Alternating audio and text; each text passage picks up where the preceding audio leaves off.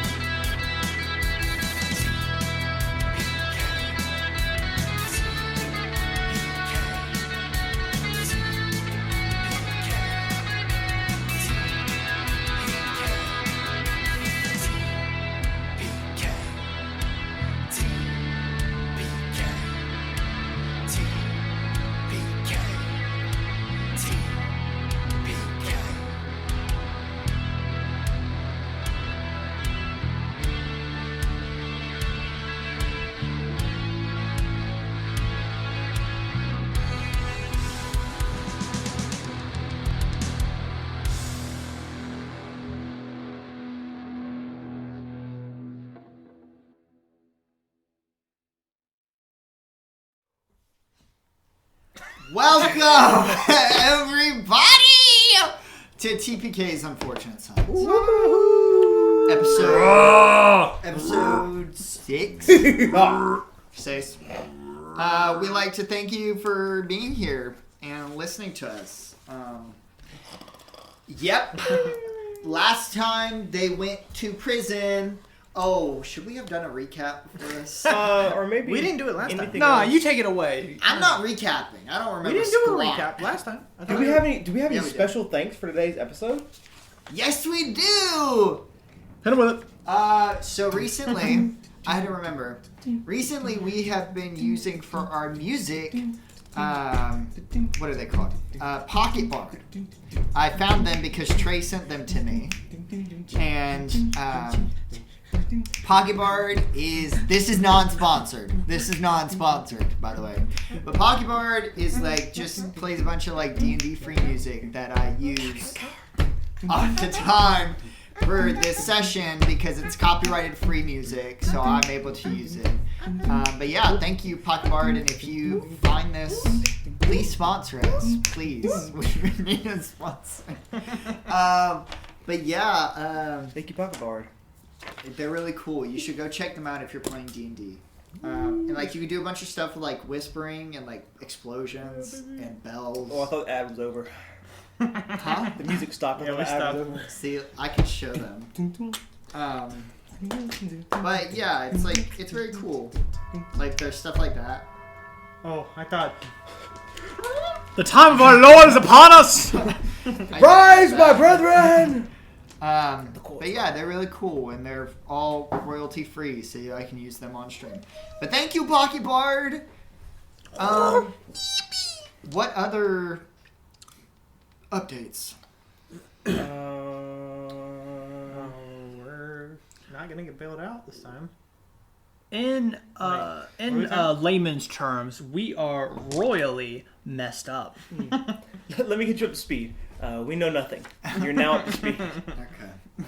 Do y'all want to recap real quick? Like really quick? Yeah. It's been a few weeks. We weren't going to do recaps on the episode anymore, but I forgot. What? Go ahead. Okay, well, we're doing it again. So session 11 it was for us, actually. We started off, if you remember from at the end of session 10, we got blown up and paralyzed. We got blown up. That was fun. So we start the session being dragged, and paralyzed, and telepathically dragged through the rain as Elijah's flying corpse just in front of us. Cart was destroyed. Horse, no horse in sight. I was able to break free from the paralysis. I ended up surrendering myself. They got my boy Therio, unfortunately. They really just grabbed him, and then Crucio came out, started going crazy, and then he got punched, absolutely slumped. And then we got, arrested and were taken to a little holding cell of sorts. Sorry. Do the recap. Apparently, Elijah has a third voice in his head. That's kind of crazy. A new member was added. A new hand touches the beacon. What the heck was that? We all took turns getting interrogated. Some shady deals were trying to be made, and some shady deals were made. Not really, but you know how it goes.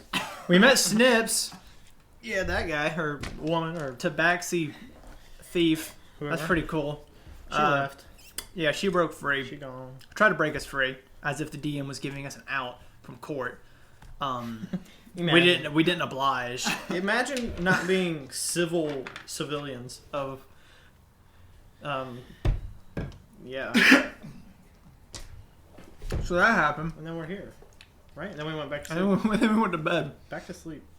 Sleep. Nothing ever happened. Technically, the door is still unlocked. The door is still unlocked. The cage is still But unlocked. that's metagaming. That is metagaming, but it's also true.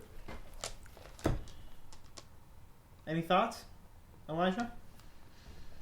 Sorry, I'm finishing my notes from last session. That's crazy. I didn't write down anything about the whole It's a- Snips broke out. You didn't remember that? You didn't remember last- convincing her to break you out?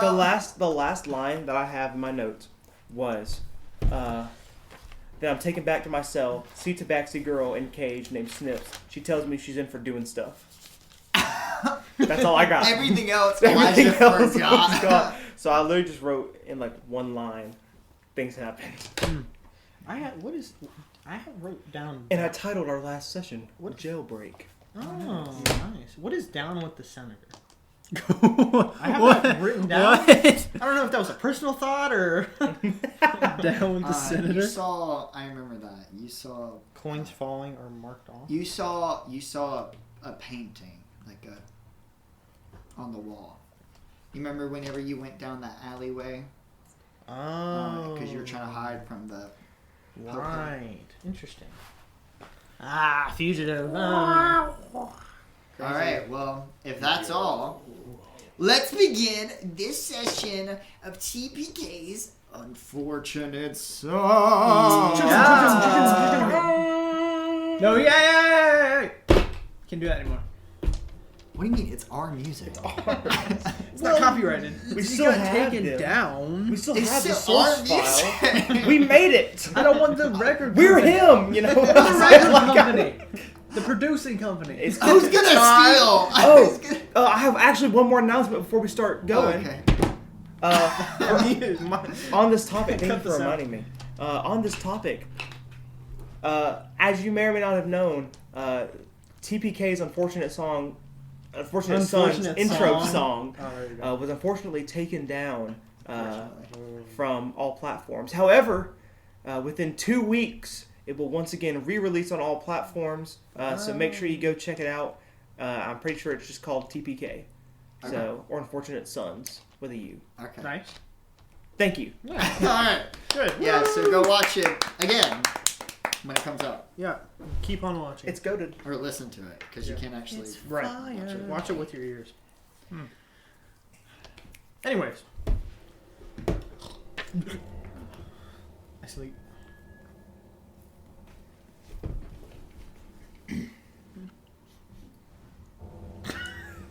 I sleep.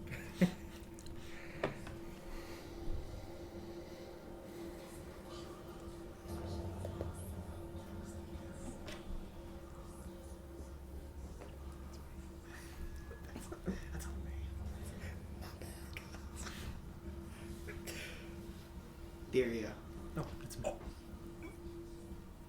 you see the same image from the night before. Tree roots with green ooze pouring out of it, falling down the tree. And then you hear a voice. Tuckley. What did you say? Tuckley? And then you hear a splat! As you wake up, you see in front of you a tray of food has been thrown at your feet. Dinner time. I mean, breakfast.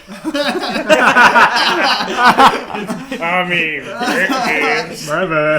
It's been a long night. He's a little EP. It's okay. Breakfast.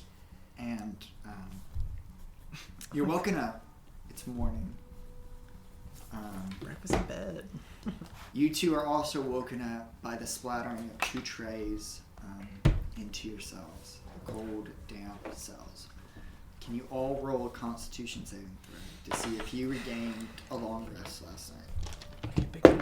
Big one. Because the cell is not comfortable at all. 18. Okay, you did. 18. You did. Constitution? Constitution saving throw. 15. Okay. All of y'all regained a long rest. Awesome. After the very exciting night, you were able to sleep pretty unexcitingly. You get half your level back in hit dice.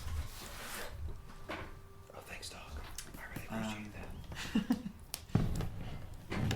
It's very realistic. As you see, a new set of guards is with you today. It's morning. You don't know how early in the morning. Remember, you are in the same cell, right next to his, right next to Theria. What are you looking for? That's all. As you look down at the food, you can see it's pretty much just slop in a way.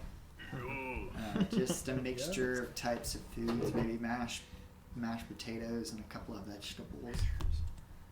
Definitely nothing good. And then there's a kind of little cup holding water.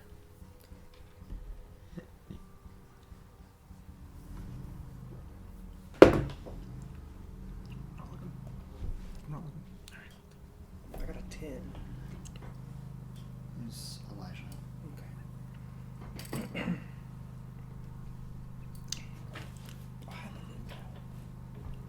Oh wait, what is it right It's now? Crucio. Crucio? Okay. Uh-oh. You don't know that yet.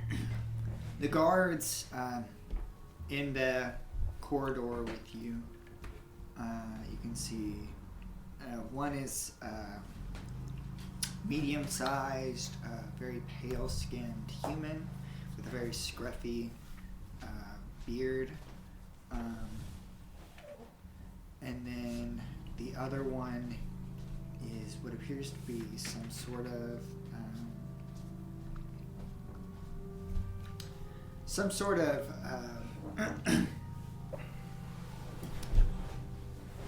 elven man. Can't really tell. He has a little darker skin, but you can't really tell what type of elven he is.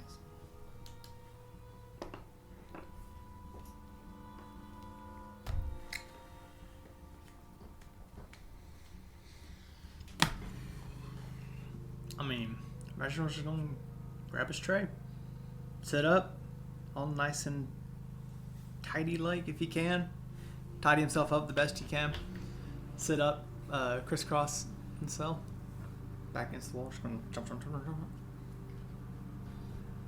Also, by the way, if anyone's listening, somebody outside is mowing their lawn. If you can hear that.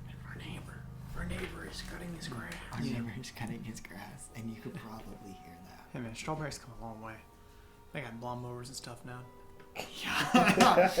Somebody outside is mowing their lawn outside of your cell. Yeah. In particular, your cell underground. Yeah. Is that a city worker? But you grab your tray and you start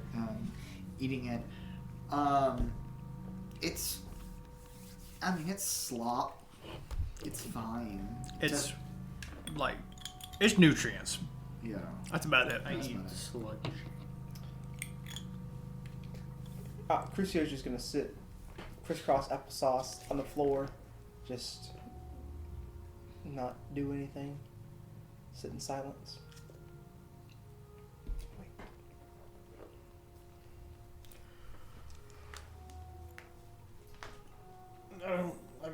I just grab it and eat it.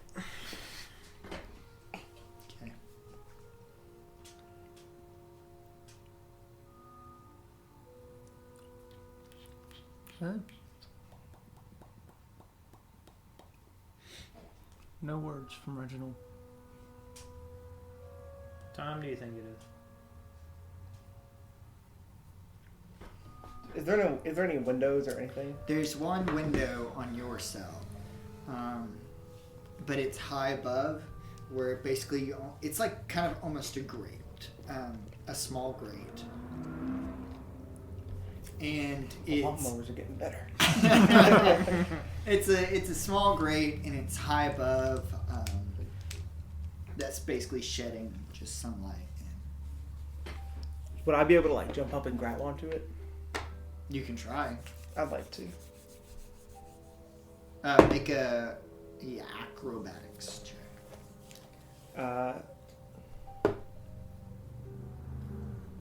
7. You see as Crucio starts to try and looks like he wants upsies as he keeps trying to jump and trying to catch the grate above him, but he's just not jumping high enough, or he's not doing something. He can't reach it. Reginald, I think he needs help. You think you can give him a boost, or? Well, you just I can't lift him up. no, just like lean down and let him get on your back. Yes. Fall before my feet. No, I'm not. I'm not. I'll try. And Okay, make an acrobatics Everybody's check. trying to get a peek. 10. 10. Oh, nice. You get a little higher, but you're still not able to fully reach it. You're able to like almost like touch the edge of it, but you're not able to grab on, pull yourself up to see.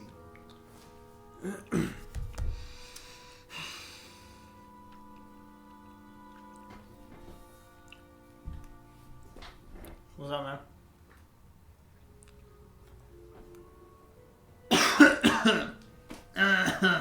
Hey, what time is it right now?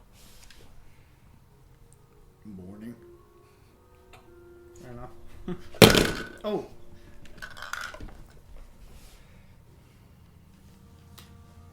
Good enough for me.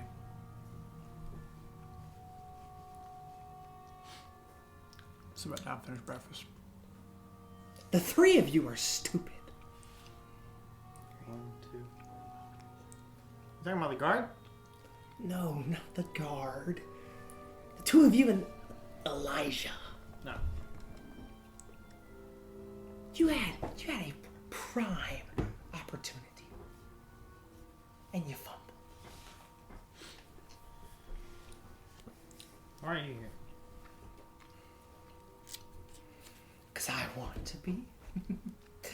I'm very excited to see where this goes.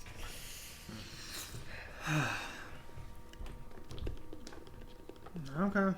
Just don't hurt anyone. You can't really do anything.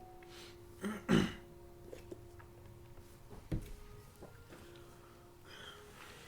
gonna sit back down, crisscross applesauce, and just kind of like laugh to myself. You see as he does exactly what he says. It's a little disturbing to watch.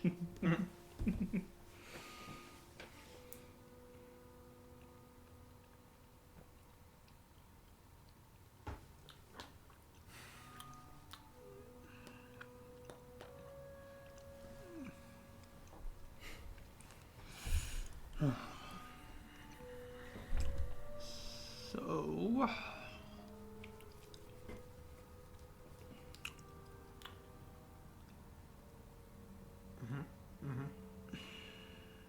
There's not really much to say. No, I mean, I don't think it should be too much long. He seemed like, what's his name? The deputy guy seemed like it would be, pretty quick. Crush.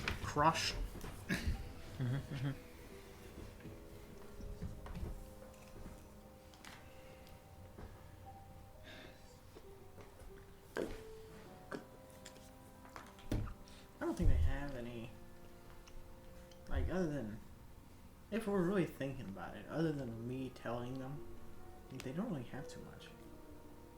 You know what I mean? What all did you tell them? Well, I told them that I killed him. But I'm just saying, other than that, they don't really have any proof. What? The proof is in the dead guards with scratch marks. Beastie.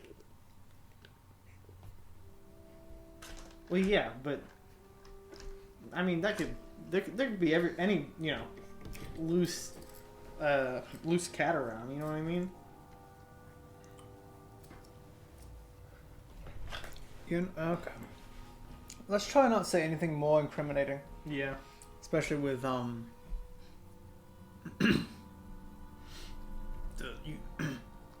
What's up, man? Nothing but easy pickings. He doesn't really pay attention or respond to you.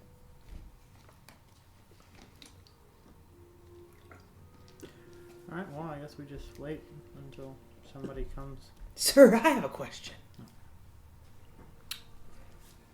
Which one? You. The guard. Okay.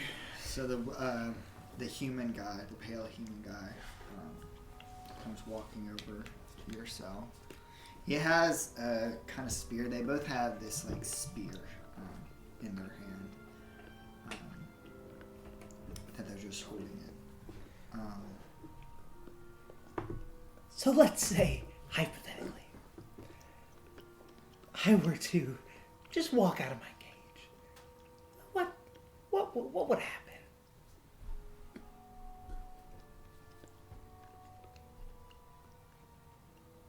What? I mean, just hypothetically, of course. Hypothetically, we'd force you back into your cage. Hypothetically, of course. Right.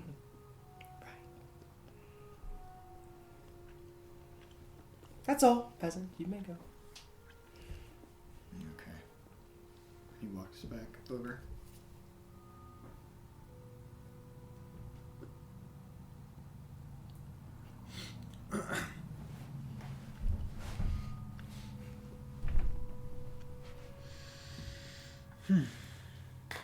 So what do we think awaits us out on the other side?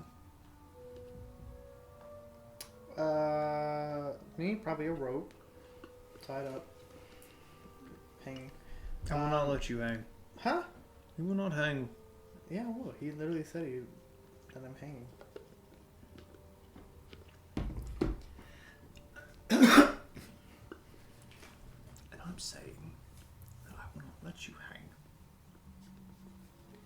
I think it'd be fun to watch your body sway. Well, we can find you like a. You would like that, wouldn't you? You would probably like. You'd like jail, I think. You would like jail. As Crucio starts ripping it in the cell. What was that you or was that this? A long night. Oh, you gotta stand up for that one? It's the slot, ma'am. Elijah, what have you been doing? How late? That stuff is vile. Oh my god. Crucio going crazy. It wafted over to Reginald. You're locked in with me, pal. There's open bars. I'm not in here with you. Those open bars ain't doing nothing for you.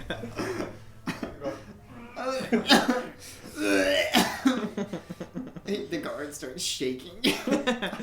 Passes out.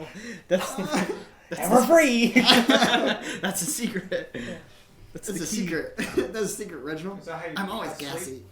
That's wild. Well, I guess we just wait it out until we get the hearing or whatever they're gonna, take us through or take me through. Who knows? We might all be taken from. That's true. Guess we'll see.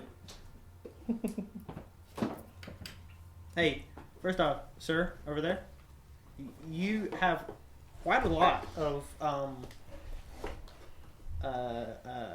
offenses to your name, apparently.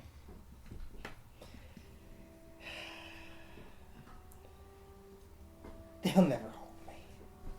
Us, we. I'll be walking out of here unscathed. Okay. Sure. But wouldn't the protection of your body be the most important thing right now? Well, of course, and I'll make sure to protect. Well, that's not what you said when old deputy came up to your face. Because he clocked you, right over your chin. I'm sure that no matter what happens, I can indulge in some flashy festivities, and Elijah will be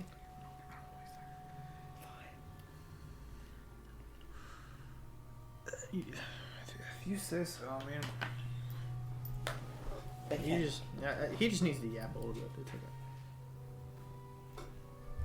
Anyways, I'm gonna go back to sleep now. It's already morning. Yeah. I got nothing better to do right now.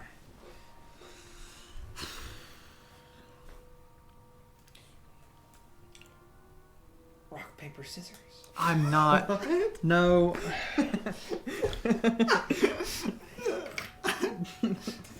It's crazy. Rock, like, paper, shoes. Crucio is the comic relief. You can't all be stab, stab, stab, scare, scare, scare, hurt, hurt, hurt. 1 in a million, we get the comedic genius. He winks to the camera. So, do y'all just want to wait? Yup. Yeah. Time passes by. The sun slowly begins to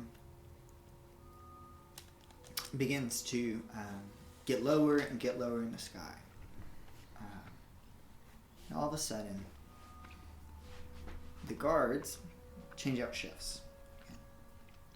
They both make their way upstairs.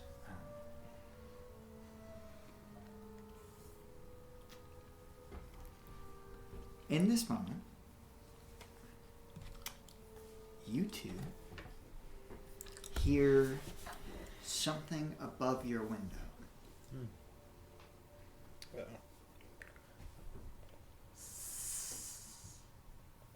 Something's moving. And then on the edge of the window, you see a piece of paper fall through. And then at the very tip of the window, you see a little snake head poke out. It's very white snake. Well, hello, friend. You're not tall enough to reach. You just had that talk. Yeah, you'd have to jump. It kind of looks at you, kind of tilts its head, and then it backs away. Come back. And you hear a of wings. Stay away. I can't believe an 80s rock band dropped us off alive. So I had to. I was sitting on that one. I hate you. I was upside down. What'd you think it was? A bomb? I can't understand this language. Oh, it's upside down. Well, Reggie boy. Okay, that's okay. Hold on. let me decipher. He's deciphering your writing. The DM's handwriting is subpar. This was character, right? Sure.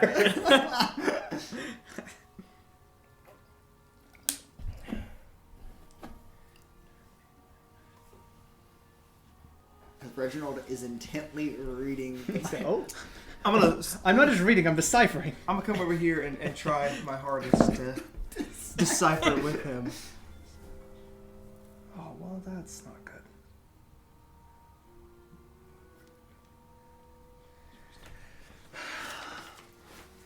Do you write really cool drawing in the corner?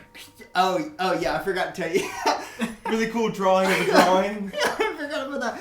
So as you're reading through this letter, you see, and if you wish to speak it out, you don't have to. I'll describe it. But as you are reading through this letter, you see a very There's some grammatical errors. But... some writing, and then a very cool drawing, a very well drawn picture in the right hand corner of Snips, who could only appear to be Snips, on a throne of gold piles, and has gold all in her hands, and then has a little kind of crown on her head as she's like pouring gold out through her hands, basically.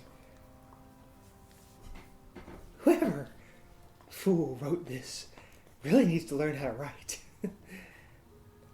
I think we're missing something very important here in the fact that she took our stuff.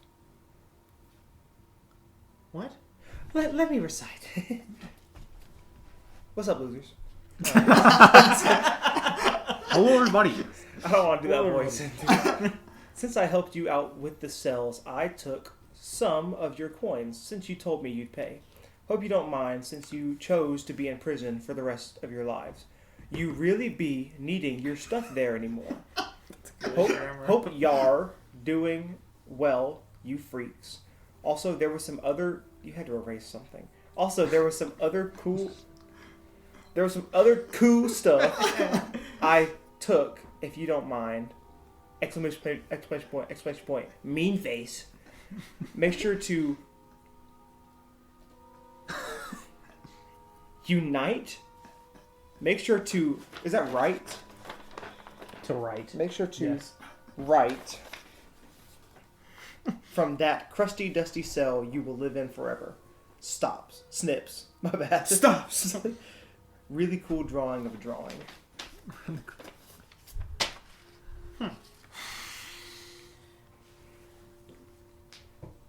Well, that doesn't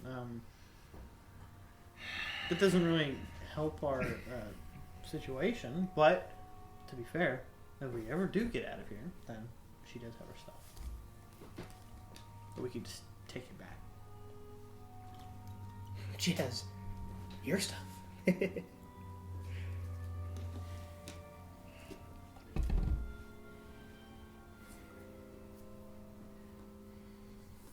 she has our stuff, that means she has my Pegasus plush.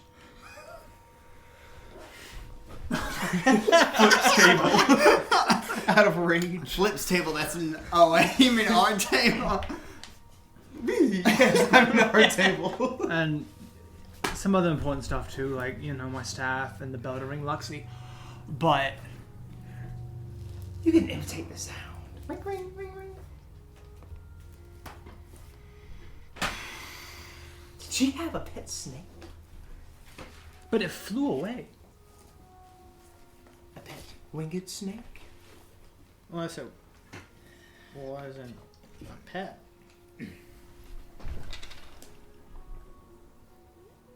You saying it was Snips who dropped the letter off? I'm just guessing. I mean, I'm a half elf who can turn into a dog. She's a cat that can turn into a snake. Why would a cat turn into a cat? Because she's already a cat. Imbecile. Sure. All the more reason to get out of him. Well, we have one very clear open option. I mean, Can't go that way. Did you cut mine? You didn't cut my chains, did you? We stopped right before that. Your door's open, but It's your unlocked. chains are still Yes. hooked. Nobody's. Check. I guess I haven't I was asleep for some, the night. But I've noticed. I haven't noticed anybody to my door yet, have I? What do you mean? Like Trey? for audio listeners, Trey just bonked his knee, and he's dying. There's like a nut on the side of What is wrong with you? Where's the nut? It's like one of the supports that's holding the table up. I thought you said it was like. I thought you were saying something else. He bonked his. Get your mind out of the gutter. My mind's in the cell. No, our mind's in the cell. And we're in the cell, about to die. What were you asking? I have no idea. Has anyone checked? Yeah, has anybody checked to see if the door is unlocked? Because Snips unlocked it, didn't she? Mm-hmm. And then it's still unlocked. I mean, I don't know because I'm, chained to the wall, but nobody's came by, at least what I've known, right? Nobody's. They threw your food in. Okay, but they haven't acknowledged anything. Interesting.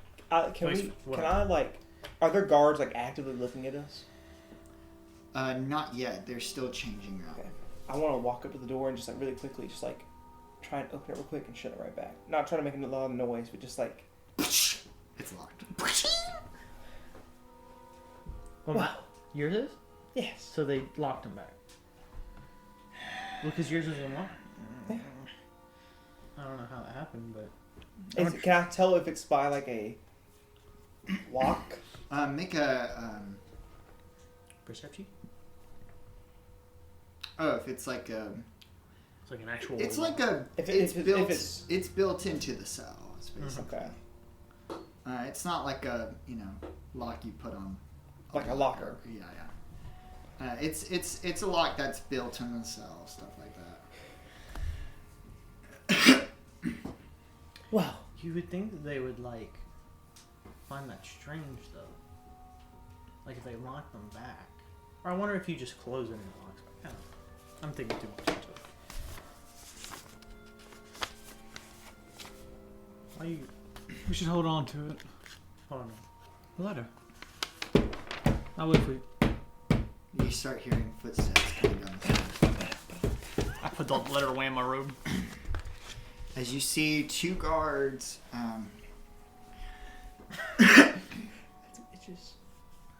As you see two guards being followed by the big half-orc sheriff.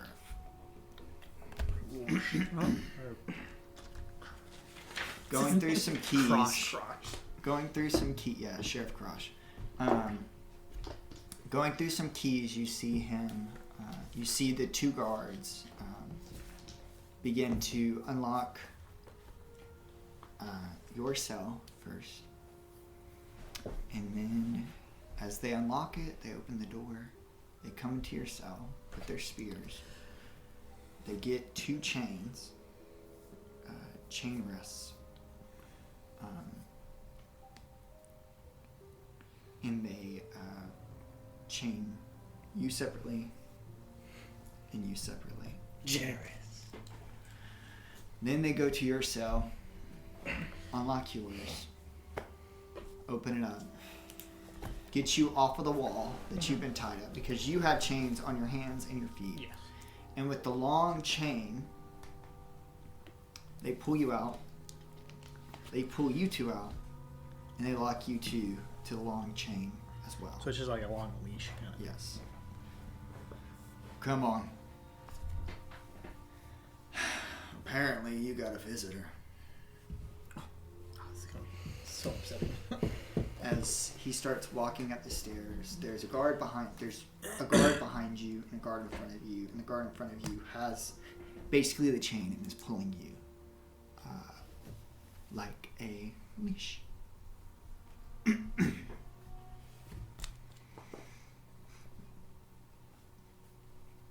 As you begin, sorry, my mouth gets dry. Sorry, guys. I fix that. It's dry so easily. So what? Oh, that's wild. That was the way he went. It gets dry so easily. What? It's pretty loud. As Yeah, there's a major spike. That's funny. as they start pulling you up the stairs, the guards are silent. The sheriff's silent. The sheriff's not saying anything. You start going up the stairs. You don't go to the same place, the same set of hallways that you went last time, to that room. Instead, you take a different path. Down a couple of hallways, a couple of doors. It's hard to tell how close you are from... It's hard to tell the place in general, like where everything is. There's a lot of different rooms, a lot of different hallways. But... I was yawning. Oh, My lip twitched. you look like you're about to laugh at something. It's hard to tell where you're going in these hallways, but eventually you make it to another room. In this room, there is not a steel chair this time, but a stone one. Looks very old, very uncomfortable. You see a stone table. Not I wouldn't say a table, a counter. That's what I would describe it as. It's not a big room.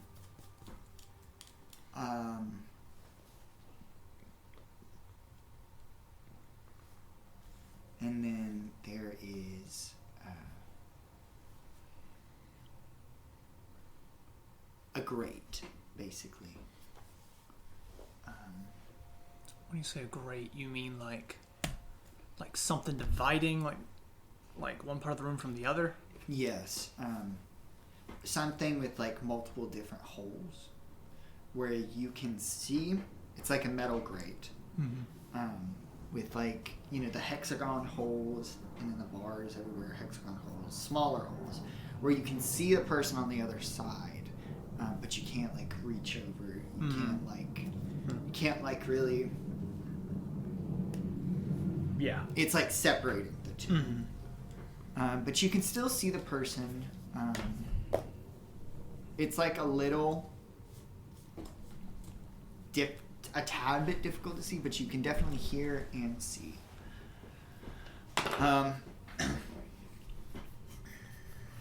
They let you in this room, and then they close the door. They close the door. And on this door, it's not a steel door, it's a normal wooden door, but it has a couple of silver bars on it, so you can basically hear what's happening outside. They can hear what's happening on the inside. Mm-hmm. Like you can hear the guards moving around. You hear the sheriff say, "You two stay here," as he starts walking away. They also, forgot to tell you this, before they leave, before they walk out of the room,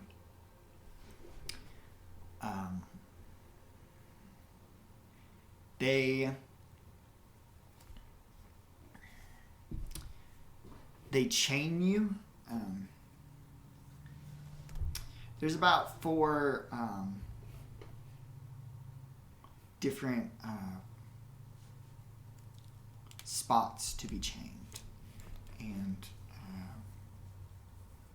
they're trying to like work it out of how to put you all together at once, and so they kind of like chain you kind of weirdly in place, but where it's like there's only one chair there, so only one person can sit, but they kind of like have to figure out how to chain you up to the thing. You can move still, but not like, you know, you're not freely, you know, walking around, you know, going places, stuff like that. Mm-hmm. They close the door. Sheriff walks away. There's 2 guards. You can still hear them. You hear a little bit of whispers behind you.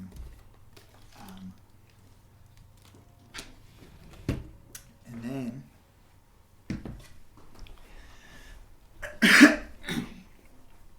from the other side, you hear a door open. You got 10 minutes. It's my door noise. You start hearing footsteps walk through. And then you see a very familiar Murphy! Hey! My boy, he's I've been looking everywhere for you. It's like the. I told you anymore. No, you see the very familiar winged angel woman, Lexi. Not as cool. As she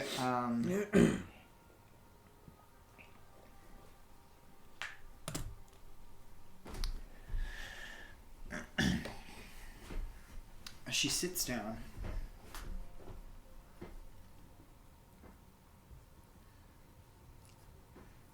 at the table, or she sits down on the other side of the grated. You can see her pretty well through the grates.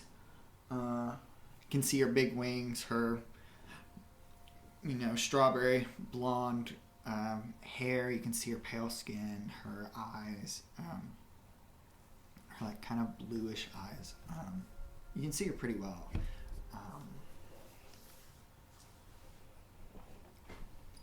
You can see she has a very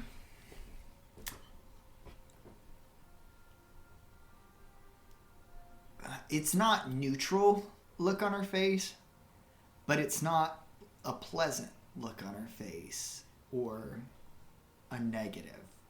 Well, she's not she's trying to hide a negative face. Did you enjoy your rest, princess?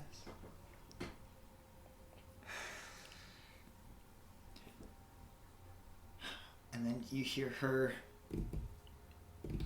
do that on the table. You can see, you in particular, since you have the highest percentage, you pretty much all can see. Not you, I hate you. The attempt of my life. But you, Crucio, can see better than the others through the gates, through the grates. You can see at the outline of the door a slight golden shimmer surround it. Very slight. And you guys also begin to hear the chatter behind you. The guards behind you begins to go very, very faint. Almost like a mumble, in a way. Quick question. Yeah. Can we tell that the guards are like looking at us, or do we know that they can only hear us for right now? I mean, you can look behind you. They're not in the room with you. Okay. They're outside the doors, but so there is a... there's like a hole in the door where they can see, but it's... If they wish to look back. But you can see that they... Crucio just generally looks back behind him to see that you notice the talking has gone to mumble. you can look back and you see that they're still talking, and they're right next to each other. But they're not looking at you. They're not paying attention. Their face, basically, opposite of you, in the other direction. But it's an open thing with a couple metal bars. So it's not like you can reach in and do stuff. But it's just so the guards could hear you, see you, make sure you're not doing mischief. But now that has gone into kind of a mumble.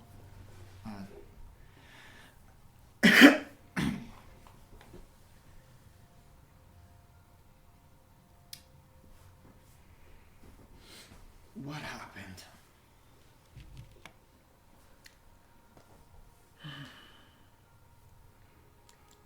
I was not a part of this. Go. Explain. Me. Sure.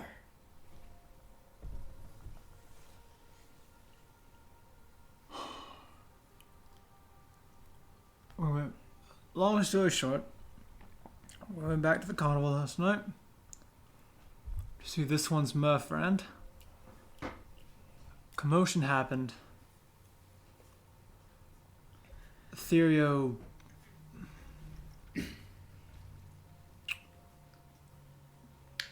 I killed 2 guards. I believe we've already told you about that.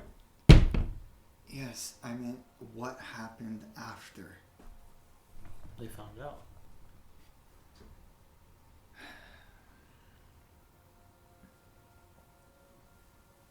No. That's not right. They didn't find out. Well, I guess they kind of did. The entire city was put on alert for a man with white wolvish fur. I know. I saw. After you 3 disappeared for a couple of hours, I went out to look.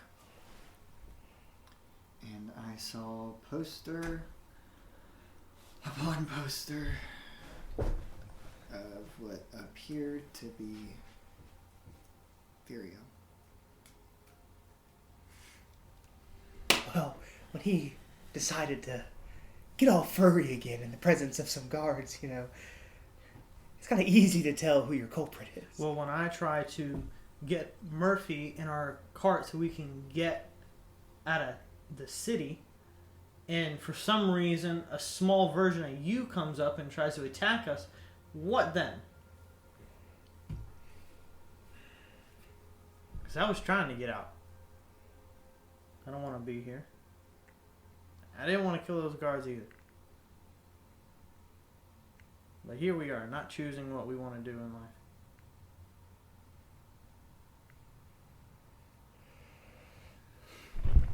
What have you told them? Fantastic question. Come on, Beastie. I told them enough truth so that they both will get out of here. He admitted. All fully. 3 of us aren't getting out of here alive. So I sacrificed myself and did what I had to do.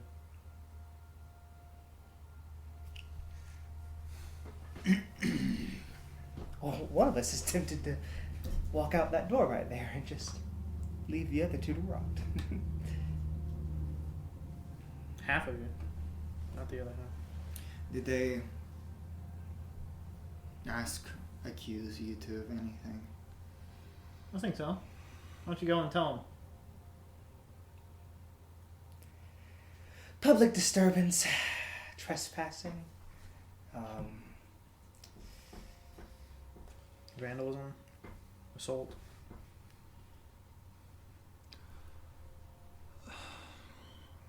There wasn't enough evidence for me. Or so I've been told. If there wasn't enough evidence for you, you wouldn't still be in a cell.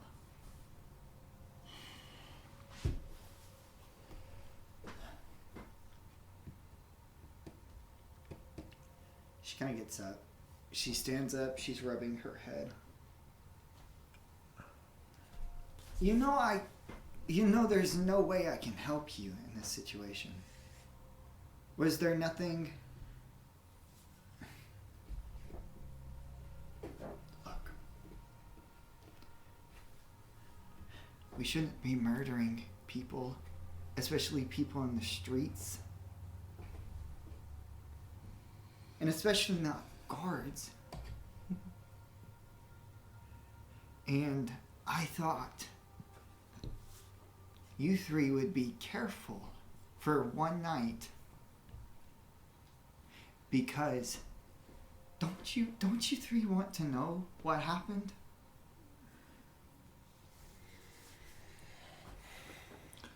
Of course we do.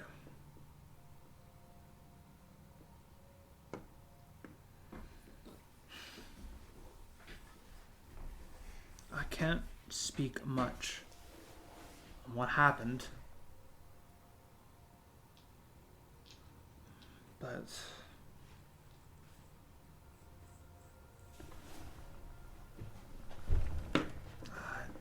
I don't even know anymore.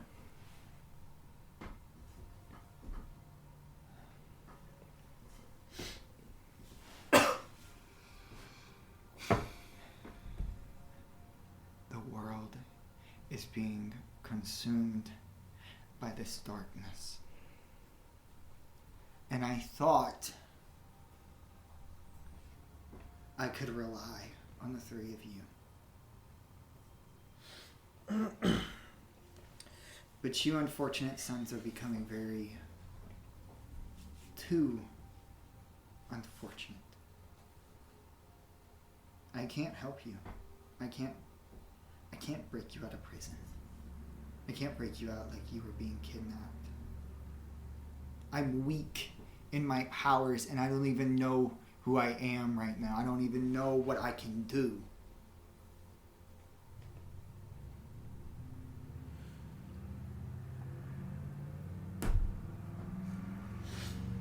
Well, I guess that's what you get when you rely on a bunch of unfortunate people. I didn't choose this. You're telling me you didn't choose to kill somebody in the middle of the night? On the street? A guard? I didn't choose to be in a cage. I didn't choose to walk around in a carnival. I didn't choose to wake up in a burning house and then be recruited by a dying angel. Because how it looks like to me is that you're pushing us around so that you can find out what happened to you. Because frankly, I don't care what happened to me. I am out of that cage in that prison that I was in, and I was free. And I was fine to be going around and just out of that hell. And look where it brought me. I'm back where I started. All because you were wondering where you were. Enough! As she says that, there's a little burst of energy as the stone chair in her cell, not her cell, her room, bounces back. I was wondering where I was. Last night, you decided to go to that carnival. Last night, you decided to go and kill those guards. I didn't ask you to do that. And I have been helping you, and I have been healing you, and I have been giving you stuff over and over and over again, and I ask you of one thing.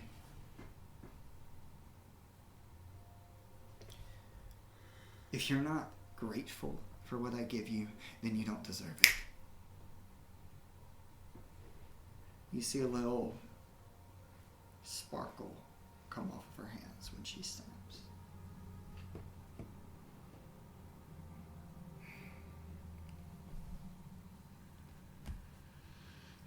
If you even care about figuring out what all of this is, what happened to you. I'll be in Chakradai in a week. Meet me there. With or without you, I will be going in there to find out.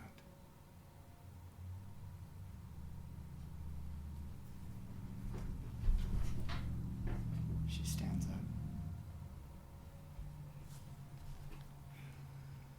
She starts walking to the door. She begins opening it. And as it opens, the shimmer kind of goes away. You guys notice the shimmer goes away. And you start hearing the guards begin to talk again. She turns one last time. She kind of like the side of her face. I'm sorry. She closes the door behind her.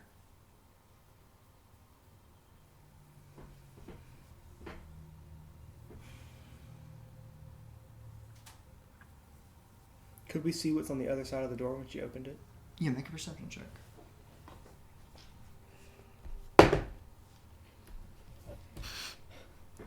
Nine. Nothing! You can see there's a little more light on the other side of the door. But it's not like, I can't tell if it's like outside. Or Oh, it's definitely not outside. Okay. It's definitely, the door leads into another room.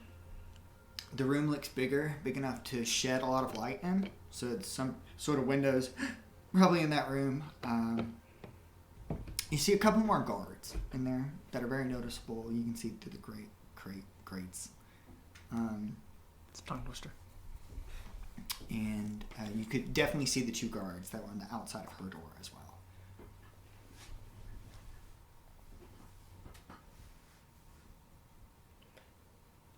If an angel can't help us, nothing can.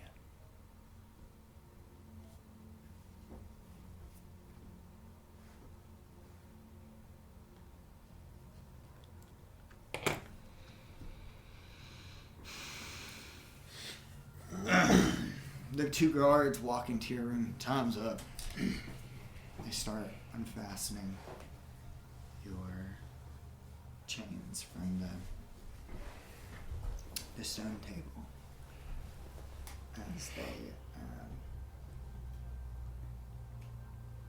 as they start pulling you down the same familiar hallway going back to yourselves. You get to yourselves. The same two guards you saw earlier are still there. As they both push you into yourselves, they unlock your you two's hands. And they chain you up to the wall.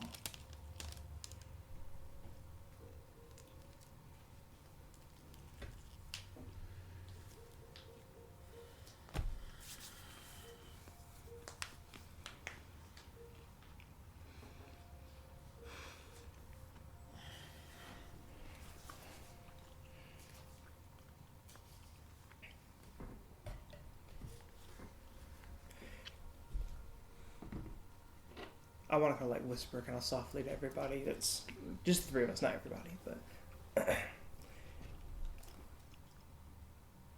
if we get one more nightfall,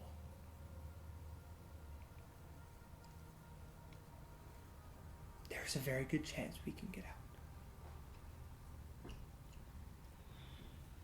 But I am not as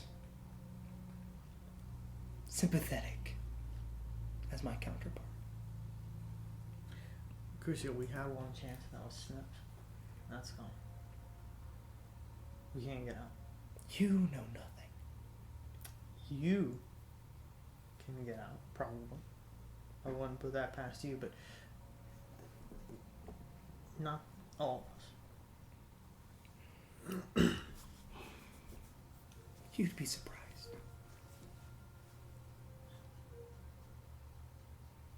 Would there be anything that they would account you for?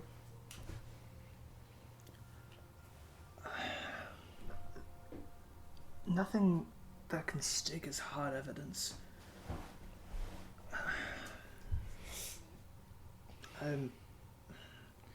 Maybe accessory.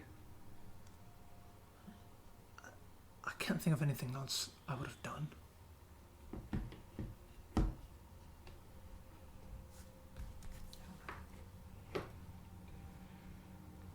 The two of us are stuck with accomplice to murder charges.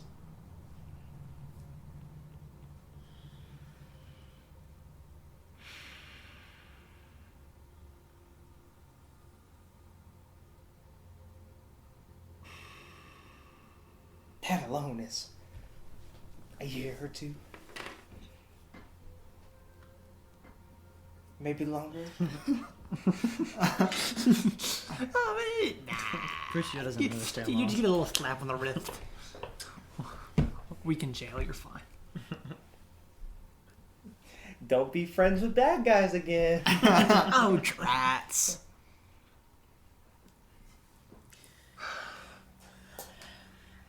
I mean, Even if we... I whisper this to them. Even if we do find a way to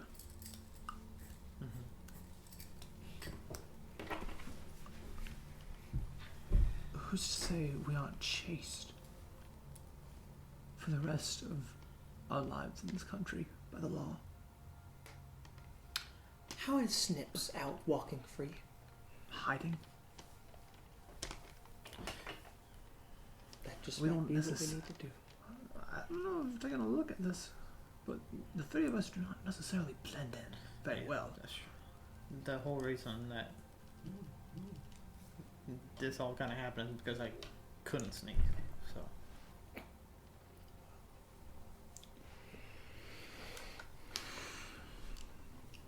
It's a lose-lose situation. Jail or run up for the rest of our lives. and that's why we have to wait until we see an opening. We need to wait until their cards have been played. Because we still do not yet know what they're going to do. That's true. We can guess and we can assume, but we have no sure fact of what they're going to do. I don't like it, but I am already a fugitive from one country, so it's probably best I play it out. They don't know that. Oh, well, frankly, I don't know if they know.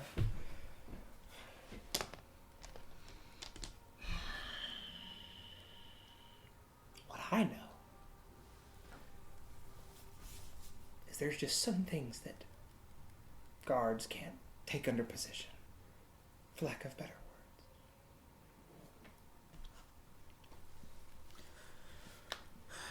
Let's just keep on going. And if we see anything, we'll see what we do. We'll see what happens. But I do agree. I think that we need to wait a little bit longer until we start planning on doing something. If we are, There's no need to play our hand. Not yet. even if we had a hand. Improvise one. I got two pretty good ones. This is true.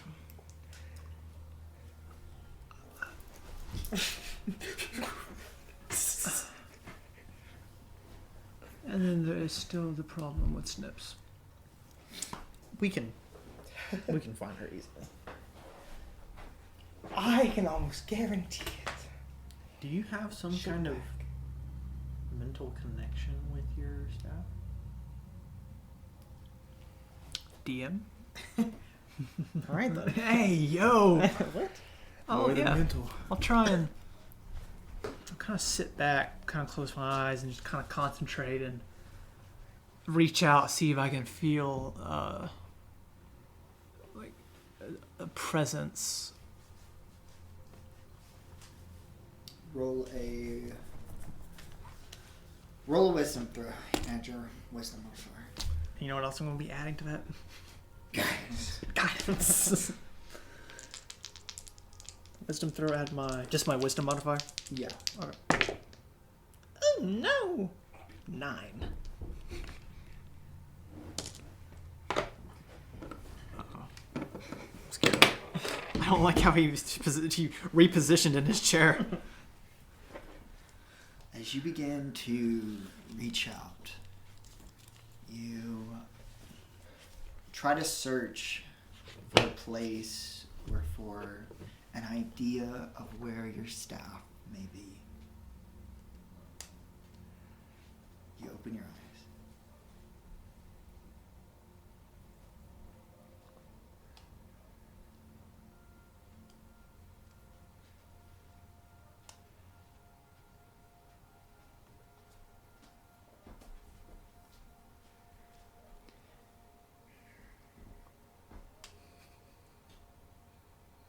You open your eyes.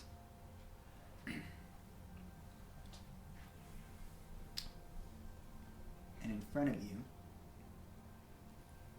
is darkness everywhere, with almost what appears to be some sort of mist in a way. Almost like a cloud on the ground bellowing by, that's constantly moving around you. And you see in front of you the staff with the feather and the gem in the middle.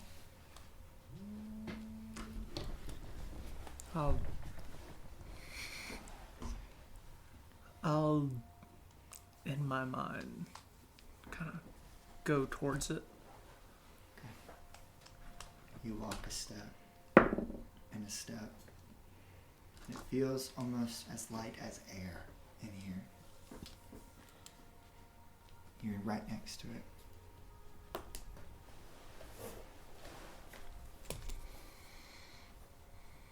I'll try and pass my hand through it. As you try to pass your hand through it, you touch it. In a flash of light, the entire place is engulfed with bright gold energy all around you, burning your eyes and almost burning your skin. In front of you, you see a great big golden phoenix flying in the air. With a snap of the fingers, you wake back up. You two see Reginald's eyes glow bright gold, shining through, almost illuminating the area. And then all of a sudden you see him fall to his knees and the gold in his eyes fades away.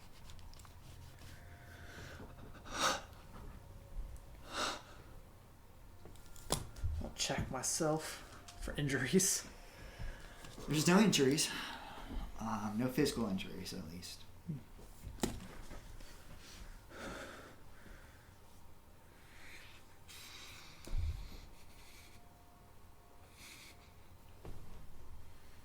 It was right there. It was right there. Your staff? Yes.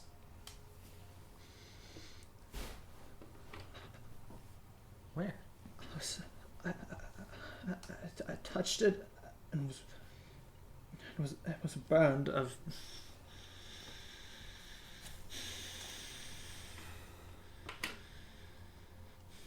I saw my patron. Oh. What is that? What does that mean? Is that good or is that bad? I don't know.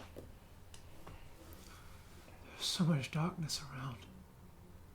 When I touched that staff, it was just like explosion of light.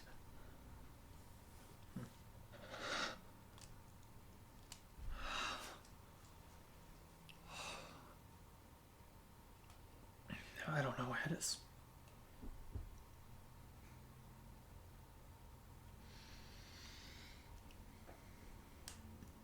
Oh, great. Wait, does that mean that it's close, or does it mean... I don't know. It was there. I walked towards it through the mist. I touched it. And everything around me was consumed in this burning light. As if I plunged myself into the heart of a sun. Well, that's new, I think. It's not the first time I've seen a vision like this. But I don't think I've ever been burned by it before, though.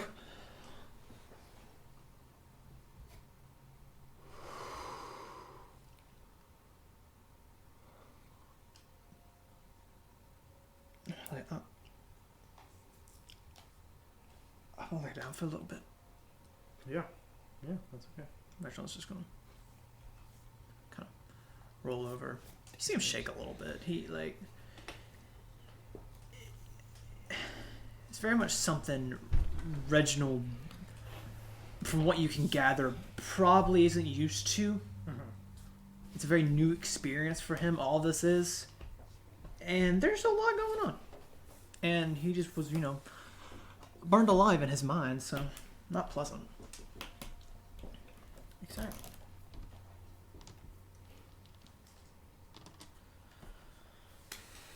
The sun starts to set. It becomes dark outside.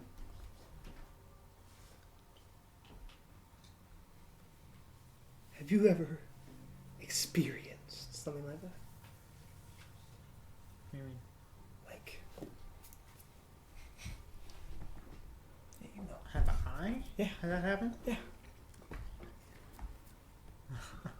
Like my eyes flash? yeah. No, have you? I mean, to be fair, I don't have a patron, or what? I don't follow like something like that. Do you?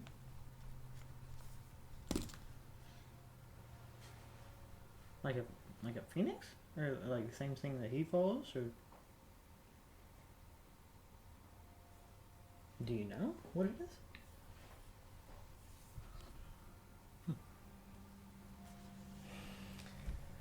All I know is I awoke inside the body of a sweet little Elijah. Because he touched. I want to reach into my portal. Oh. Hey! No. I'm going to throw it away really, really quick. They open the thing. I like to throw it approximately 15 feet away from me. Okay? When you throw it 15 feet away from you, it disappears. Yeah. As they walk into the cage, they put their spears up against your throat. What was that? A magic trick, gentlemen. No, that was a sword. You've taken everything from us. Pat me down, please. I'll stand up against the wall if you like. Why you can turn back around? Why'd you stick the cake out like that, my guy? Stick out like that. Yeah! So take more from me, please. Search every singe on my shirt. Go ahead. Go up there real quick and get them. As one of them starts running off upstairs, the other guy has you pinned against the wall. Has his spear against as you face the wall. Turned around. He's just holding the spear to your back. Yo, really need to get your eyes checked. I saw nothing at all. With a couple minutes pass by, The other guard comes down with a set of chains. No, my curtain. As broke Crucio the breaks curtain. the wall. Oh. Comes back with a set of chains. As one of them has a spear to your back, the other one gets both your arms, pushes them behind your back, and chains them tightly together as they chain you to the wall. Yeah, that's what you get. Yeah. For your incompetence. What? I don't even know. They start walking away. I would like to put my arms down and like step over my chain so I have my hands again. Make a dexterity. He breaks his arm. Make a dexterity saving throw. Trips, dive. 15. It's not easy. 15. No, you cannot. It's tightly behind you're tightly fastened to the wall. Is the thing.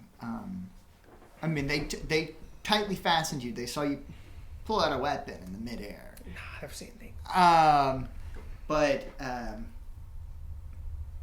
you can sit down with a little. It's a little uncomfortable. It'll be a little uncomfortable, but you're like standing up right now, and you're like right up against the wall. That was rude. Welcome to the club. I mean, I can still get out of mine pretty quick. Okay. That was it? You know? I'll use my Blessing of the Raven Queen. Oh my gosh. Okay, what do you want to do? I just want to teleport just like 10 feet in front of me just to get out of my chains. Okay. What the crap? You did not see anything. I did see something. Look, I'm still in my chains. No, you are not. You're 10 feet away. I see the chains fall to the ground. No. I don't even know what to do about this anymore. In defense of my client, no. Just Look. don't come in here and touch me again. Look, you stay close to that wall. Your wish is my command. Oh, jeez. As he kind of backs back to his wall, he's staying at post as he's just rubbing his head a little bit. Doesn't know what to do. Tempt me again, beastie. I dare you. You could just do that? Do what? That! Sir, I am very sorry. I do not know what you're talking about. Make a deception. Gaslight. Gaslight gatekeep girl boss. Crucio. What was it? Ooh, what was the roll I was supposed to be rolling for? Deception. Deception. It's a 12. No. Huh? From a 5. Oh, that checks. It kind of looks at you. He doesn't know what to believe. You've been up for a really long time, sir. It might be best you lay down. Take a nap. Why is it so threatening? I got my eyes on you. Okay. So he kind of like walks back to the wall again. I have my options, cuz. What'd you say, A bit of Trey came out there. I have my options, cuz. I didn't know Crucio was cool like that. Write it down. Write it down. Put it on a t-shirt. No. I have my options, cuz. You know what? Got a little quote list. Take a note of that. Yeah, that's good. I love that. Oh my gosh. We need to have a D&D D&D quote list. quote list. We'll do a D&D quote list. Okay. The first one has to be he's pissing on me. He's pissing on me. Oh yeah, that's the original.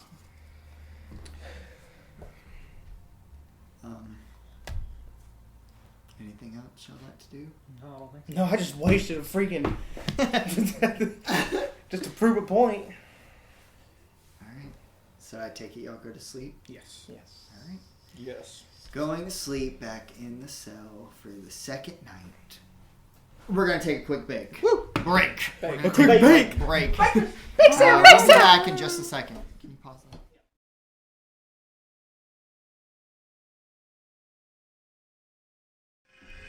And we are back to TPK's Unfortunate Sons. But because After our only 2-minute break. 2-minute breaks. 2-minute break. 2 minute I'm classic. killing these. Classic.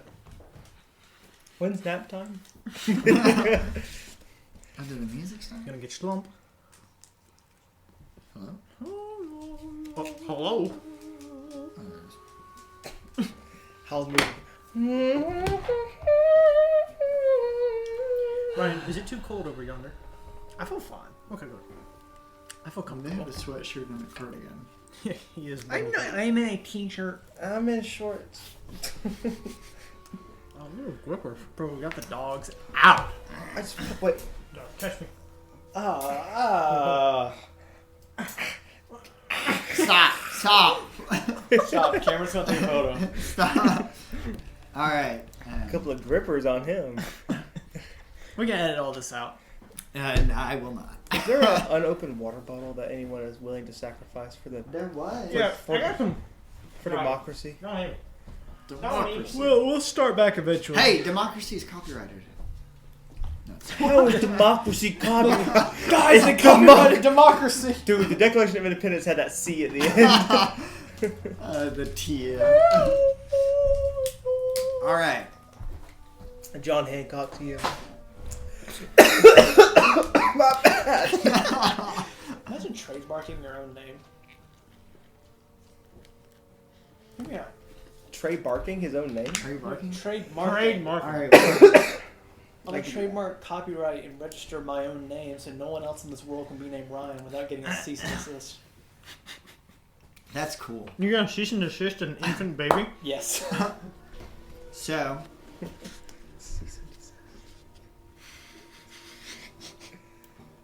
once again, you're waking up by the splattering of a tray in front of you. My rest. Long rest, because y'all really didn't do anything to expend. It doesn't do anything. I give my things back. You can teleport again. Great.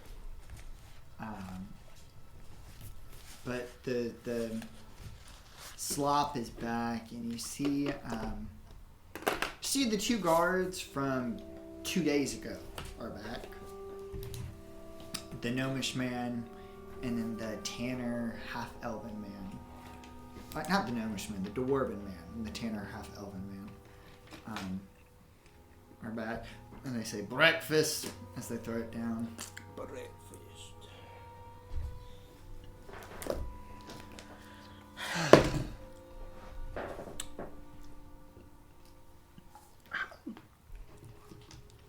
How long were you in the other place? Oh, this slop is. Sorry. That stuff is bad. What, the dungeon? Yes. I think I was 15 when it happened, so it's been about 5 years. Oh, that's fun. Good morning, you two. Oh my gosh. Oh, How are you doing today? We're in. Okay, never mind. one gel. Well, I can see. Yeah, I just thought I'd bring a little bit of livelihood to this grim situation. Did you choose to be here, or did you flip the coin?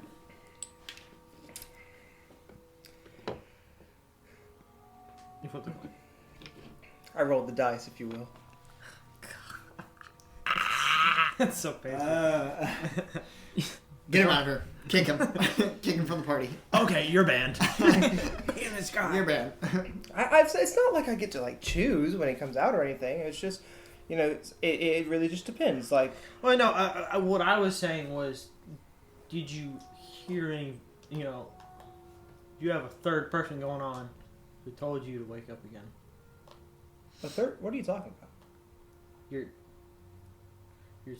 Your third person. If I had a third person in my head, this is the first time I'm hearing about it. That'd be kind of wild, though, wouldn't it? We've talked about it, haven't we?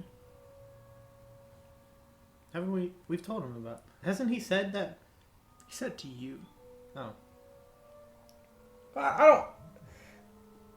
I understand the misunderstanding. Let me clarify very simply. It's not a third voice. As much as Crucio is one, he's always just.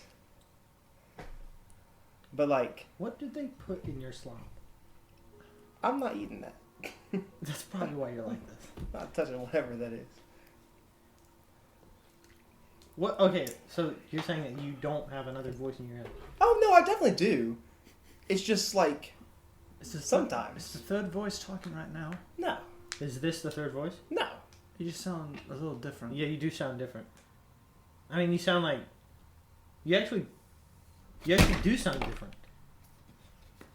I'm being gaslit right now into believing that I have No. a third voice in my head. You're just speaking into like Trey.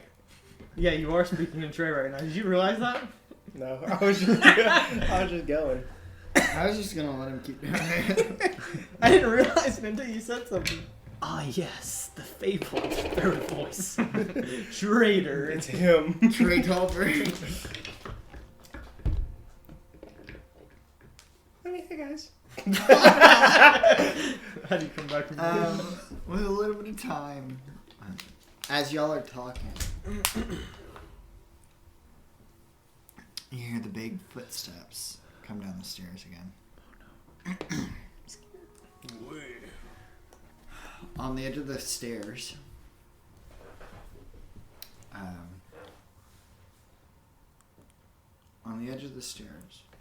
is the sheriff, Sheriff Crosh, again.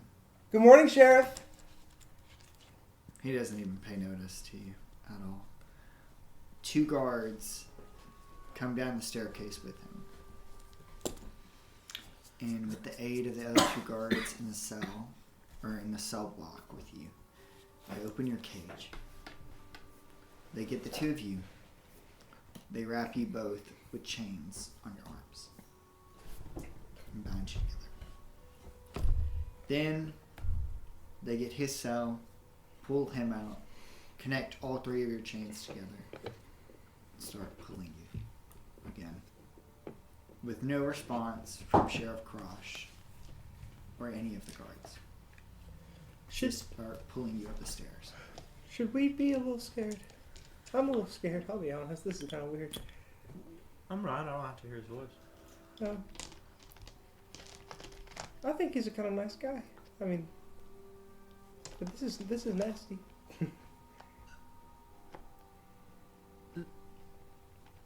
They can hear you. I can't. I mean, he knows that I know he's a nice guy.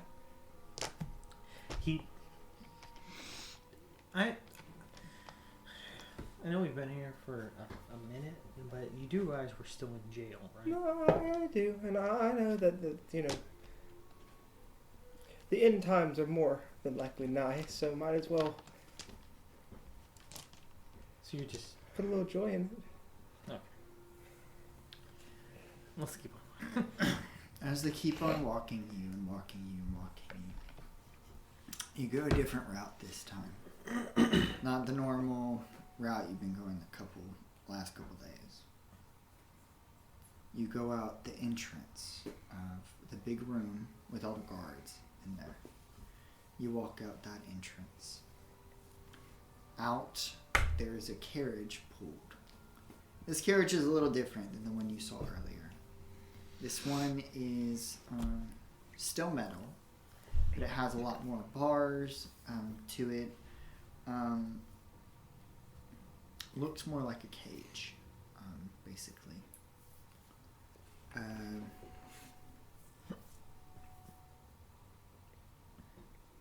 Yeah. It's like almost a metal cage, basically. As they get, they pull you and pull you and pull you. There's more guards that start surrounding you to make sure everything's going okay. As they open the doors to the cage, you hear Sheriff finally speak, say, "Get him in there." As they start putting you in one by one, you get locked to the floor, completely. And then you two are left kind of standing up. You don't get locked to the floor, but you know you can only go so far because you're chained up with him.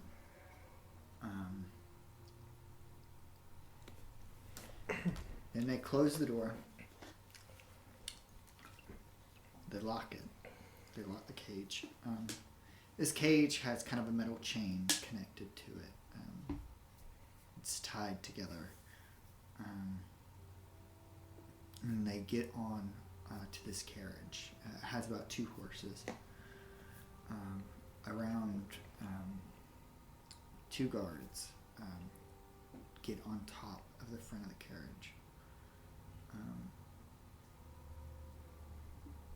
And then the sheriff gets on there too, in the middle.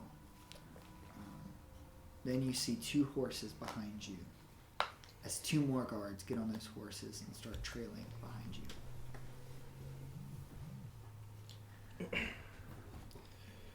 Well, gentlemen, I do believe that this is something. Where would we be going? That would entail this much security.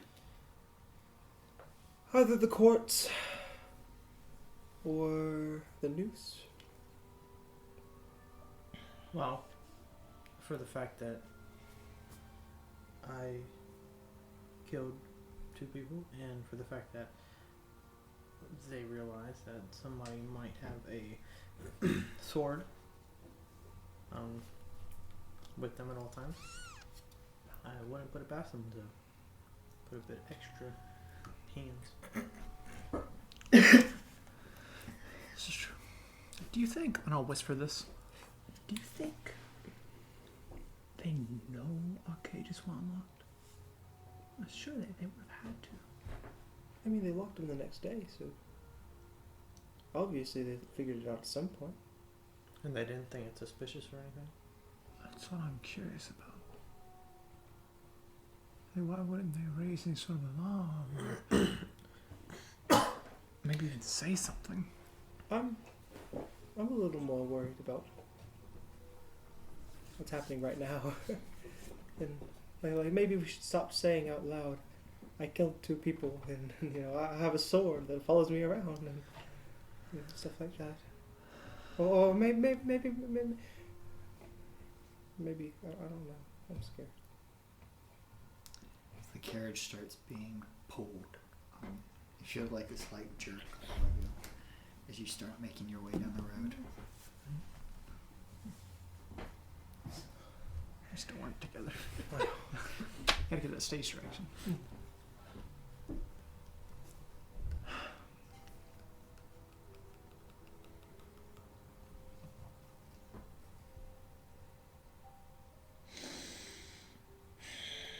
So, whisperingly.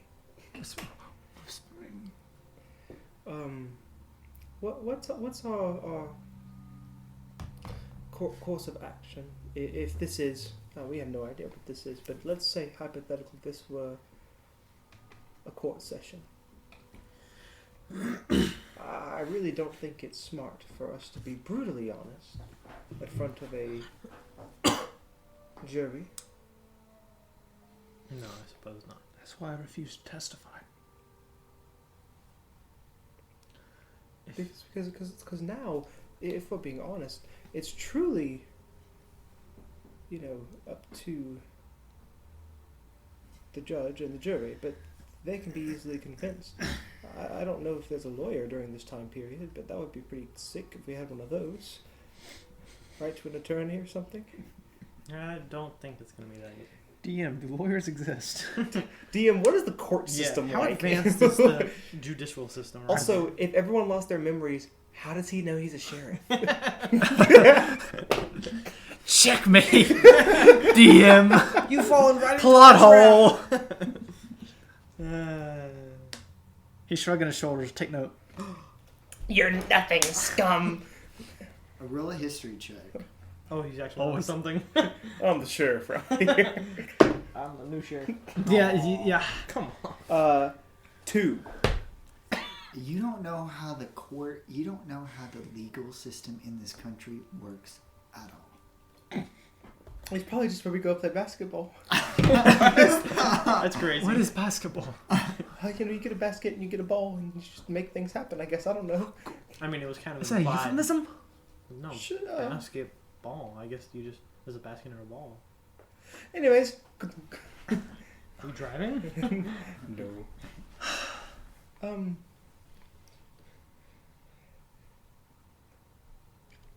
Should we pray or something? I don't know how this works. Dear Jesus. Well, DM, unfortunately, we do all have Patreon, or 2 of the 3 of us do. So praying would not be too far out of question. Yeah, I forget. Our patrons aren't gods. They're like... I don't know what mine is. Mine could be some dirt sitting on the side of the road. That's crazy. Oh, it's true. It's him! Your patron's... I am your patron. Your patron's Murphy. That'd be so wild. funny. Well, he's just my spirit animal. No, my familiar. Yeah, we're supposed to... Sorry. So I believe it's best we do actually talk about Okay, yeah. some things. Well, It was an accident yes. what happened in the alleyway. You were being chased by guards. He's already confessed. To protect you two. A stupid thing to do, by the way. But even with what has happened, here's what we can say. If I say I've done it, that doesn't mean anything. The marks on his body probably mean something. Now, you're right. I think we could go that this was self-defense. It was self-defense against a god. They're not gonna buy it. Who ganged up on me when I was lost in a carnival, and they all started attacking me. I didn't hurt anybody until I was on my Why last leg. exactly did they start chasing you? Because I was running. Because I went into the mirror room. And No, like before that. Why? Why were they chasing you into the mirror?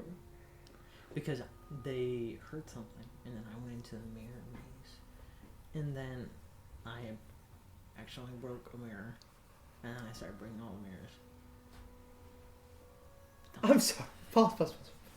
We're learning so much There was a more. lot that happened at the carnival, but So you're a vandalist. no, On top of a murderer. not on purpose. But that's beside the point. Let's not bring that into the. Let's not bring that into the idea, the case.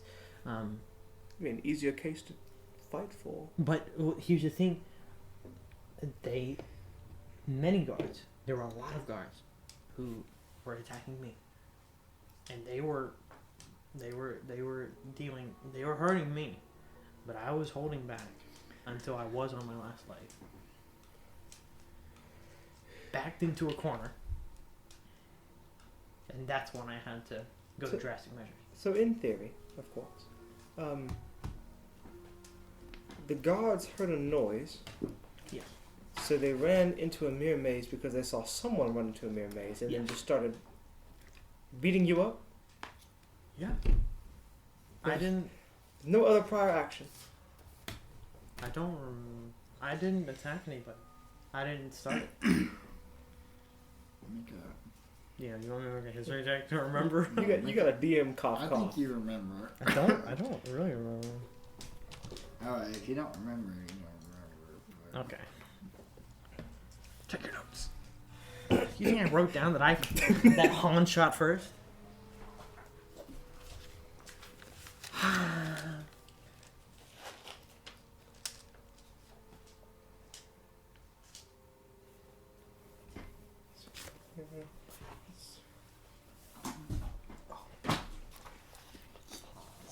What is happening?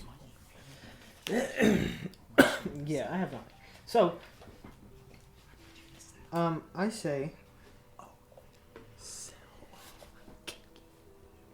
What? We're just gonna have to see it through. You have your story. You have your... I don't even know what happened, and I wrote down the notes. This is why you gotta get better gas. My notes, they just said, it said, Reginald and Crucio went into a hint. Therio ran into Mirror Maze. I'm like, what? That's where it ends. And that's where it ends. And that's Go all. watch the episodes. We have them recorded. Well, Anyways, what were you saying? I don't know. Well, look, that's... I was just being attacked. And that, I don't know. I don't know what to do here. I get into jail. I don't get out. I thought that's a problem that should be addressed. We should. But we're here. And we're addressing it right now. Okay, so, You guys are the smart ones. I just hit stuff. That's your other half.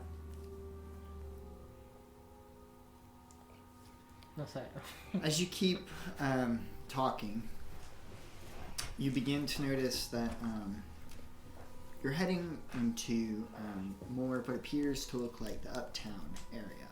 You went here your first day in Strawberry to a library close nearby. A librarian got us. not me. She don't like me. But you start noticing that you're in the uptown area. A lot of the houses aren't as cluttered together here, and it's a lot more bigger places, bigger establishments, bigger houses.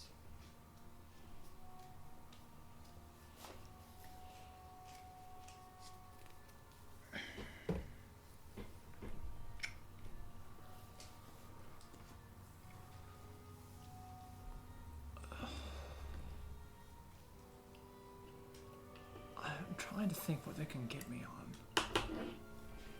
I don't know what I'm going to say.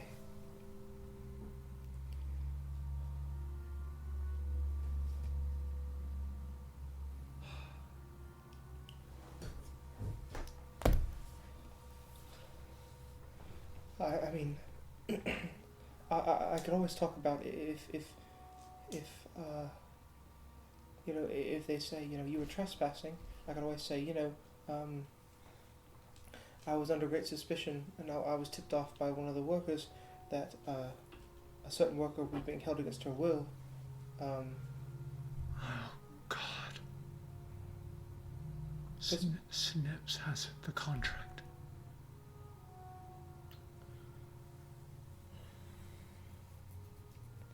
Well, it didn't. The note didn't say that they took all of our stuff, just important stuff.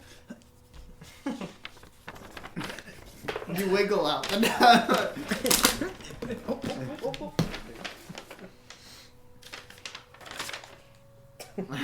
puts on spectacles.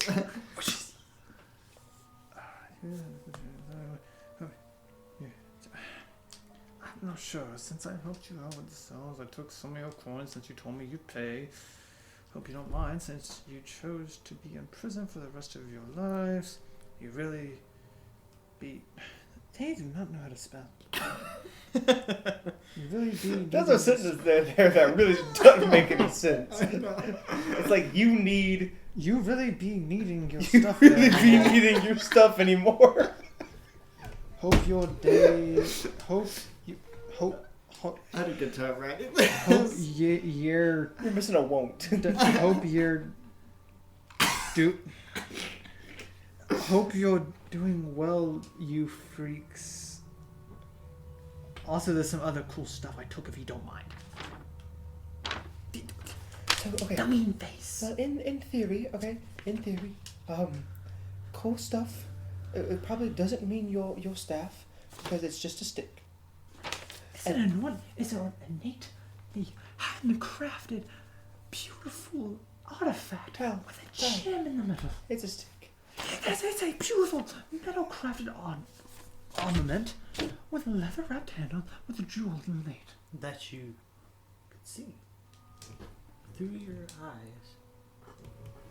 that you probably have some kind of ethereal, magic Tell me what it connection. was. Plus my connection is all sorts of screwed up right now because of the darkness. I mean, you. Are you okay? Yes. What all did you have in your bags? Me? Yes, all of you. I had nothing. I was in jail. I had some weighted dice.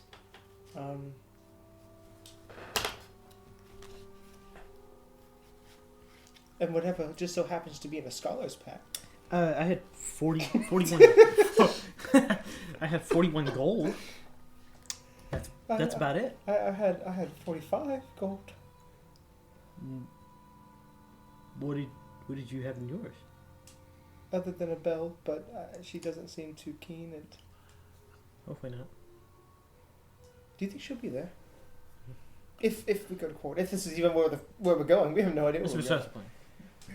What are you about to say?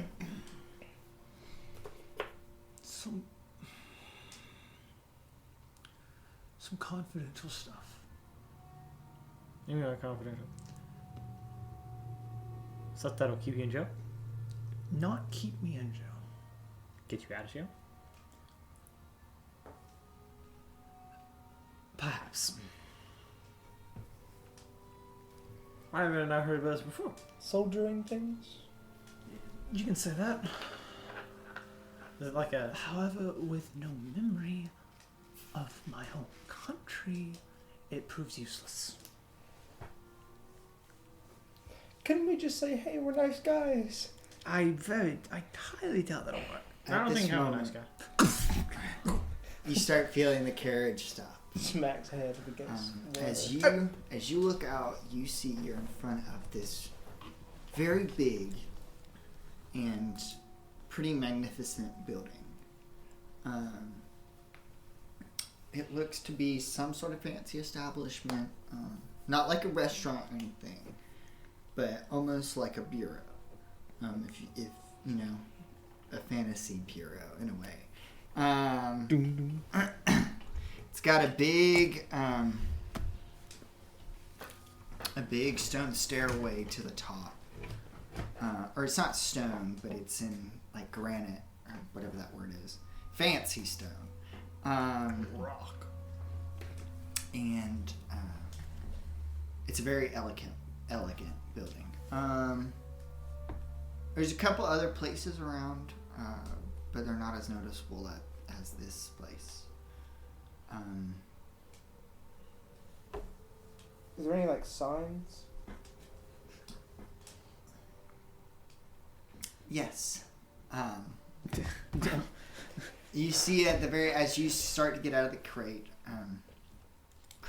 start to get out of the cage. The craters. Great cage are the 3 words. Great cage. As you start getting out of the cage, they start pulling you up to the stairs, and you could read on the very top of the place, it says the Courthouse of Strawberry. Original name. Look, guys, I'm trying. But you're pulled inside. When did this become an episode of Law and Order? Boom, boom. That's It all was I bound to know. happen. As you're pulled inside, There we go. We just got copyrighted. as you're pulled inside, you can kind of see a couple people running around. There's multiple guards around you. And as you're walking up the stairs, going inside, you hear under the sheriff's breath, "Judgment Day," as he goes to another way. He thinks he's cool. He walks. He's very. He starts walking in another direction of you. As you 3 are pulled inside, you see the guards begin to pull you down a long, elegant hallway decked with a beautiful rug and multiple different statues. And big, big glass windows. Well, if we're held in a place like this for a while, I wouldn't mind. As you're pulled into this big, apparently some sort of conference room with a long table. They sit you three down in some chairs, a lot comfier chairs than the chairs of the prison. As two guards, nobody locks you down. There's no place to really lock you in place. As they stand at the edge, as two guards, the rest of the guards leave, and as two guards stand at the door, basically blocking it. The jail system really loves to sit us down and pick us up and then sit us back down and then move us a little and then sit us back down and pick us up. Yeah.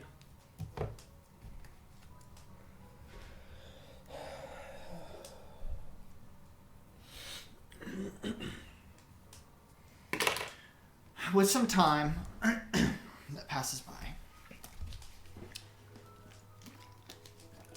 you hear as the two guards, It's open. as the two guards, Changing. don't come in. As the two guards open the door, you see a very high elven woman in what appears to be a very well put together outfit. Not a suit, but almost like a dress suit. Like a dress that's also suit. It's weird looking in a way. But it's very professional, very put together as her hair is tied up in a bun.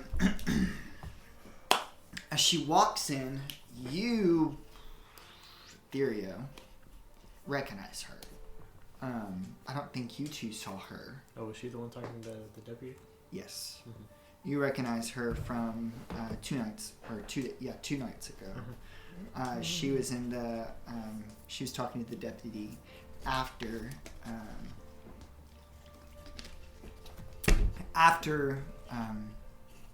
your whole session was over. I don't think she was out there for you guys. I can't really remember because I'm a bad. I don't think you said anything about it. I'm almost positive she wasn't.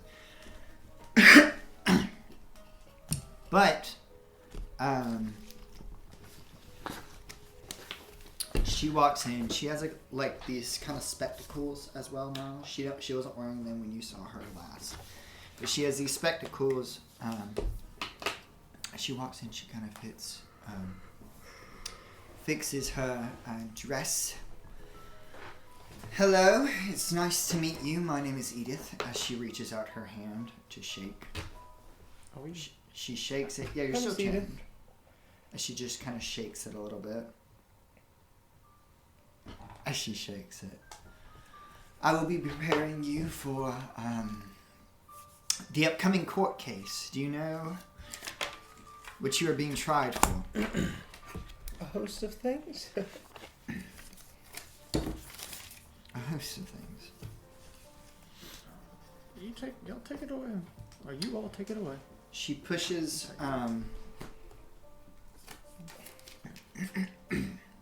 pulls out a folder, places it down on the desk. Now, this is a quick rundown of how it's going to go in court, what you have to do, and what obligations you are to apply during our court system. When the judge gets up on podium, thank you, it's been a long day. When the judge gets Cameron couldn't I know how this court works. Cameron couldn't remember what it's called. When the judge gets up on the podium, everyone will stand and you will listen to him as he instructs you of what to do. You will do exactly as the guards that follow you around tell you to do. You are not to speak unless spoken to. You are to keep quiet during other court cases taking place. You are not to move unless told to move. Her name's Edith, right? Yes, my name is Edith. Sorry.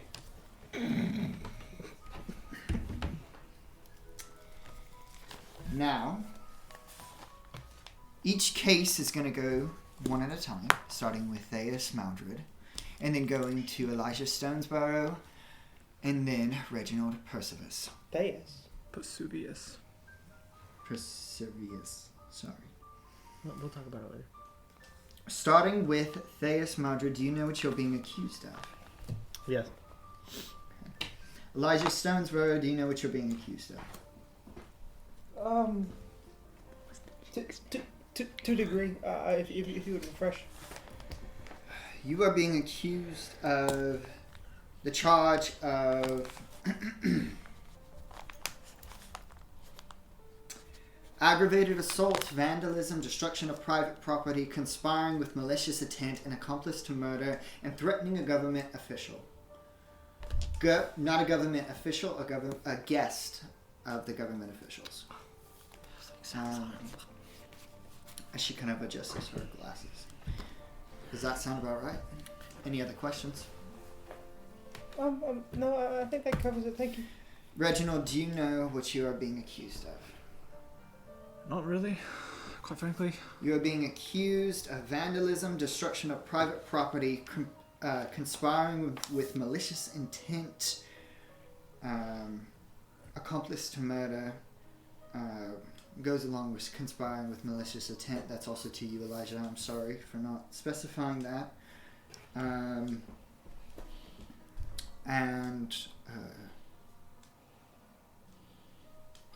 Yes, that's about it for you. So I guess we're in this together, huh? I guess so. Now, like I said once before, the order will go Theus, Elijah, and then Reginald. You will each have a limited amount of time to speak. You'll give your case. You'll give whatever say you have in the matter. Is there any evidence you have on you that you would like to push forth in your case? Any in your belongings, anything you have on your person? Well, it was all taken from us, so, I know. I can go get it. Is there any evidence specifically that you need to support your case? No, He doesn't. He means it was taken from them. there was a jailbreak, Somebody and someone came and stole a good bit of stole our our goods. stuff apparently. And they passed by a note to gloat. Would you mind? Wouldn't have felt that one. Oh, yeah.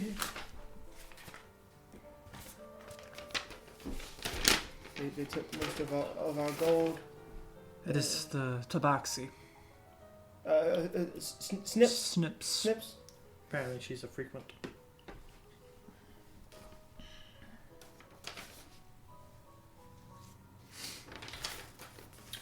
She kind of folds it up. Puts the paper in her folder. So there's no evidence on you. Well, we don't know that. We don't know what was taken. So if you There is possibly one thing. In maybe the sense of Elijah and Reginald's case.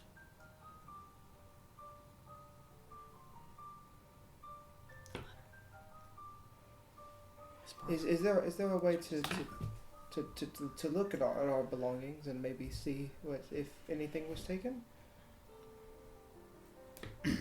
If you tell me what you are looking for, I can get it. If you have it with you. I'm looking specifically for a contract, or something of the like. It was. Starts writing. It belonged to the ringmaster of the carnival.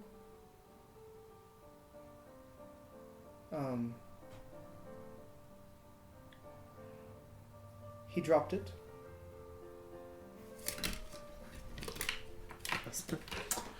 Beautiful. Beautiful. Keep going. And upon picking it up, it was one of his employer's contracts, of to which was never signed an agreement, meaning that he's holding a person against their will. and using them as an act in the carnival.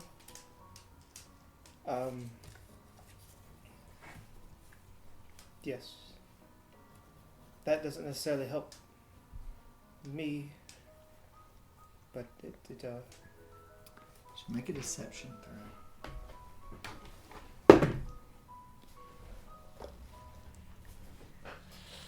10.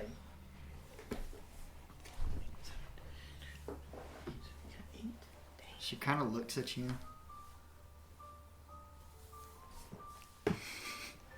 Kind of smile nervously.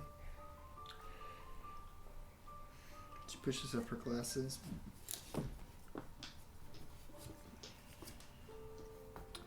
I will look. Thank you. Thank you so much. Anything else? Boys, anything you can think of?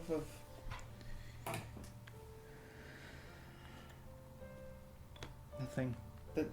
With the bell? The bell would not do anything for us. Well, you could. No. Don't worry about Okay.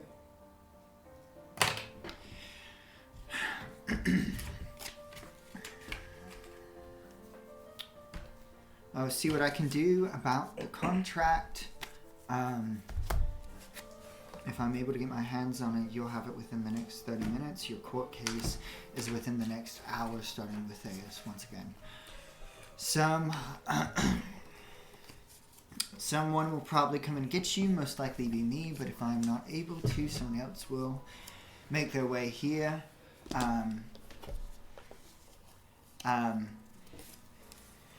Yes, is there any more questions? Yes, I have two. Will we be able to watch the court proceedings? Yes. You're all being tried. You're all being tried at the same time. But each are being tried for different accusations, so they thought it best to keep you all in the same courtroom. And then secondly, is there anyone that's going to be speaking on our behalf? Like maybe in You are. Oh. Very cool. Any more questions? Okay. She starts getting her folder, everything. Thank you, Miss Edith. Well, whatever you're going to do. As she weighs her hand as she makes her way outside. And the guards close the door, keeping you in the room. It's itching. My Who chin. was calling? Oh, Trenton. Oh. He's at a Pokemon tournament right now. That's why I was calling. Oh. He probably pulled something. That'd be really funny. He beat the 11-year-old. He did last He time. placed third, actually. Huh? He Oh, did placed he? third? He just did? He just texted the group chat. Guys. This is not D&D. It's crazy. He probably got some packs as a prize. Yeah. As she walks out the door, they close the doors, keeping you in the courtroom.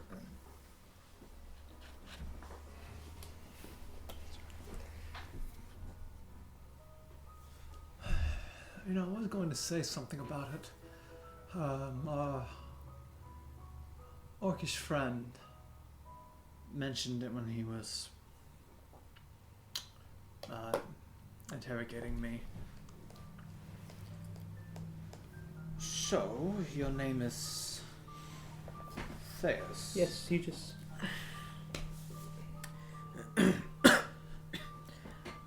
Like I said in the jailhouse, Therio means beast. My real name, the name my mother gave me, was, or died when I entered the prison. But my true name is, or my old name is Theus Maldred.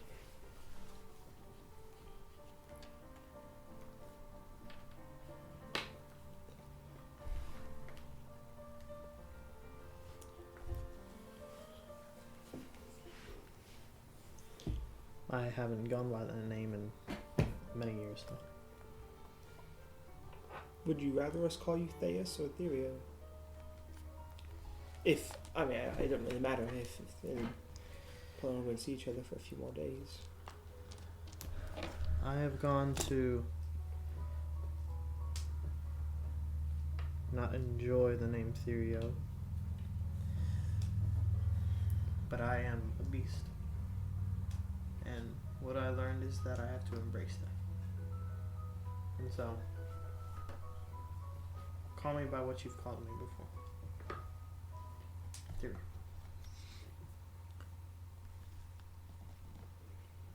Theus died along with my father many years ago. Any other revelations we should?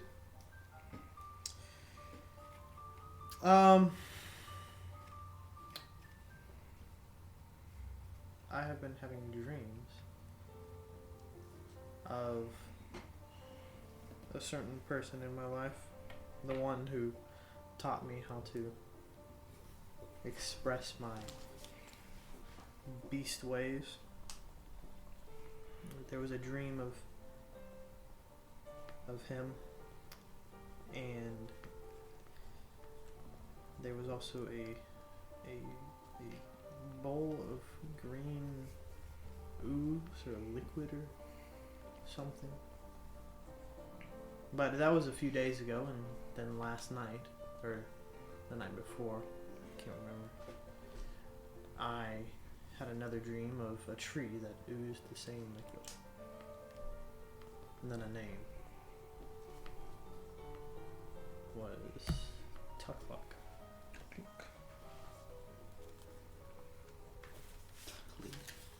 Tucklee, that's what it was, right?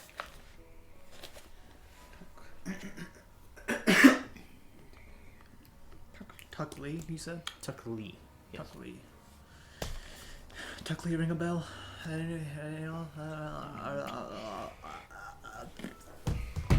Make a.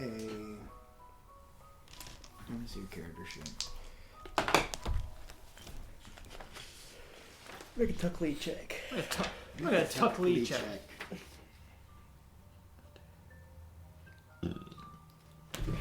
Excuse me. How do y'all think Miss Zaressa is doing? Who? The seal? yeah. The blind lady? Make a. Just throw. Just roll. 2. 2? No. You don't recall anything but Tucklee. You don't have no idea.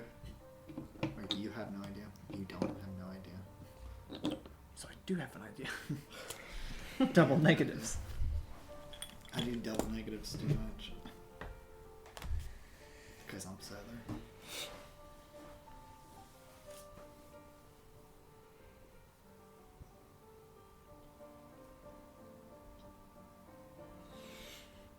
I don't know. Well, Sips has that pendant she gave us. So, that wasn't important.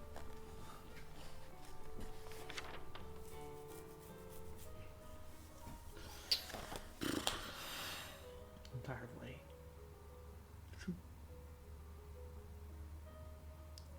Anything else anyone wants to get off their chest? Might be the last time. No one to the verdict yet.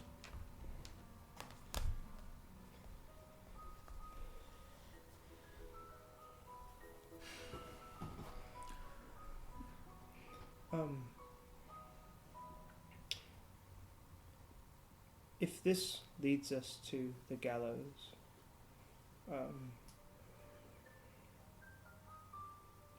I want the two of you to know that you are my best friends. Once my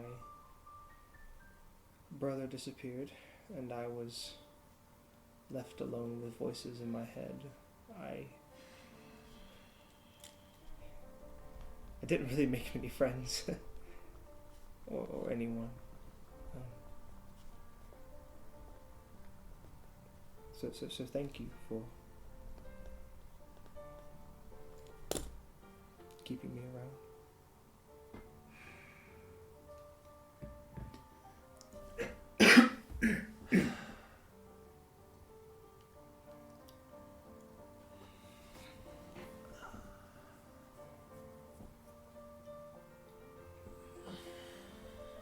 As the lady mentioned,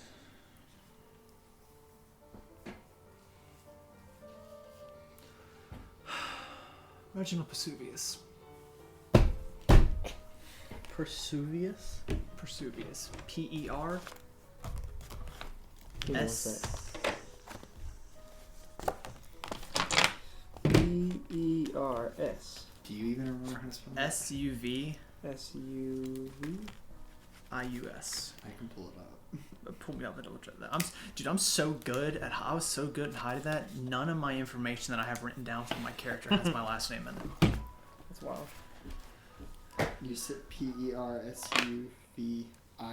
Yes. Persuvius. And then his middle name is No. Turd. No! You're spoiling the plot! Persuvius. Why do you not go by that? I don't enjoy my family name. You don't enjoy your family name, or you don't enjoy your family? I enjoyed my mother. Same. The rest of them... No. I also agree on that. To my family. That's why I started going with just Reginald. No point in being associated with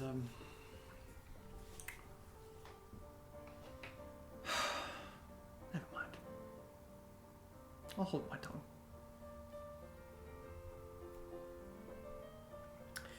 When I was 12. Elijah falls asleep. I'm just kidding. Kicks his feet Bored. back. Funny Boring. enough, my grandfather was actually the high judge of the courts in Southern. The courts of Iliac is what they call them. But he was the whatever Edith is, I think. But I think there's something about people in the law who don't really take a liking to those who don't like to be controlled. Especially to those who sometimes can't control themselves.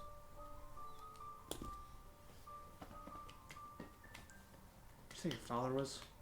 Hmm? Your father? Grandfather. Grandfather. Thilius. Father was I think he was actually on it as well. Yes, he was. He was also on the court. I'm quickly running out of notes for you. Well, at least you have families that you know. I would say it hurts more when you have family that you know, but they don't love you back. Because you know that there's someone there, but they don't want you. Your brother would have loved to be by you if he could.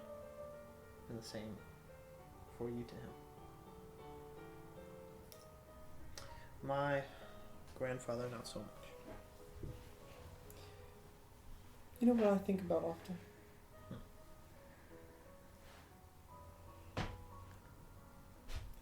I wonder if my brother had to deal with the same issues I'm dealing with. When Crucio first spoke to me, it was actually in a mirror. I thought I was going insane. Drives a man mad to see themselves talk without moving your lips.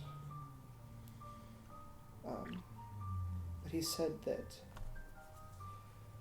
my brother was a fine companion.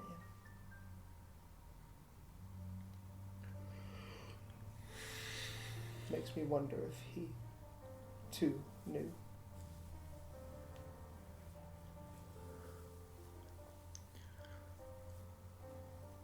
Maybe there's still a little bit of him left in that sword.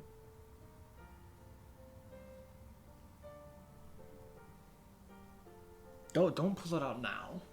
No, I won't. I wish that I would have lived and learned more about everything. I mean, all I even know is that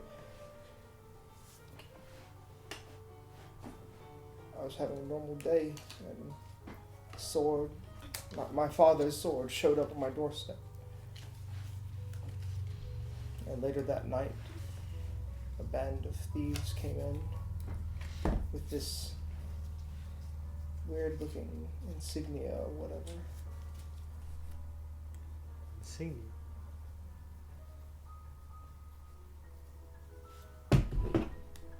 Had you seen it before? Have you seen it before? No, I was asking him. Sorry. I looked at you when I was saying that. At that time, no. But I have seen it since.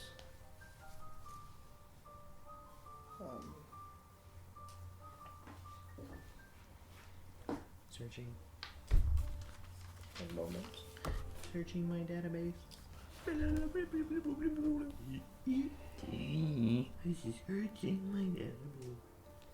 my database. That's crazy. It's crazy that you just did that. Recording. We got it on video.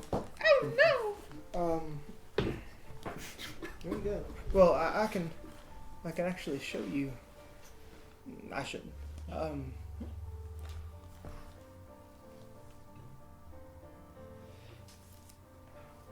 A bunch of hooded figures came into my house that night, with a red symbol, insignia. And I grabbed the sword to defend myself. And suddenly everything went black, and I heard a voice. And I woke up, and everything seemed perfectly fine until I stepped off my bed, and there was blood everywhere. And I looked into a mirror and began talking to myself. The insignia the people had was on the sword, or is. And I haven't been completely and truthfully honest to you two. And in fact, I kind of wanted to forget completely about it. Do y'all remember when we got kidnapped? Which time? The very, very first time. We had fought the Mini Marys. Yes, the mini marys. They had the insignia on them.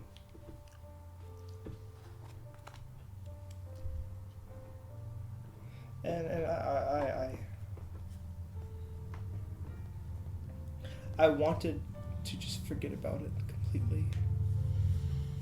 Because I was scared that I was dragging strangers into my mess. But now, I don't even know what they want. I don't know.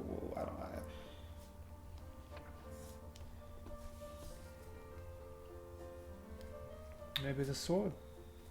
Well, the issue is, and something that kind of scares me, is that the sword can't leave me, and if it does, it vanishes, which also brings into question how it showed up on my doorstep, which makes me think that my brother is dead. Your brother had it last? It's the only thing of my father that he left behind for us. And to try and make us a little bit of money, my brother joined the military. He took that sword everywhere. Until here we are. I don't know what made the sword. I don't know anything. All I know is that the strength to give me what I need most came from the sword. A curse. Crucio. What was your brother's name?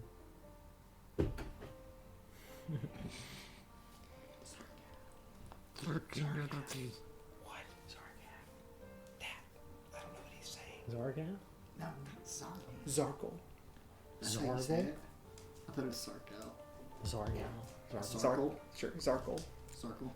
Circle. Like a circle, but with a Z. Zarkal. Z-A-R-K-A-L. Z-A-R-K-A-L.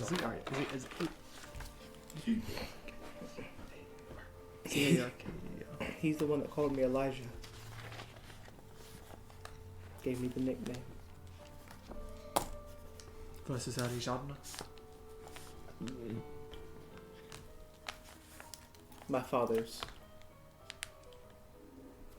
Name? name for me. Which is, I guess, still my name, but...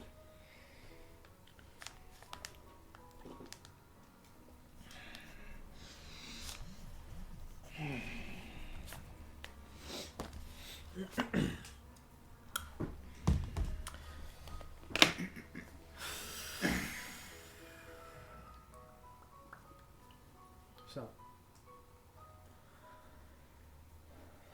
do we have any more ideas about what's gonna happen? Because, I mean, and the reason, also, by the way, if we want to reach back around real quick. Sorry. The reason I said about the bell is because they traced that back to Lexi. Not saying that she did anything, but they could possibly use her somehow. I doubt Luxie even responds to it. Depending on if she, I don't know if she... But it could be irrefutable proof that we're not complete, just ignorant swine who then just choose to murder people sometimes. We've done nothing but good. Maybe we shouldn't say that out loud. Who here is gonna hear us? As you look behind you, 2 guards are right at the door. We're just making things up. They're pretty stoic. Not reacting to a thing you said. You can see these guards aren't as animated as the guards that were in the cells with you. But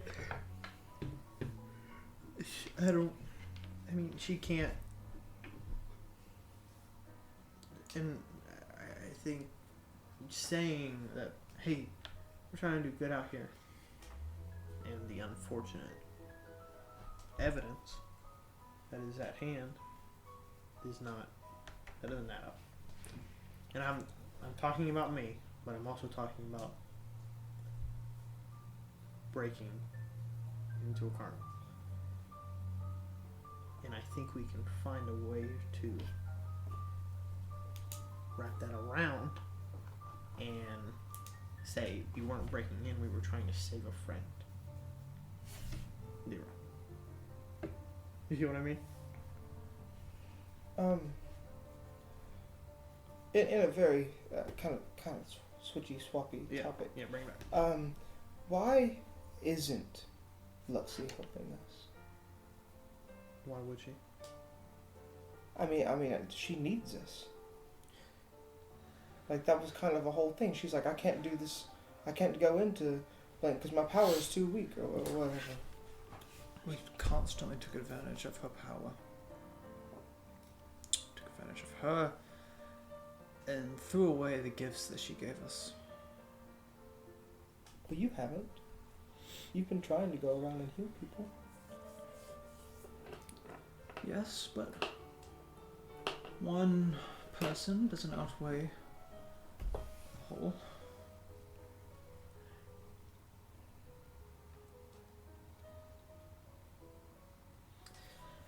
I mean, and even still, she didn't really tell us to do anything. She just came in and started giving us things. She just said, let's figure it out. And then she'd fly off.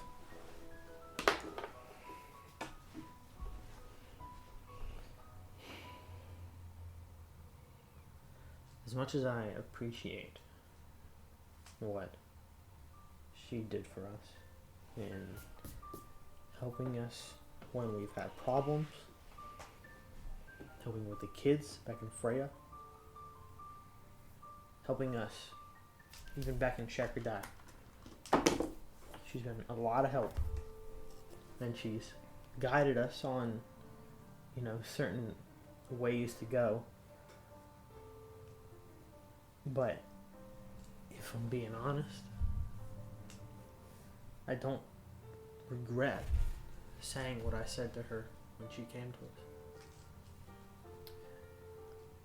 I do want to say that while I do not care about where I came from or how I got in that house,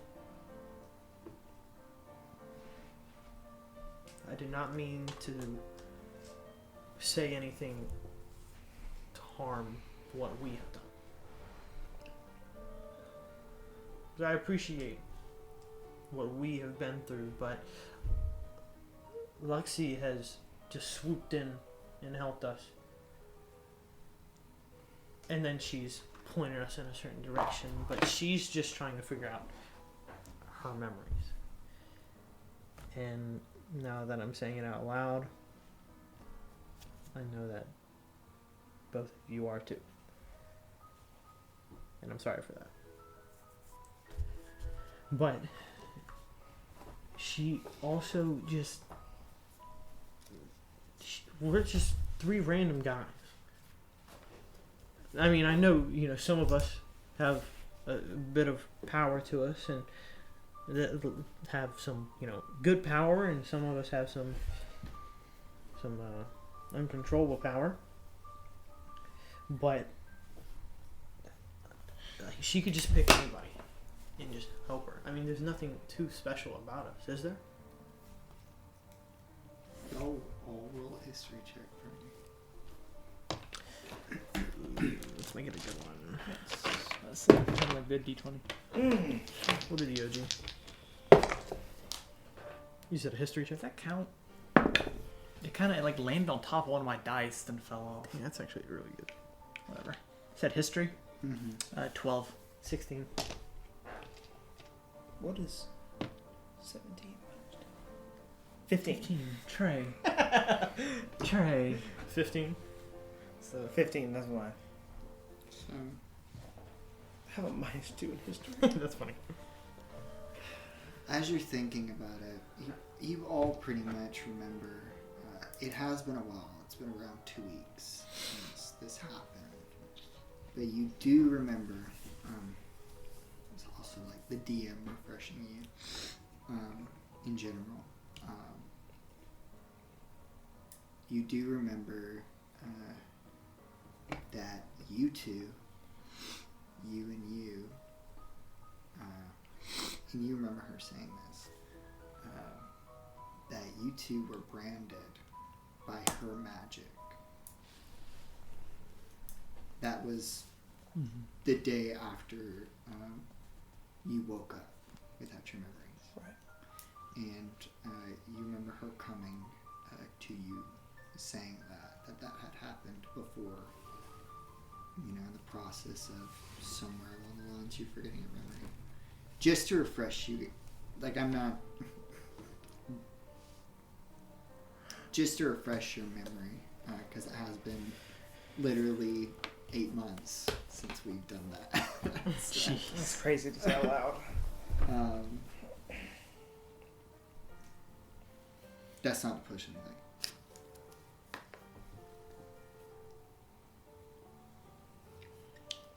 Well, I think it's time that we wait.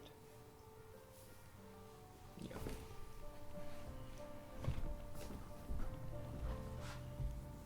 Y'all are waiting. Yeah. So we're gonna wait for them to come in. Court starts. All right. with a little bit of time, you finally hear another, around an hour, like she said. They open the doors, and you see Edith with a binder in her hands. She walks in, adjusts her glasses, pulls out the binder, starts writing down things. Then she closes it. We were unable to find the contract. Now, are you three ready to go? Do we have a choice? No. And she gives like a little smile, like a half smile. Come on. As she starts walking down the hall, the guards pick up your chains as they start leading you down a long hallway into the courtroom. And we're going to take a quick break. We'll be back in just a second.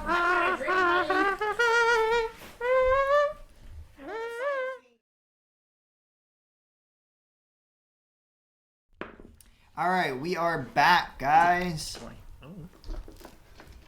Woo! Yeah! They're not very excited about going to court. No. No. I wonder why.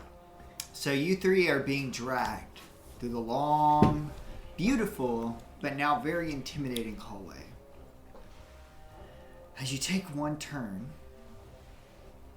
into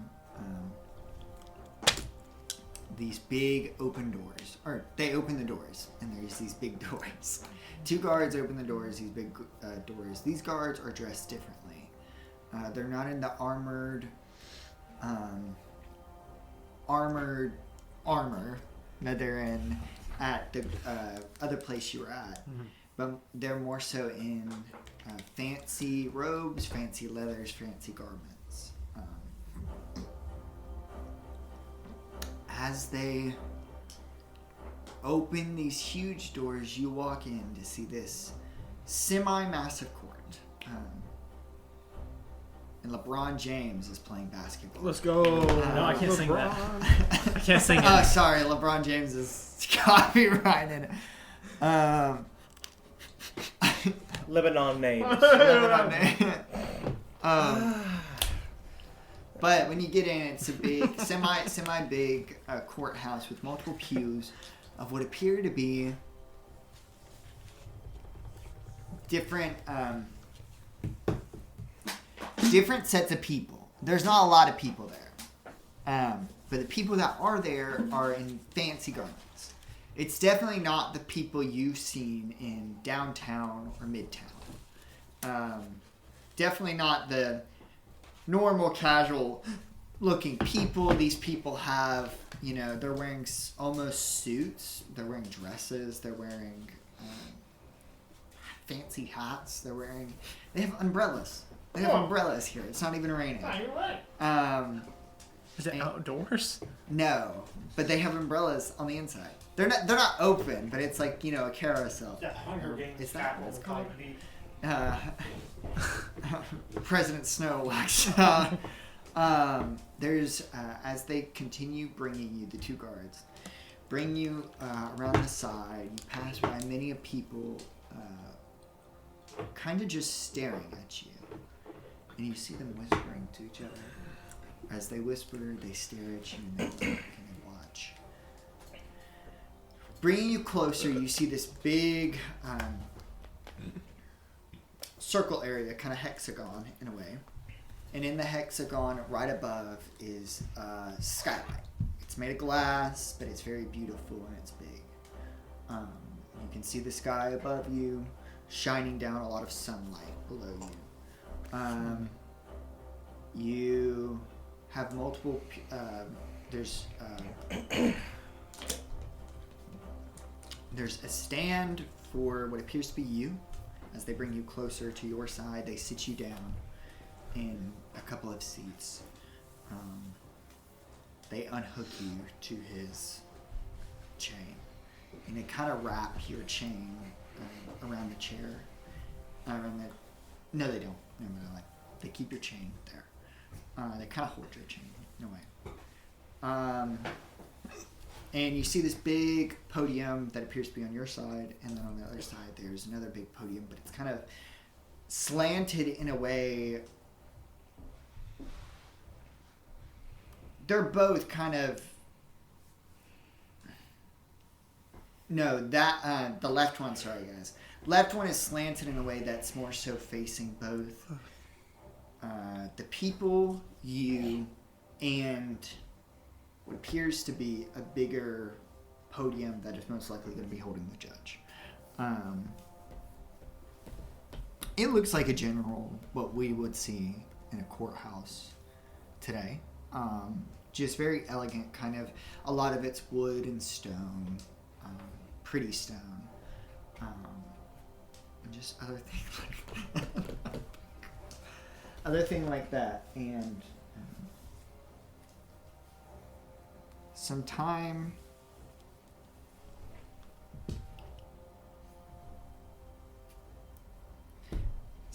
passes by.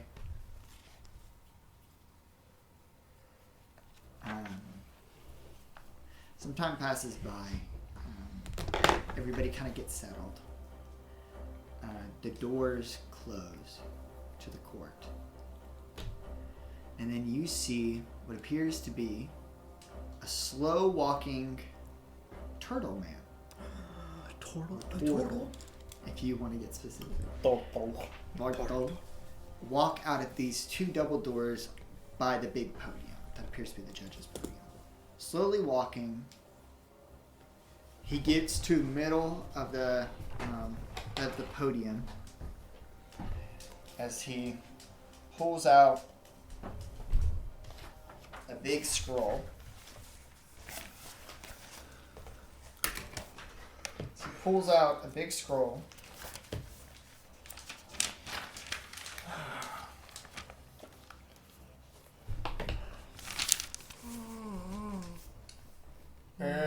Everyone rise for the Honorable Senator and Judge Gray Salmon. As he pushes out his hands, everybody stands up, you guys stand up. As he pushes out his hands, he kind of steps back, and out from below the podium, Gray Salmon.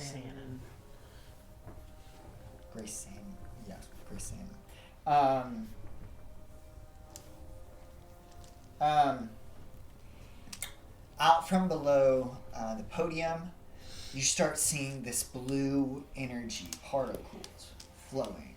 Start swirling around. Until all of a sudden, this almost magical, mystical hologram of a roll history check. All of us? Yeah, all of you can. 11. Oh, 4. Okay, you remember nothing. History? 18. 18. Okay, you two remember of as these particles start rising and rising, you start seeing the familiar air genasi that pass by on your way when you're going to Strawberry. Oh. In the fancy cart. Interesting. Look how that happened. You see him wearing what appears to be, it's a bluish hologram. It's kind of hard to tell what colors he's wearing or anything, but it's very fancy clothes, fancy stripes and garments that he has on. As he sits down, the turtle man says, "You may be seated." As everybody sits down, Reginald, make a perception check for me. Oh, dear heavens. Why me? Okay, we're coming out of dice jail here. That hologram's got a dog. That's crazy. Perception. You got that juicy. You gotta see how much of that you can see. I don't want to look. I don't want to look. What the heck? 10. 10? You don't see none of it at all. Came out of dice, tell them right back into it. Why would you take it out? Okay. Your oxalo dice have never failed you. So, as you're sitting down, It's a whoopee cushion. as you're sitting down, you see out of the corner of your eye on a pew a little farther back. You're when you're standing up, you're able to see this. On a pew of one of the civilian pews, you see what appears to be another familiar object. As you see a very familiar Pegasus plush that catches your eye. As you sit back down, trying to look a little bit more where it went, you kind of see it disappear. Your perception wasn't good enough to really spot that right now, but you are able to see the Pegasus plush sitting on the peak. It was like a glance over, and like you saw it, you looked away, and then you were like, wait a minute. And then you saw it, but it kind of disappeared after you saw it, and you can't find it again. We didn't see it. Am I missing something? You okay? What's wrong? Well, of course, I cannot say anything right now. Pegasus. What is a Pegasus? How do you? What are you talking about? What are you talking about? You didn't see none. I know, see anything. but wait, what are you? Is it just an actual plush? He got it. Yeah, I got a Pegasus plush at the carnival. Citizens! I totally forgot about that. Hard metagaming. I was out in Kansas. Like my head was so out. For our Kansasian viewers, we're sorry. Yeah, I'm sorry. Sorry. I called you a far area from Georgia. They don't know that. You've never been outside of Georgia.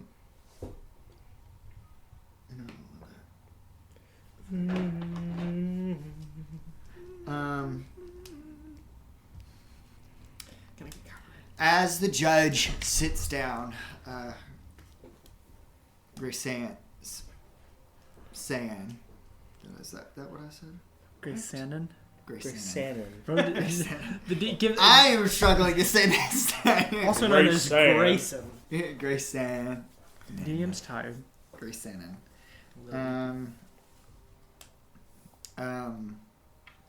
As Senator and Judge Grace Sandon sits down,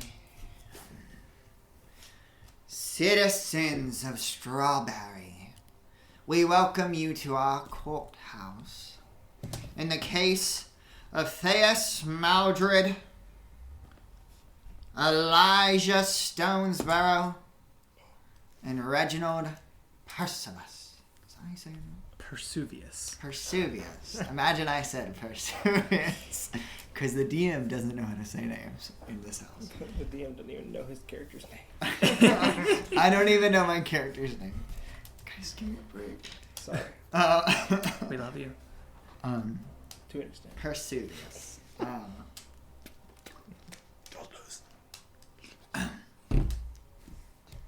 Before we begin this court session, I'd like to welcome a special guest. All the way from the northern sector in Artem is Countess Maleficent. As he points over, She bad. as he points over far off to his right, you see one figure standing up to his right. So it's over here. You see one figure standing up. This fully clothed, and by fully I mean she's a lot more clothed than the rest of them. She has a dress of what appears to be a big poofy dress, decked in black and almost purple, but mostly black. It almost looks like she's going to a funeral.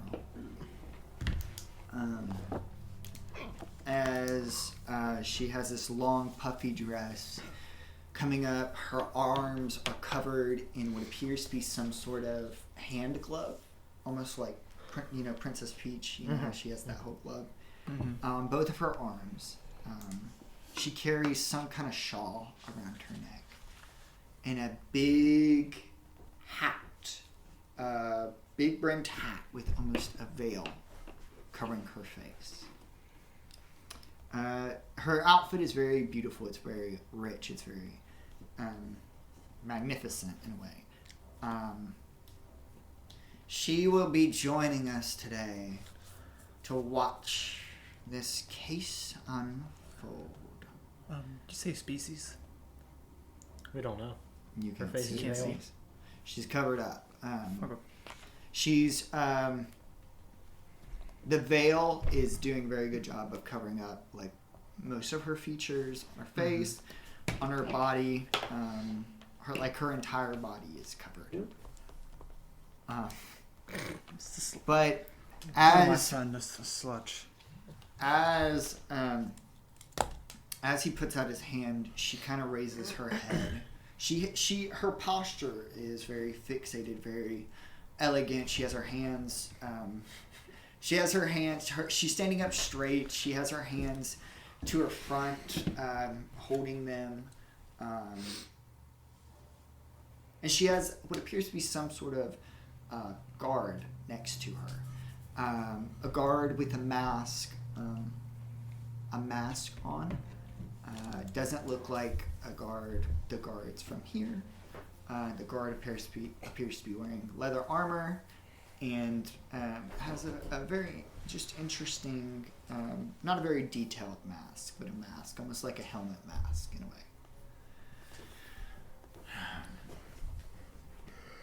way. Now, let us begin with our first case for the day. Theus Maldred, please take the stand. I'm already here, right? No. Oh. Okay. As you walk over as you walk over the guards, basically the guards are right next to you, like they're, right next to both of you, but they kind of let you freely. So stupid. You kind of watch as they freely let you move to the stand. Theus Maldred, on your crimes against Strawberry, you have been accused with aggravated assault, vandalism, destruction of private property, conspiring with malicious intent, and the murder of Galix Oldman and Bill Mendez. How do you plead? Not guilty. You start hearing whispers of, oh wait, I can do this. He's got whispers. Hashtag he's got whispers. Put that on a shirt. Okay, that's a little crazy. Those Those whispers are a little too creepy. the voices get out of my skin. You start hearing.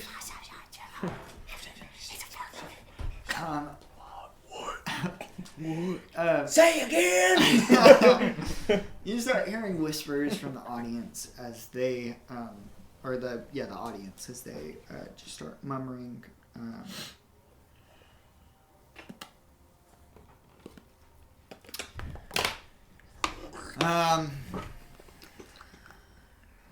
As you say not guilty,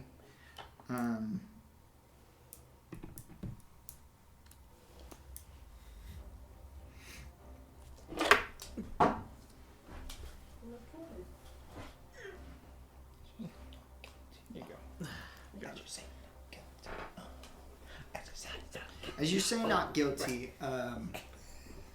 the hologram-esque Air Genasi kind of tilts his posture forward as he starts flipping through what appears to be pages that aren't there in person with him. That aren't there in person with you guys. You can see the pages in the hologram. Basically, he's flipping something that he has in his possession.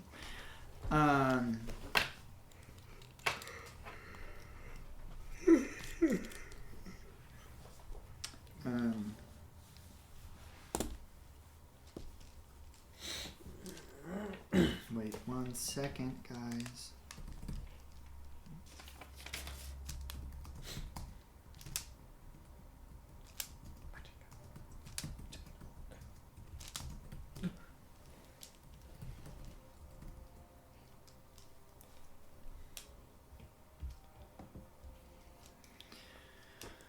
As you say not guilty, you see Grace Sandman. Grace Grace His name's Grace Sandman. Starts flipping through some pages, and then he finally says, "Sheriff Cross, you may make your stand." You see him get up. He didn't dress up at all for this. He's still wearing his normal armor, his normal cloak, his hat even. But as he gets up to the stand, you see him take off his hat and put it on. Oh, how horrible. The stand behind him.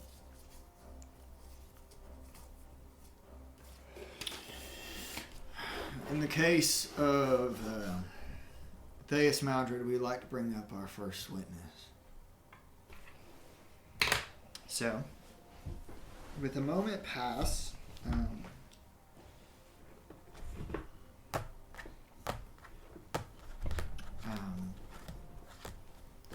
you see what apparently is a gnomish man start to make his way down the aisle. You recognize this gnomish man. From the alleyway? Huh? From the alleyway? From the alleyway. But he doesn't look as scraggly as he usually does. He has some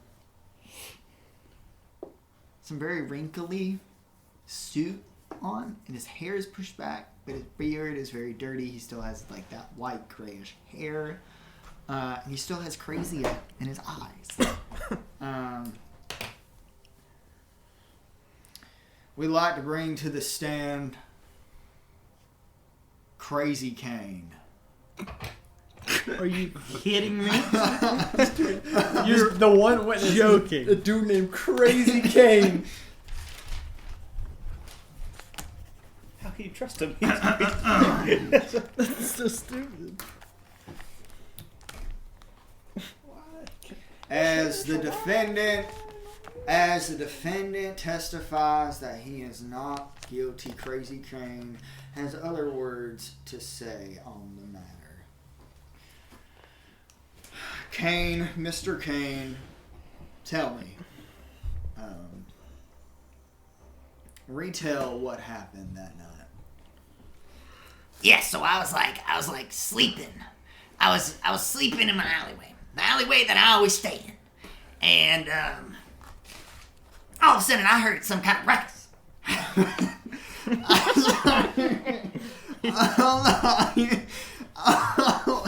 Here it goes. You got it, pal.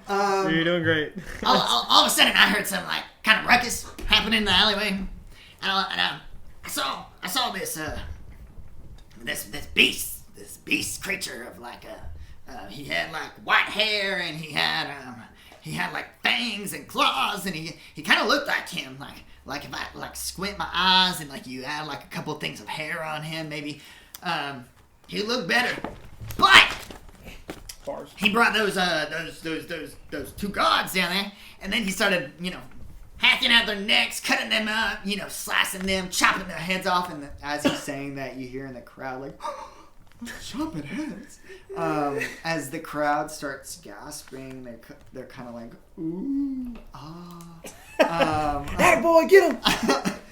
And I was like, I didn't know what to do. And so I was like, get out of here, I'm trying to sleep. And then all of a sudden I got blood on my face. And then he starts turning into even more hairy creature. And it's all like hair goes white. And it goes like crazy white. And I was scared. So then he kind of passes out a little bit. So I run. And I go get the police, the cops, what do you call it? The guards. The guards. I go get the guards. So you said that this man Theus matches your description, and you were the one that gave us a description of. He pulls out the white monster creature, the hairy monster creature that was on every poster. He was like, Yes, sir. I did all that. I gave you that drawing that night. That was a pretty good drawing, too.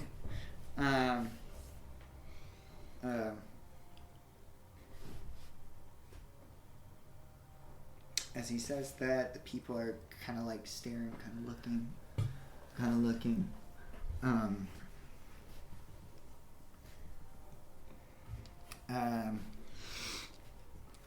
Any other notes you like to add when it comes to the murder of Galix and Bill? No. I mean, I ran. I ran to the sheriff, and that's all I did. I saw some chaos happen in the carnival, but that was about it. Yeah, I ran. All right.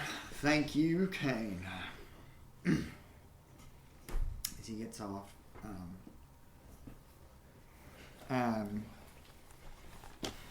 as he kind of steps off to the side, the guards keep him there.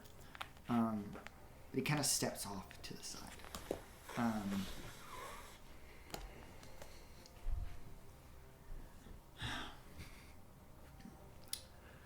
Grace San, struggling with this name. Grace San. Grace Sannon. Sannin. Grace Sannin.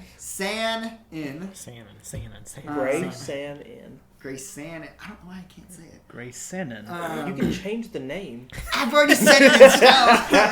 I've already said it. Literally the DM. Grace Sannin. Let's just call him Gray. The judge. The judge. Or Grace and Ann. No. Don't make it too as complicated. The judge looks over to you, Therio. Do you have a rebuttal to this? Would you like to speak to the witness? Any questions? I suppose. Do we do that now? Okay. So what did you say your name was? Kane, but all my friends call me Crazy Kane. Okay. And so Kane, Crazy Kane. Yeah. You're saying that you saw me Yeah, I did. in a alleyway. Yes. And Where I sleep. what happened before you saw me attack the people? Well, I was asleep. I was just asleep. And then all of a sudden I heard, craziness happen. And then I wake up and I see you slicing at people. And killing people. And slicing at these two guards. And then you start spitting something out. And you started like falling all over the place. And it was like something green. And then you passed out. Then I ran. Okay. And you said that you saw someone that kind of looked like me.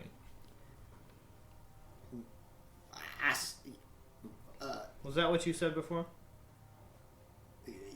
I saw like a hairy creature that looked like you a little bit, like with a little bit. I saw like they had like a tail and fangs and like claws, They were hairy, but it looked kind of matching your description. Not so much now, but I don't really, I guess. Okay. Just another question. Kane, have you ever had any time in jail or prison or anything? Do I have to answer that? Judge relevance. Make a persuasion. Always bringing the big boys. It's only done me good. Persuasion? Persuade me. That's a 20. Not a natural. I'll allow it. Answer the question. Well, no. Yes. When I was younger, I did my time in jail, but that was a long time ago. Understandable. And what came about to bring you to being arrested?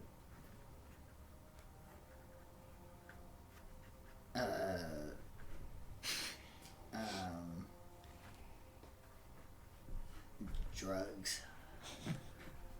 So, okay. So you were going around crazy, per usual, as your name entitles. And you were arrested because of your behavior. Yes. So, what you're saying is that you might have saw some things when you were younger, of course. You might have saw some things, and that made you go a little crazy, and that's why you were arrested, right?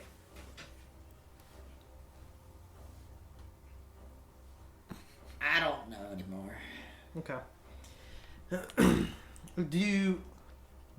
No, forgive me for prying, but do you still use these drugs? No. Are you telling the truth? Yes. We are in the court. I am telling the truth. Can I Okay. get an insight check? Okay. Yes, you can make an insight check. For my own personal gains. Oh no, kid! Why Dang, am I rolling that's so upsetting. bad tonight? I mean, his name is Crazy Kane, Ryan. I don't think it's that hard. You don't know. Never mind. Okay. I mean, I just like I said, I'm don't want to pry, but Theus, get to your point. okay. Well, I'm just saying that it might have been possible that you, being in an alleyway, were under some type of influence.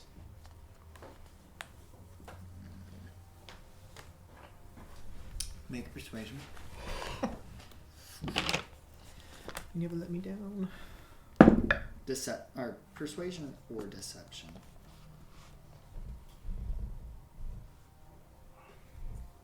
It's all the same. 14. Here's some murmuring of the crowd a little bit.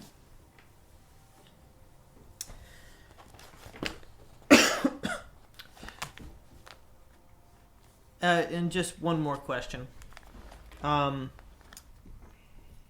Is Kane your real name? Yes. And who started calling you Crazy Kane? My friends.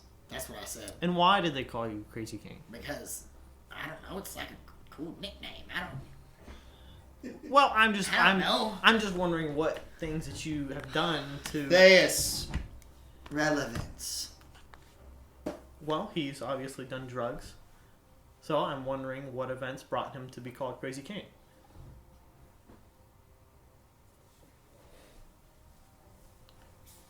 This court case isn't about him. It's about you.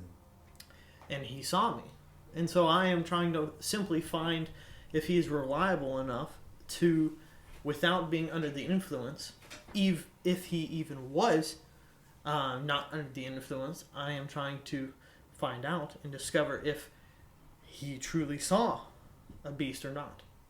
Or if Crazy Kane did some acts of his own. But I won't press any further. I'm just inciting things. So that's all.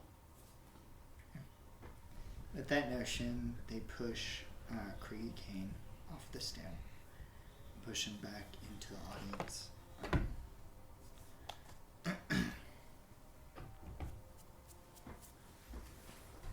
With that, we bring our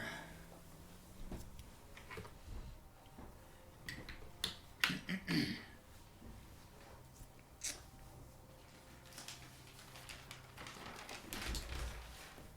a second, guys.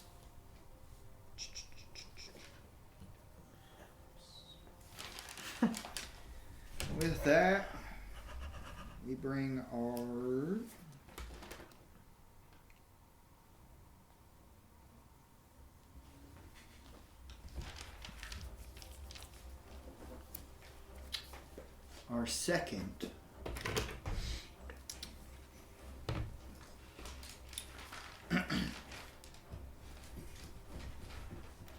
second set of witnesses.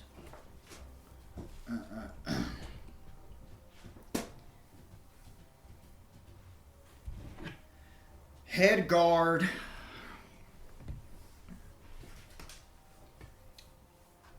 Gabe Trickster, come to the stand.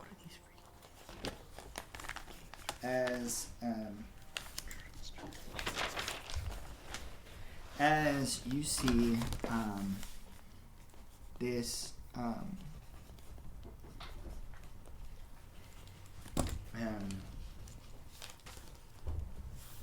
guard walk up in a lot more fancier clothing than the other guards around. He takes his place on a stand. You do remember this guard. It's not hard to forget this guard. This guard was definitely there on the night. He was the one chasing me around. He was one of them chasing you around. This was one of the guards chasing you around. You very much remember.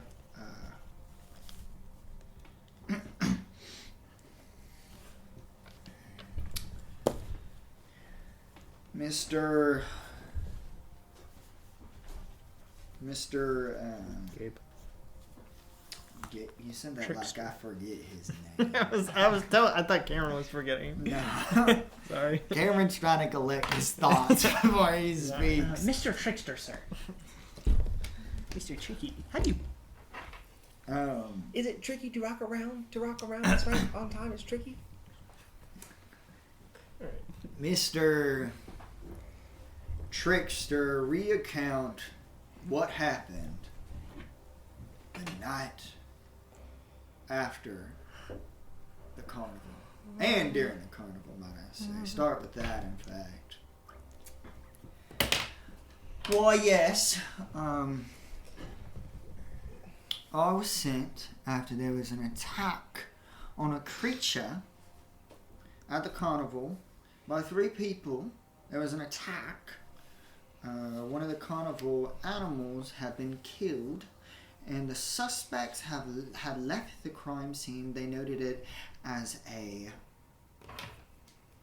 half-elven man, pretty hairy. There was a very pale man, also elven, and then there was a grey man with inciting... you have tattoos, right? The golden markings all over your body. It's like a light gray skin and like dark gray markings going like straight lines like over like from the top of the head over the eyes and down. What color markings? Like a gray, like a darker gray. Okay. And a man of darker skin with dark gray markings going down his body. All very interesting characters, but they left the scene of the crime. Later after that, we had a police report from Alazar, the owner of said carnival, saying that they had been assaulted and that his animals and his workers were assaulted at the time by these people. After that, we stayed at the carnival to protect it. Later that night, a person matching almost that description perfectly appeared.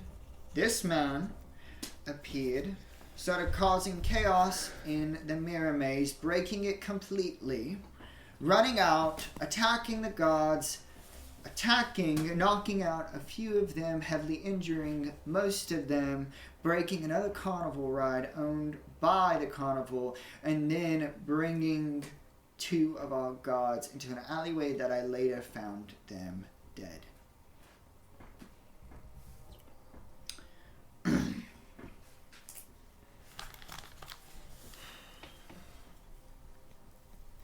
When discussing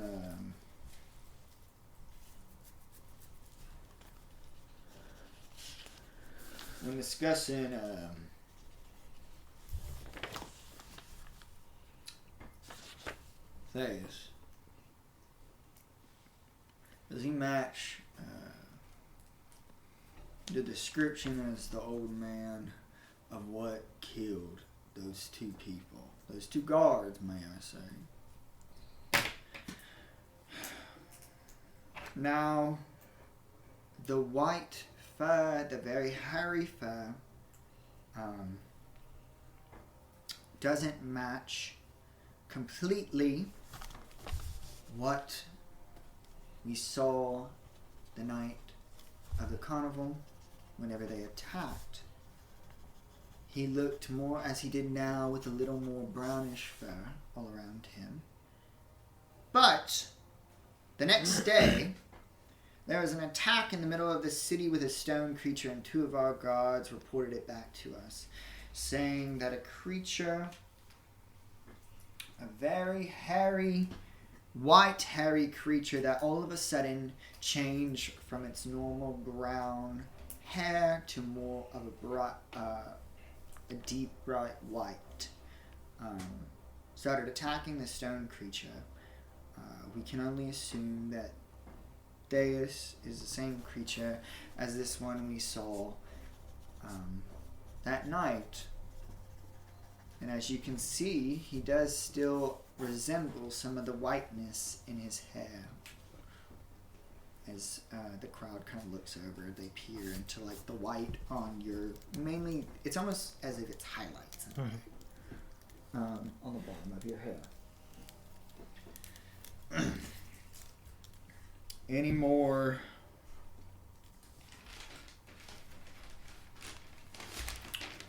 report from the guards? Anything?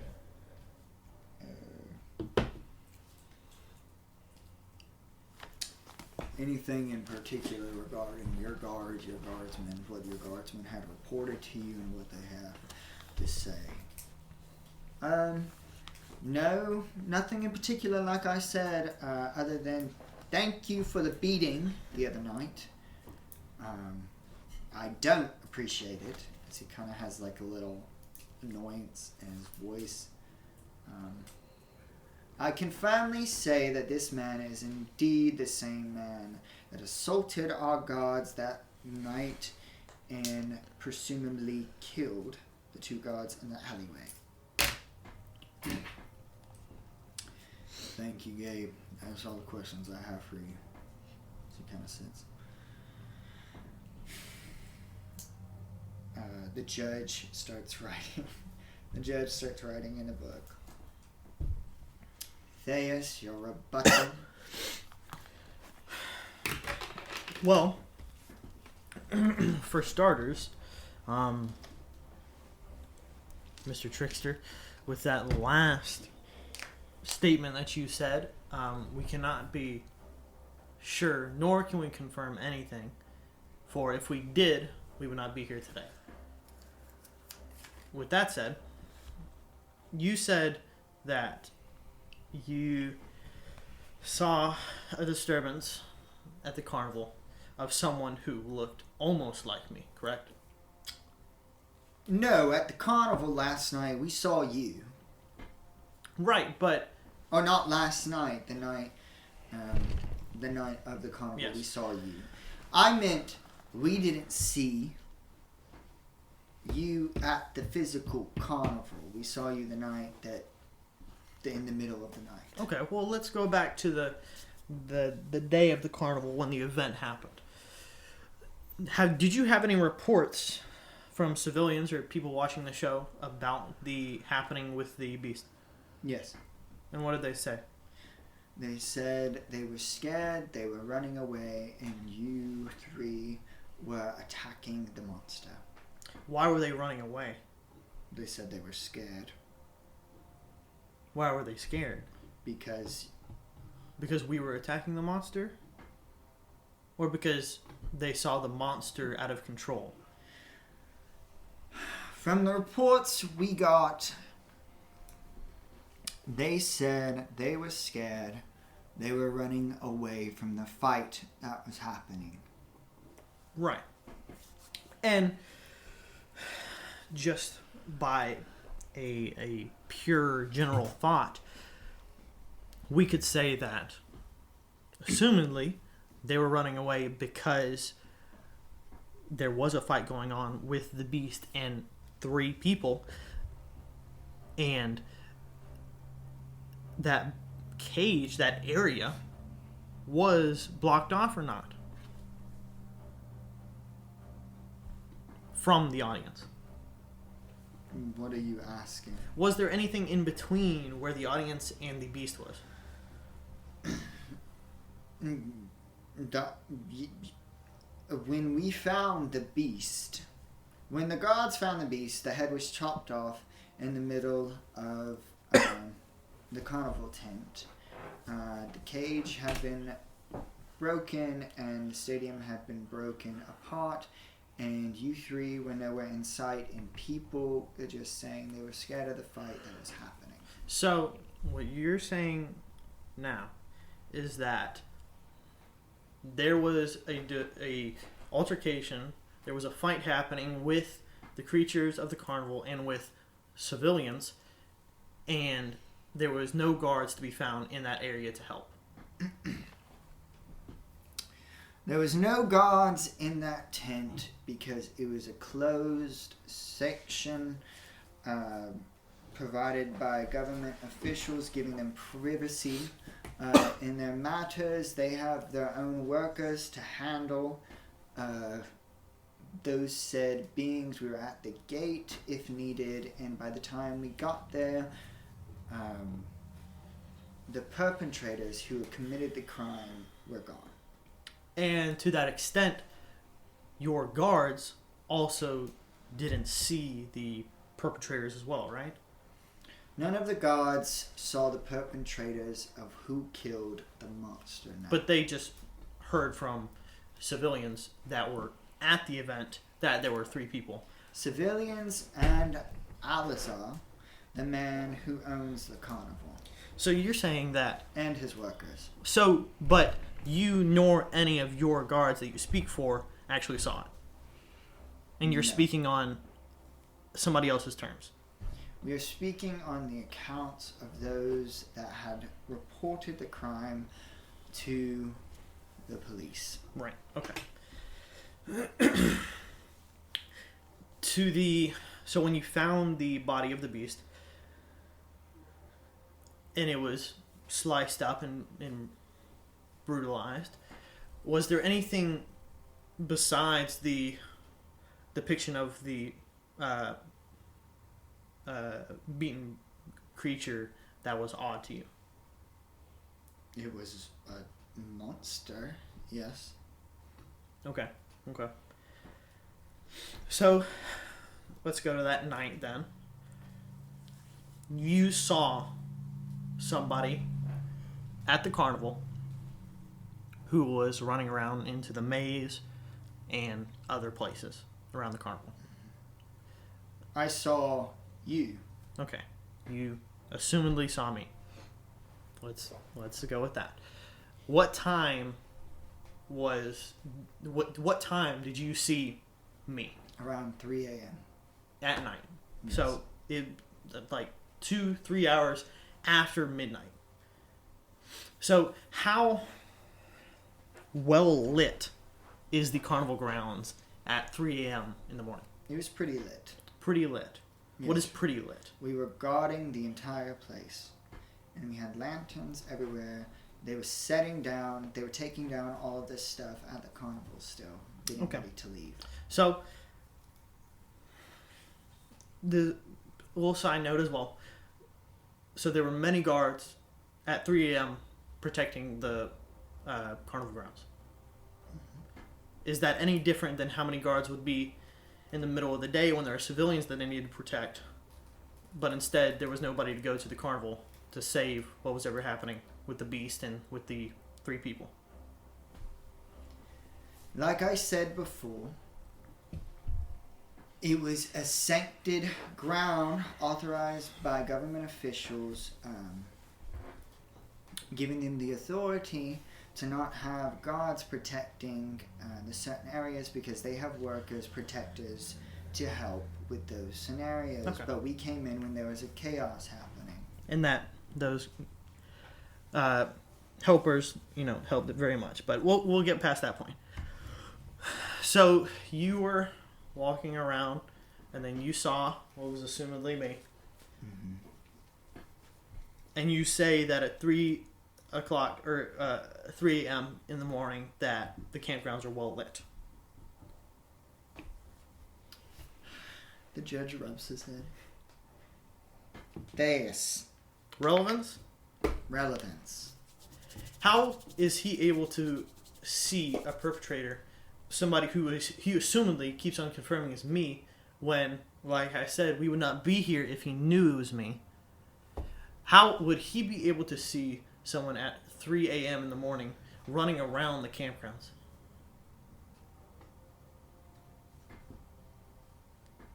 Because we had lanterns. It was well lit out there. So you're saying all of the guards, including you, were able to shove the lanterns that y'all all had running There around. was lampposts around lighting the and guards you were able and to, the other places. And you were able to, at 3 a.m. in the morning, look me dead in the face and confirm that I was the same person that you're talking about. You were fighting me hand to hand. Okay. Sure. All I am saying is that you cannot confirm that it is somebody just like that. But if you want to confirm, you can.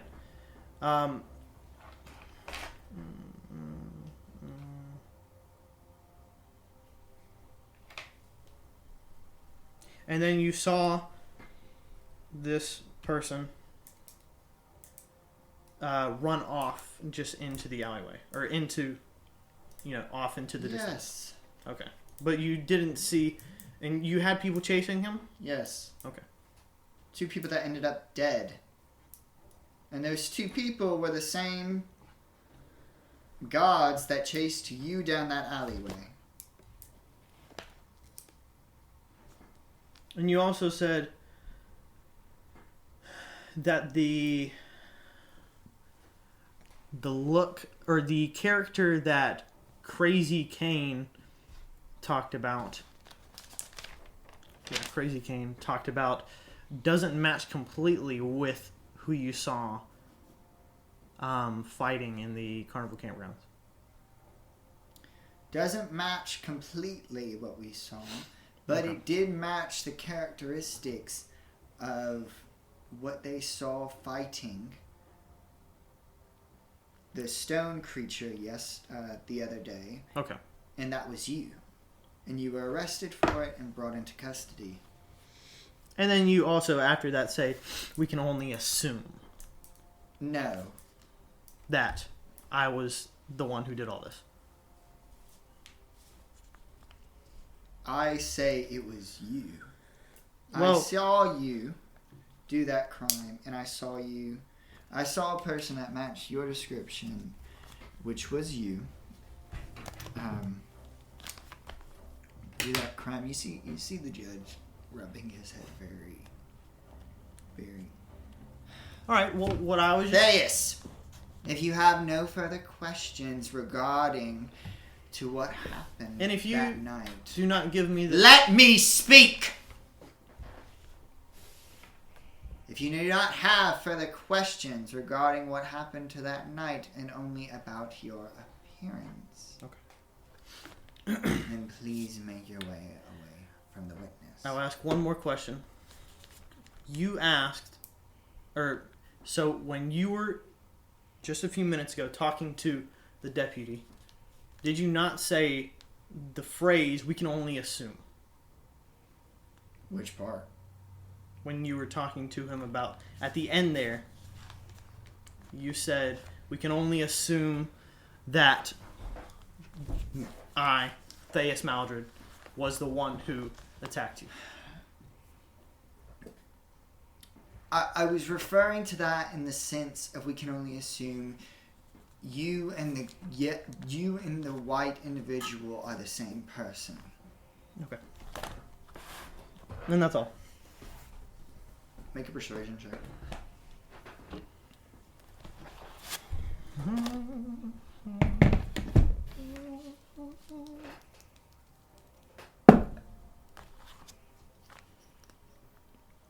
$18. You hear a lot of murmuring from the crowd again.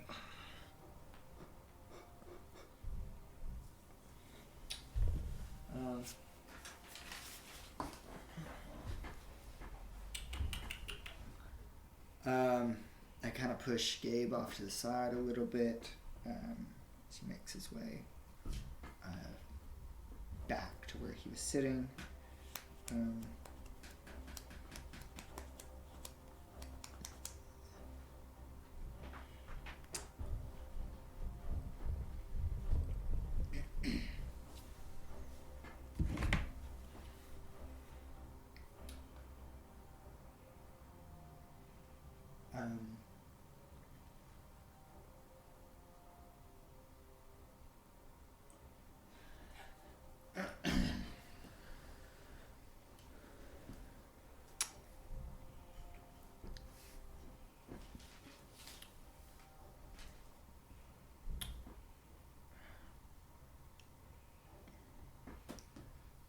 I have no further witnesses, Senator.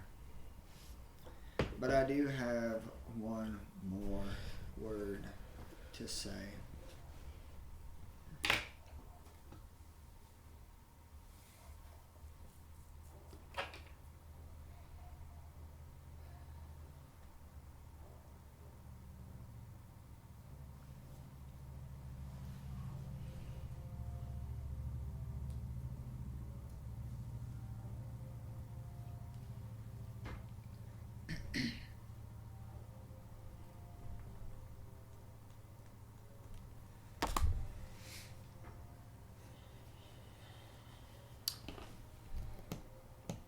While in my custody,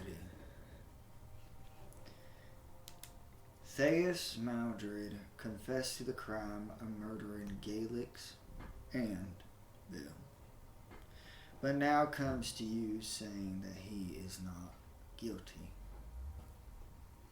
He said that he was a monster and that he deserved to be in prison and or deserved to die. But now he has a change of heart today. All I have is more reports from what had happened that night from guards, other guards, testimonies, personal testimonies, and other citizen notes that I have already sent to you personally.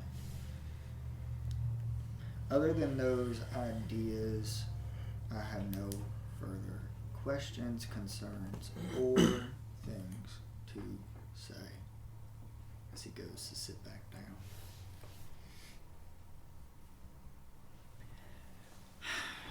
Now that is out of the way, Theus Maldred, what is your final testimony of the events that happened that night and said next day and the day before that?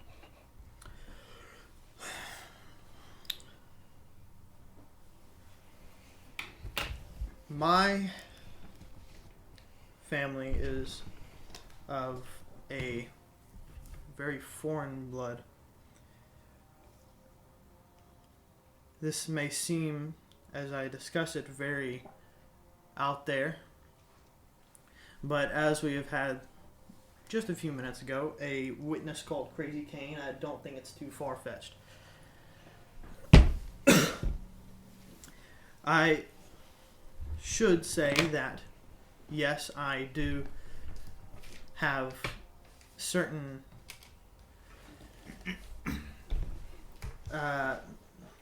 things and problems in my blood and in my family that cause me to have some familiar things to a animal. But none of that confirms that I was ever attacked anybody nor killed anybody. One of them, one of the evidence being somebody named Crazy Kane who sort of saw me. And a bunch of guards who fought someone at 3 a.m. in very bright light in a carnival. But I am here to say that there are many more like me, and there are many different people in the world, and you cannot confirm that it was ever me by two different witnesses.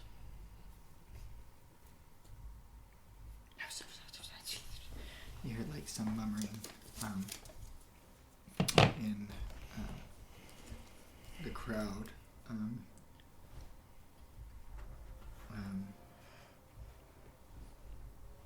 Some talking happening in the crowd. Is that all? Yes. See the writing done. You may take your seat. She goes to back down. The guards place you and kind of get your chains and wrap it around your chair and lock it tight.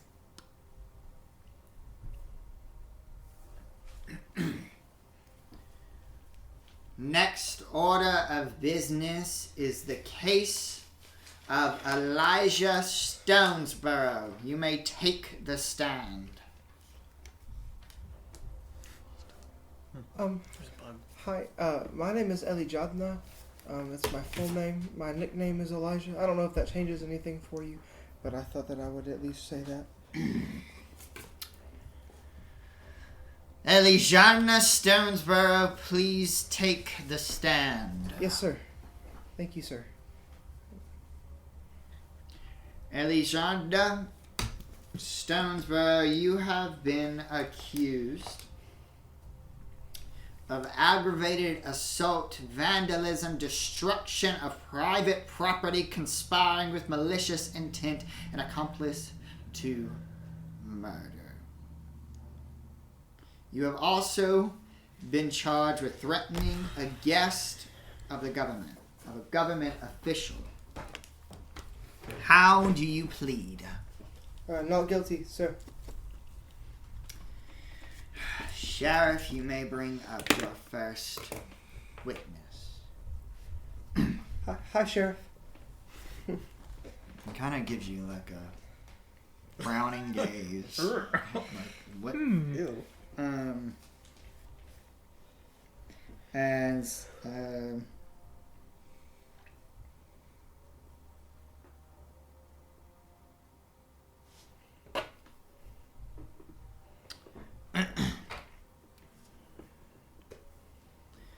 all the same information regarding the night of the attack of said creature. Most of it was told within the grasp of head guard Gabe. So we will not be bringing him back up for this segment.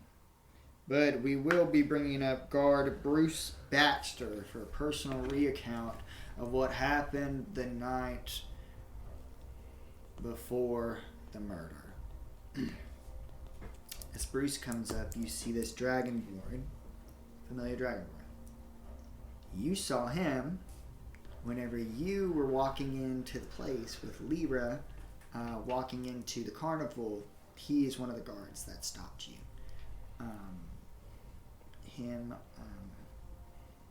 He's one of the guards that stopped you.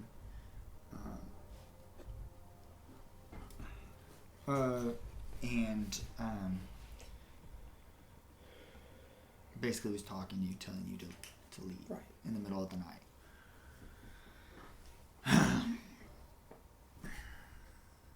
Bruce, tell us how and why you saw Elijadna,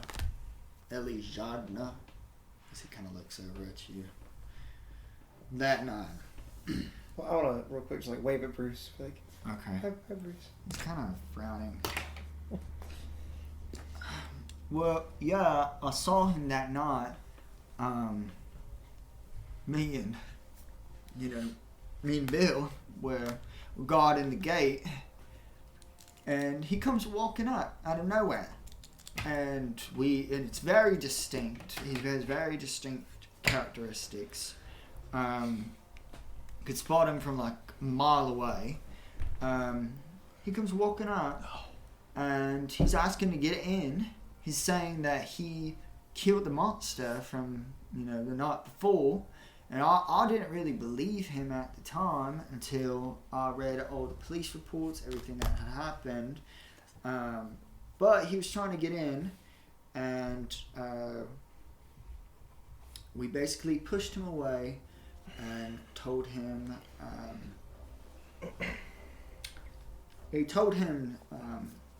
to leave. But yeah, he was out there. This was around probably round 2 something, not too far from midnight.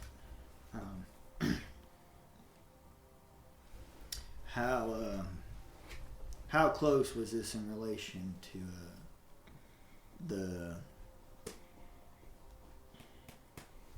Thais attacking? It was around probably, I'd give it about an hour. We saw him, and then we saw Thais breaking stuff and then attacking people, and then attacking us, and we fought him, and then, Bill and Gaelic, they went away and went looking for them, and we kind of lost them for a while. And then we started hearing screaming from an alleyway, and we ran to it. Nobody was there, but those 2 dead bodies were there of Gaelic and Bill on that night. But the time is very suspicious.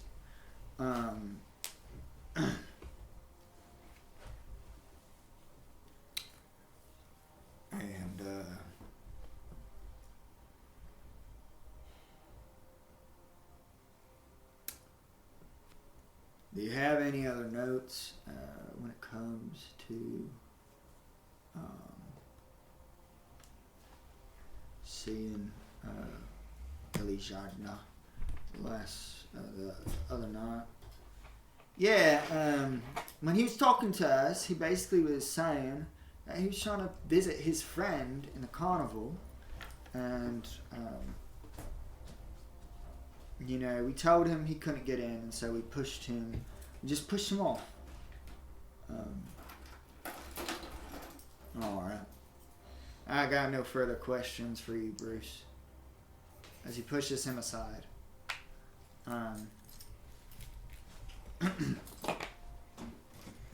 Elijadna, your rebuttal? So I don't exactly have a rebuttal. Frankly, that wasn't very accusing of anything. So there's not exactly anything for... So you have no questions for Bruce Baxter? I mean, no. I mean, it was just a man doing his job and keeping people out, so... Not exactly. I mean, he exactly accuse me of anything. So, I mean, yep. You may leave the stand, Mr. Baxter, as he walks away. Am I missing something? Did he accuse me of something? I didn't know it. Sheriff, He confirmed it with that. Sheriff, brings out,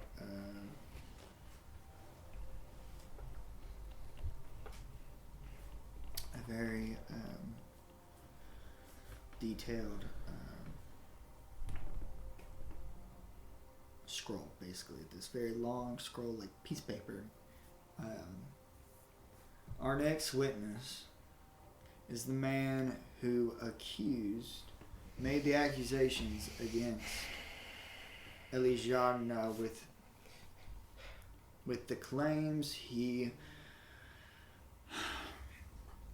could not be here for court, but we had a written, very detailed explanation of what happened the night of the crime and the detailed police report that had happened. You see, as the judge pulls it open, multiple papers. That's crazy.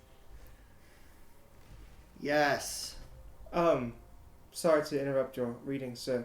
May I ask a question to Mr. Sheriff, please? Make a persuasion.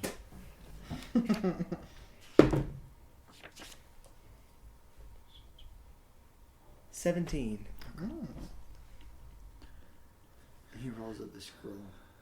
Make it quick. Of course. I was just curious as to why said person with said very long, lengthy note, why he could not be in presence today, sir.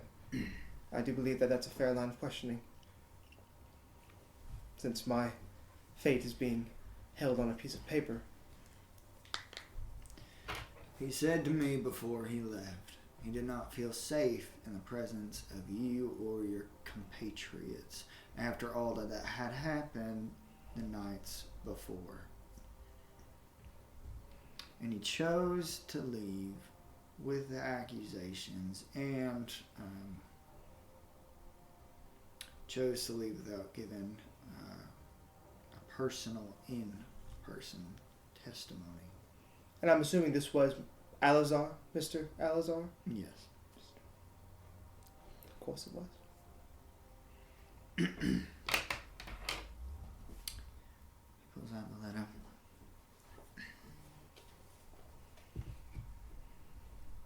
Here it states,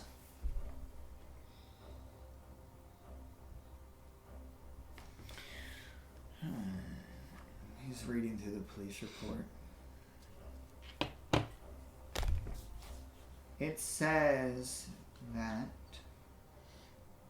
on that night, when the monster and the carnival was happening, he reported the crime to the sheriff, as he's holding what appears to be some sort of police report. Reporting the crime to the sheriff, saying that 3 individuals attacked his place.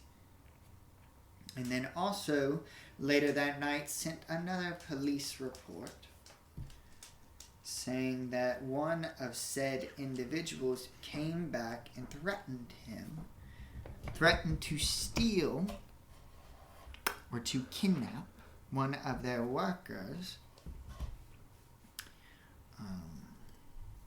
and was threatening Alazar in his homestead.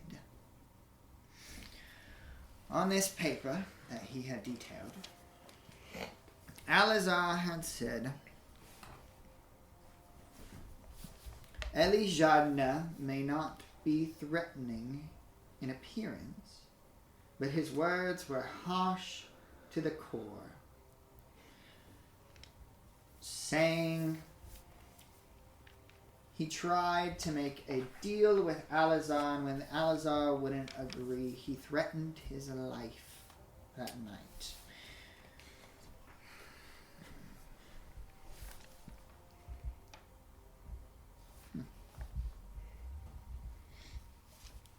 He also said earlier in that day, right after they killed the monster, he also threatened Alizar, telling him to get out of his way or he'd kill him as he went to one of the workers. Said worker that will remain unnamed, as he went to said worker and threatened to kill her as well. This worker was the worker that Elijana intended to kidnap.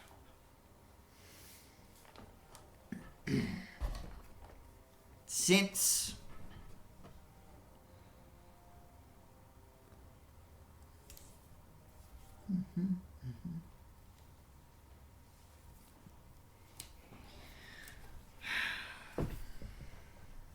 it also says Yapsville over here. the destruction of private property, destroyed, tampered with the unnamed workers' music box, destruction of own creature was already stated. He's just restating a bunch of things.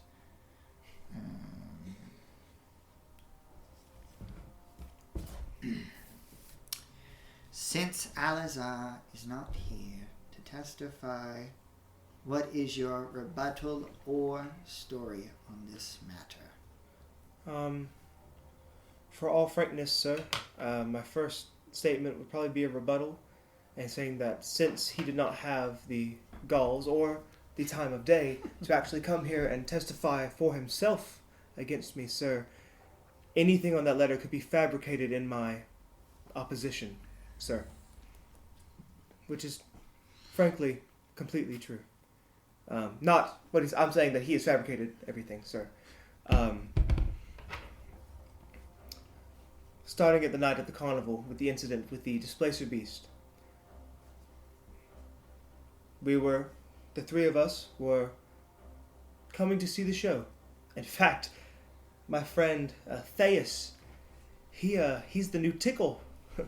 He beat the old Tickle in an arm wrestling match. We were just having a right time. We were giving our own money in attendance like any guest would, sir. You see like you two see the people in the audience go, the Tickle. Who's the Tickle? He's the Tickle, sir.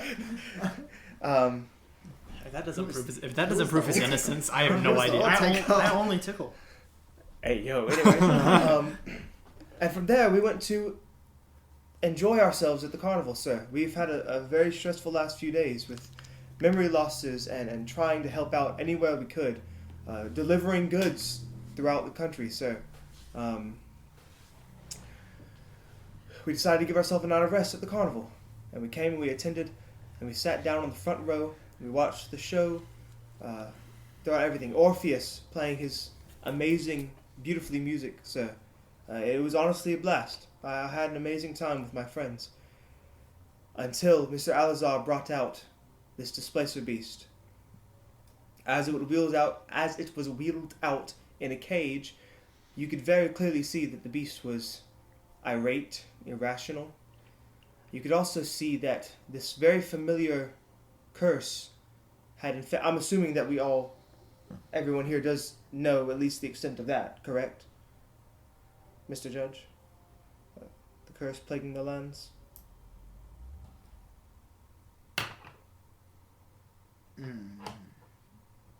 Elaborate. Well, I said when we first,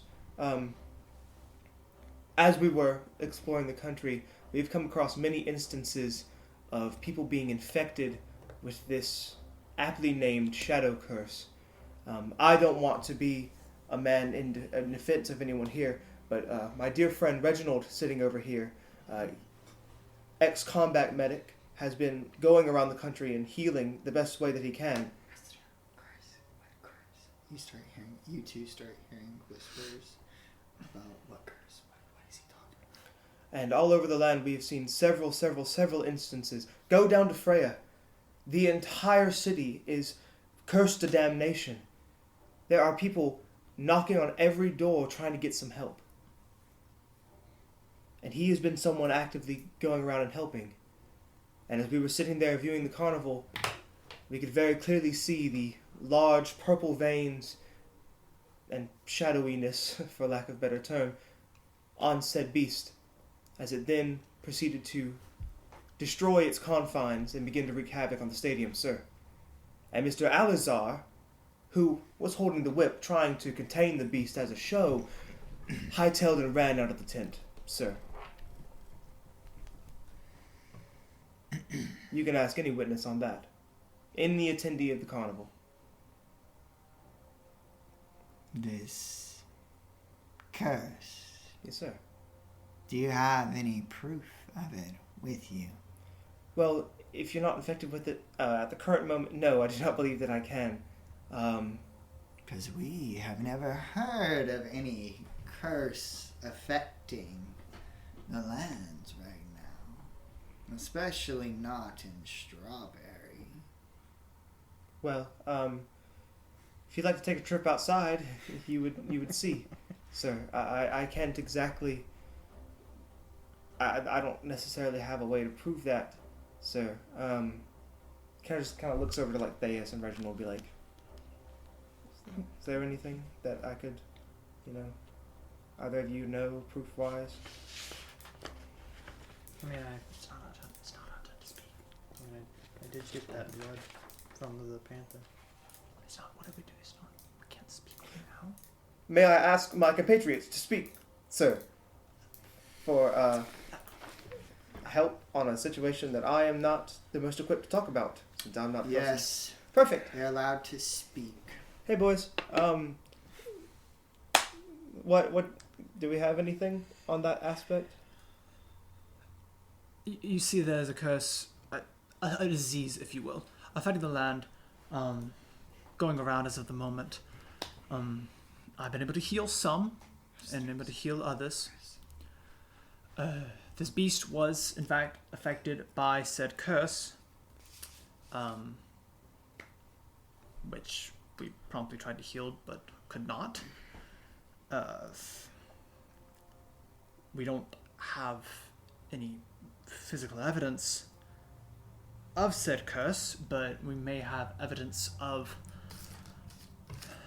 part of what's going on in the world. As he starts writing down. I cannot be the only one here, surely, who has had some problems with their memories as of late. I can attest. People start looking around in the audience, confused of what you're talking about. Your Honor, has there not been any disease here in Strawberry? From a completely medical standpoint, I should specify.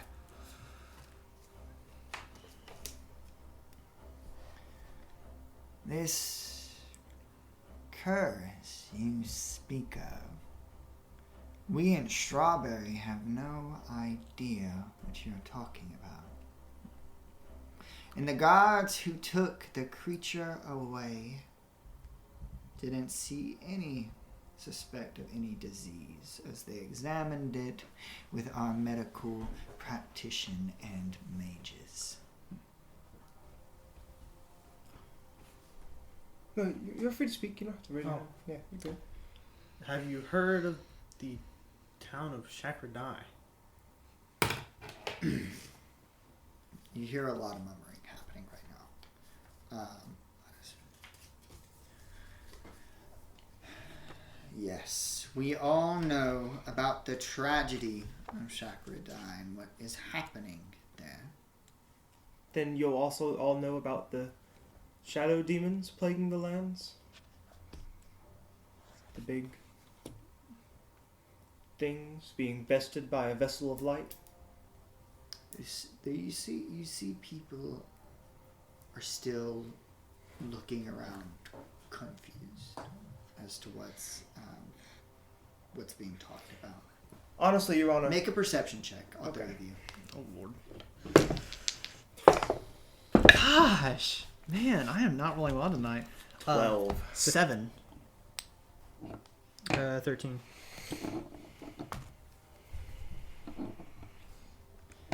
You don't really notice. You notice the people around. You notice the judge is keeping a very stable. He's not very worried about what's happening in the crowd. He's keeping it very focused. Eye on you two, or you three.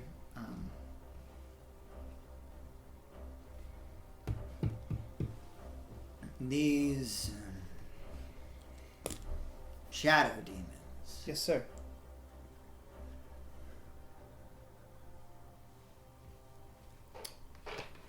Do they have a relevant place in your case? Other than the fact that the beast itself was cursed, sir, no. And frankly, we can, if you'd like to not believe me, sir, we can in fact oversight that and say the beast did in fact break out of his cage and did in fact begin to wreak havoc on the stadium, sir. If you'd like to look, there are several destroyed seating areas and everything, things that we ourselves could not have done.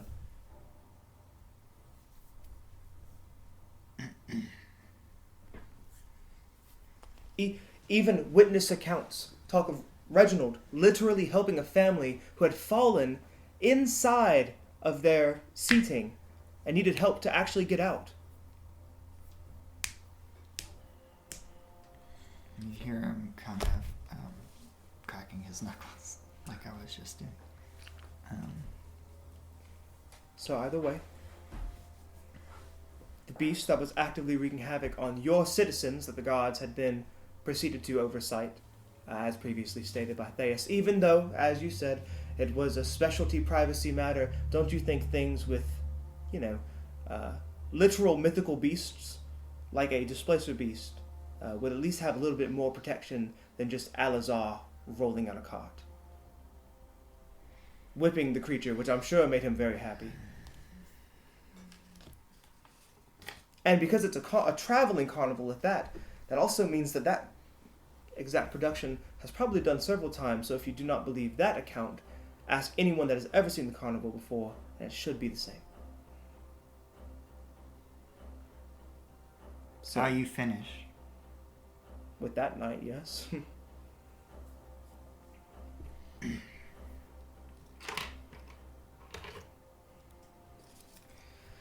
If you'd like me to delve farther into Mr. Alazar's lies, I can. But I think in that instance, disproves a good few of them. Make a general persuasion of what you said. 21. Oh, gosh. I wish I could roll high. Tell me about it.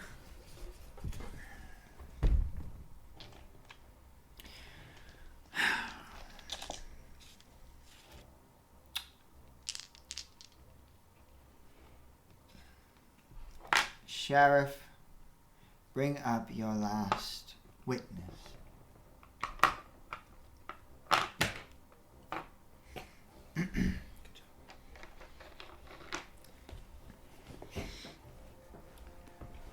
My last witness is going to be the questioning of Elijah Stonesboro. I don't exactly know what that means, but okay. He goes over to you.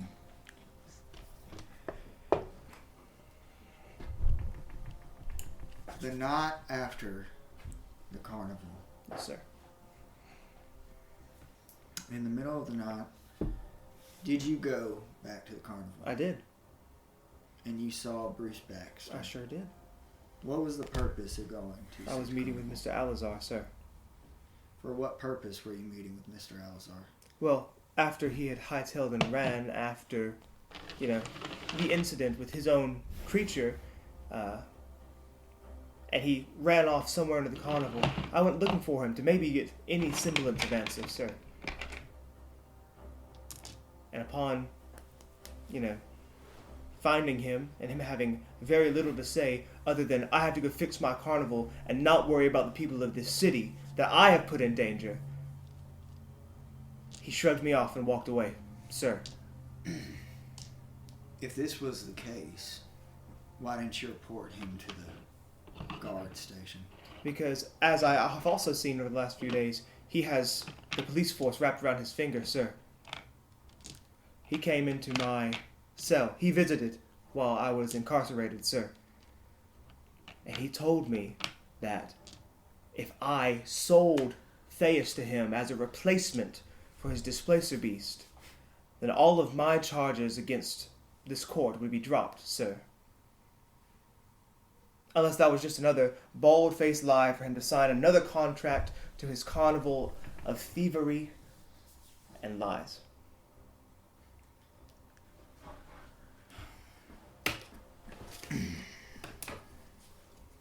Did you have previous knowledge before he came into the guard station that he had his finger wrapped around the guards on the night the displacer beast attacked you? I did not, sir. Then why didn't you report the crime? Well, because frankly, at the moment, sir, there was a lot going on. And there were guards posted, so I thought that it was frankly pretty obvious what had happened. But you ran. I didn't run. You weren't there. Because I went to go find Mr. Alazar to answer for what had happened. No. Yes. You weren't there at all. You were out of the carnival completely. After that, then Alazar came and reported that he had been threatened by you. Well, if you also don't remember, sir, your own town guards were telling people to vacate the premises as it was now under crime scene. Yes. But if you helped attack, if you were attacked by this creature, you should have found us or found a guard and told them about the crime that was committed. Do you know how suspicious this is, son? Suspicious in the state of law that you ran away when you knew who was at fault. I also find it quite suspicious, sir, that you're the sheriff of the guards, and over the last several days you've still been nowhere to be seen, sir. But you sent your head of the guards to go and oversee this carnival. This isn't about me, son. I'm not the one on trial here. Yes, sir, and I have very openly and cleanly shown you that what I have done over the last several days, right in this moment, is do nothing but speak the truth to you, sir. On the night, in the middle of the night, Yep. Did you revisit said carnival? I did, and I already told you yes.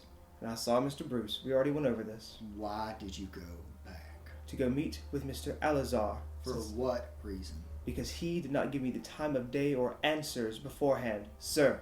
What answers? Oh, I don't know. Why do you have a rabid displacer beast actively being a play toy in the middle of thousands of people to be possibly injured and just sit there and witness it and be happy with it? You seem pretty hostile towards Mr. Alazar. I'm hostile towards bad people, sir. And he, in a frank sense, actively sent a creature of unproportional size and means in front of thousands of people and just thinks it's okay. And then when something goes wrong with his carnival, where is he to be seen except for, reporting what he believes he saw? He doesn't fix his own mistakes. He turns around and runs, sweeps others under the carpet. That sounds like you're doing too. You had every moment, every right to report what you saw and what had happened that night to us, but instead, you ran, and Alazar reported you. Do you know how incriminating that evidence is? Sheriff, you've heard my entire testimony several times. You, of anyone in this building, have. And you know that I'm not crossing any lines. And I've told you everything that you need to know. And that this court system needs to know, which is the truth. Did you see the theory of that?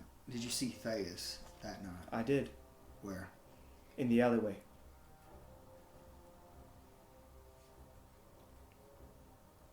In the alleyway. Yes, sir. For what reason? I was coming out looking for him, sir. It had been a very long time since he'd have been back in our abode. So I went out to look for him. Before or after you had said meeting with Alizar? After. After. Yes, sir.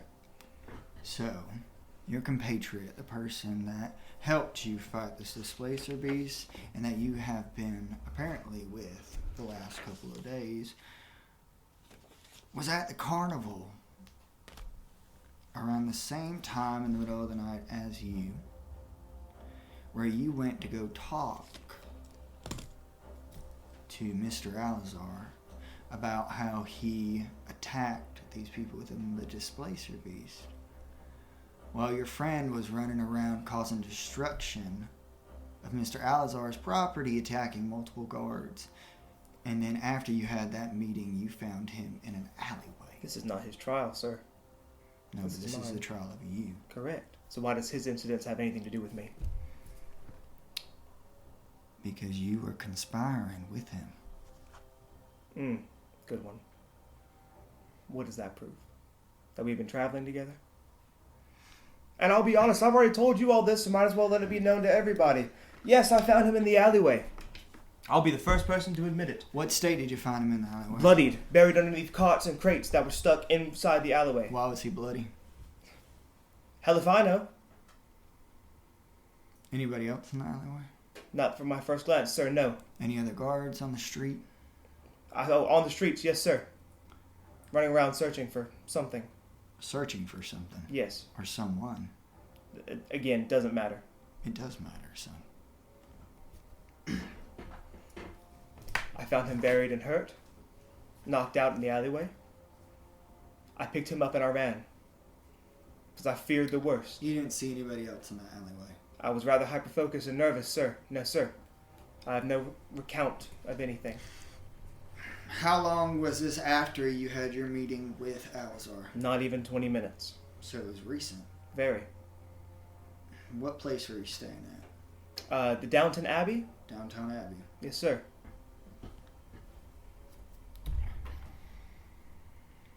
I misspoke in my earlier testimony, sir. He hadn't been home in a while. I was actively leaving the carnival when I saw a trail of blood leading into the alleyway, sir. And upon suspicion, I saw him. You were in what place were you in when you had this meeting with Alizar? His tent, sir. His tent? Yes. Outside of the carnival. His tent's not outside the carnival. Well, I guess it is, but sure. You were on carnival grounds, then you left, and you found a trail of blood leading to an alleyway. Yeah. Did you not see any guards? Again, no, sir. You didn't see any destruction of private property, any destruction around you? I saw the crates and certain things. Destruction of the carnival. No, sir.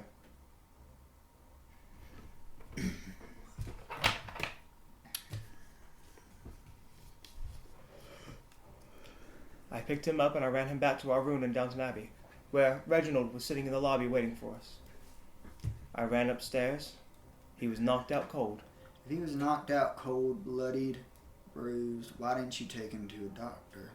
Or better yet, why didn't you go to the police asking for help? Well, frankly, sir, when you're in certain situations like that, it's not exactly your first thought. Your first thought is he okay? How can I help him? Your first thought shouldn't be, how should I report my friend to the authorities?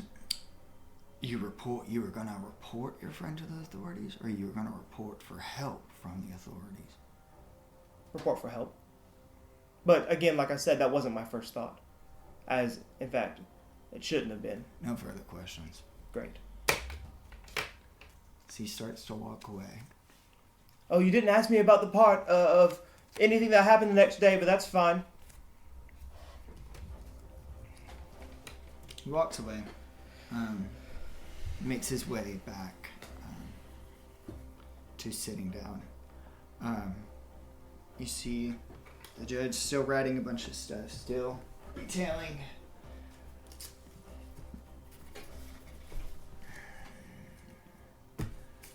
Elijah Stonesborough, do you have anything else you'd like to report? On the case of vandalism, sir, I'm assuming that this is, of course, an incident with the stone creature that came and attacked us in the public space, sir, which would also be the public disturbance charge. It was purely in self-defense. And if any damage was caused to nearby entities, I would firmly like to apologize and will personally pay for all the damages, if that's something that needs to be done. However, as stated, if something random comes up and begins to literally hurt you, act of self-defense is first course, sir. And before you say, why didn't you call the guards were there. Little of help, but there. Make a general persuasion for your whole. 17. Is that all? Unless you have anything else you'd like me to talk about, yes, sir, I do believe it is. You may take your seat. Thank you. Yeah, you're good.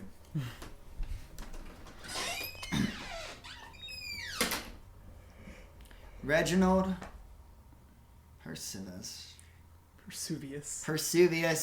you may take the stand.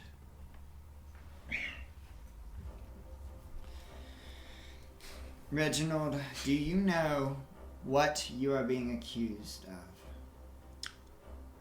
I was briefly informed before coming here, but I will retell it. Okay. You are being accused of vandalism, destruction of private property, conspiring with malicious intent, conspiring of murder, and that is all. How do you plead? not guilty, Your Honor.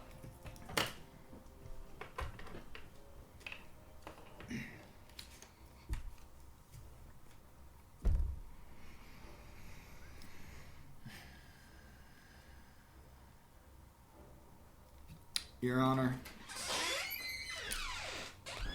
my first witness to the stand is going to be Reginald himself.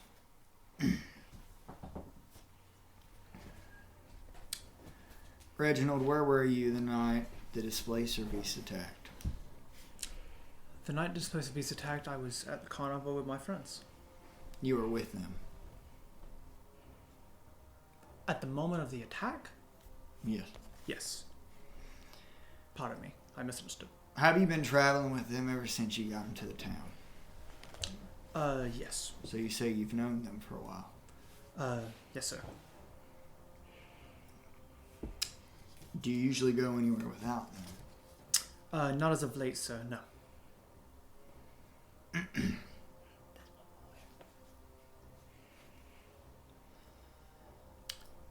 So on the night that Elijah and Theus were both out and about at the carnival, where were you?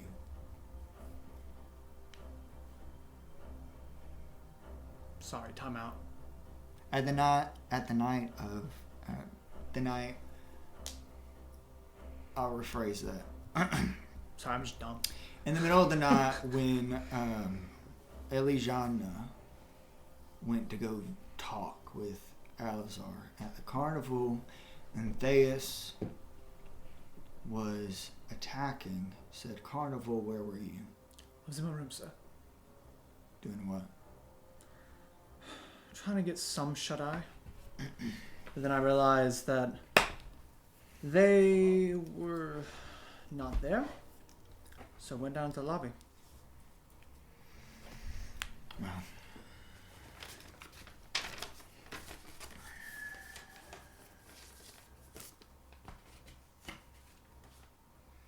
you said you went everywhere with these friends. Yes, sir. You weren't concerned why they were missing?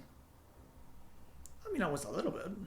But I figured they'd be out in the town or whatever. I don't know what they do at 3 a.m. They didn't tell you where they were going? No, sir. And after you left this carnival, after the attack of the Displacer Beast, why didn't you report the crime if they attacked you? If I'm being completely honest, sir, I did not think of it in the time. But you said that the monster attacked all of you. Yes, sir.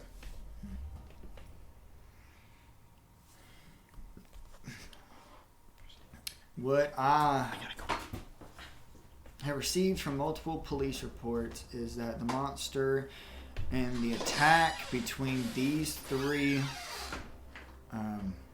prosecutors was a frightening sight for all of those to be seen, and a gory one of destruction where everyone had to get out of there. There's no telling of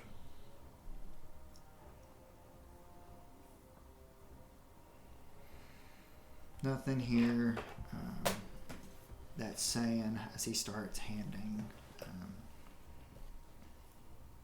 papers to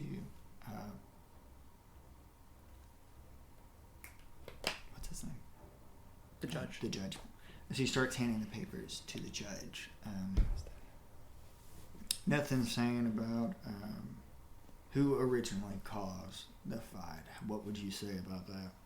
Who originally caused the fight? Yes. Well, if we're going to be specific here, I would say the ringmaster. The Displacer Beast, as I mentioned before, that none of these people know of, was infected by this disease of sorts, caused it to be very irate, very agitated, and upon whipping the monster in its cage, it decided to break free. And us being able not to restrain the monster and everyone else running away, we unfortunately had to do what had to be done. Were there any injuries caused here? A little bit, but I went around afterward to help people. So you're helping people. Yes, sir. That's sort of our shtick.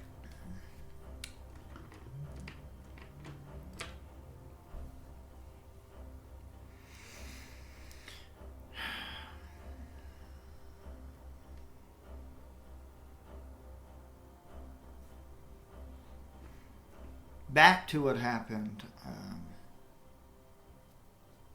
in the middle of the night.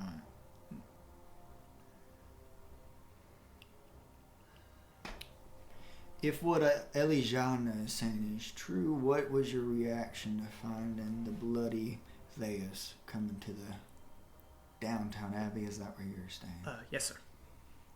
I was shocked. Quite frankly, no idea what happened. We took him back up to our room where I was able to mend his wounds, and we slept. Yeah. Why didn't you report his injuries to the guard if he had been attacked by somebody? Once again, sir, in the moment, we did not think of it. In the moment, you did not think of it. No, sir. My immediate thought was to heal my friend. So 2 attacks in the same night, and neither one did you think to report it to any guard around? No, sir.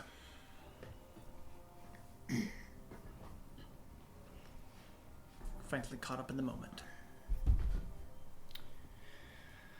Your friend, did he mention at all that he was visiting Mr. Alizar to have a conversation with him? Perhaps? Yes. I do believe so. When? It was sometime before we had gone to bed. I assumed he was going then, so I went to sleep. What time did you go to bed? I mean, we'd probably around. Man, I don't really know. I don't keep track of the time, if I'm being honest. Sometime before. I went to bed sometime before midnight. I was exhausted from the day.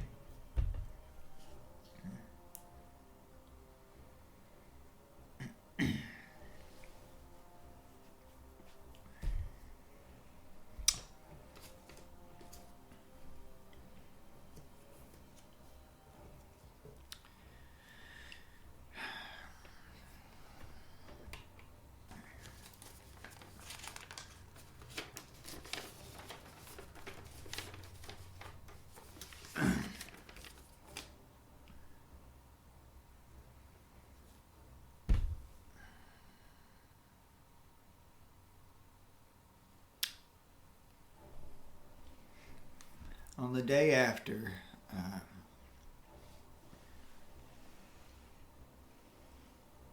what did you do when you walked outside to see that your compatriot you've been traveling with all this time was on a wanted poster that you have said you go everywhere with? Yes. To be frank, I was unaware of the wanted poster. We kind of had split up that morning to get our things. Since Carnival left town, we were making our way to Chakra Dai to investigate. So I exited Downtown Abbey. Saw the posters, tried to find him to see what was going on, and that's when we were attacked by the stone thing. So you agree that the person on the posters was in fact Theus? I mean, I can't prove that that is what Theus did. I mean, I would not think so. Theus is a good man. But the person on the poster did match his description. Enough where you recognize that poster. You said it yourself that you went to go look for him after finding the poster to ask him Yes. what was going on. It was, you see, the poster was very hairy. Don't get me wrong, Theus is a hairy man. But it was more hairier than usual. I was unaware of what had gone on, so I went to find him.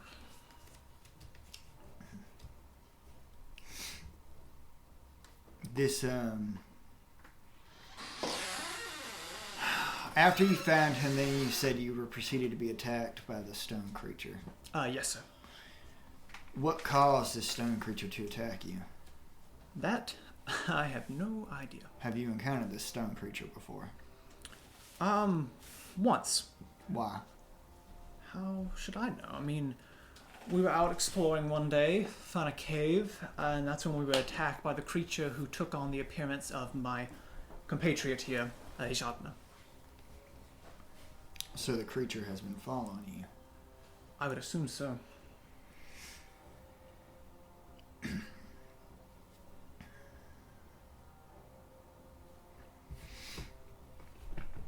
We were unaware of this, of course.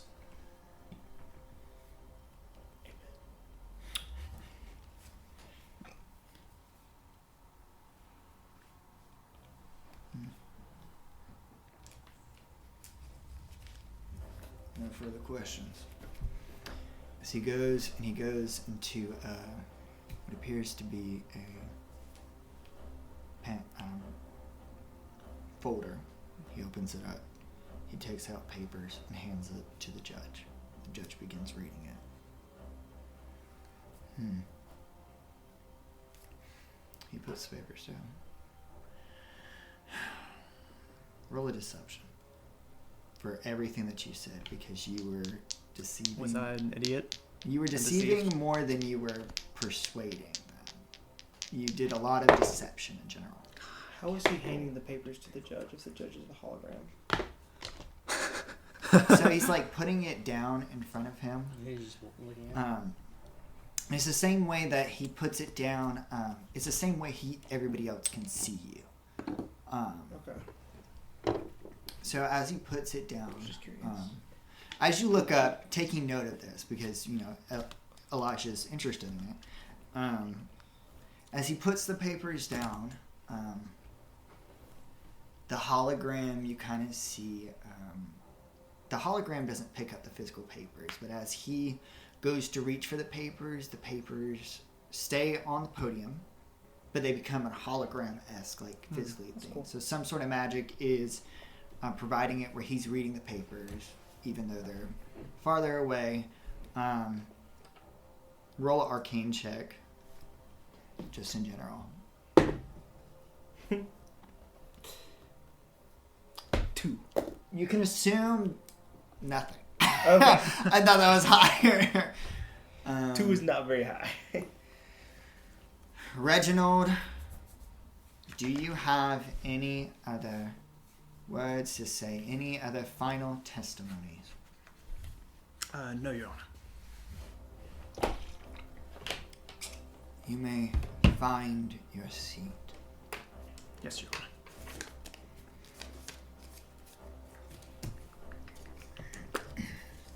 Are we like all seated beside each other, like seat? Yes. Okay. When he gets back, I'm gonna be like, Nice.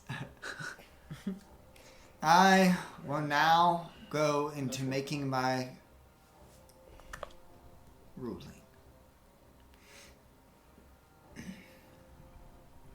As he gets up, he walks away. He walks away out of a hologram form. The hologram basically disappears.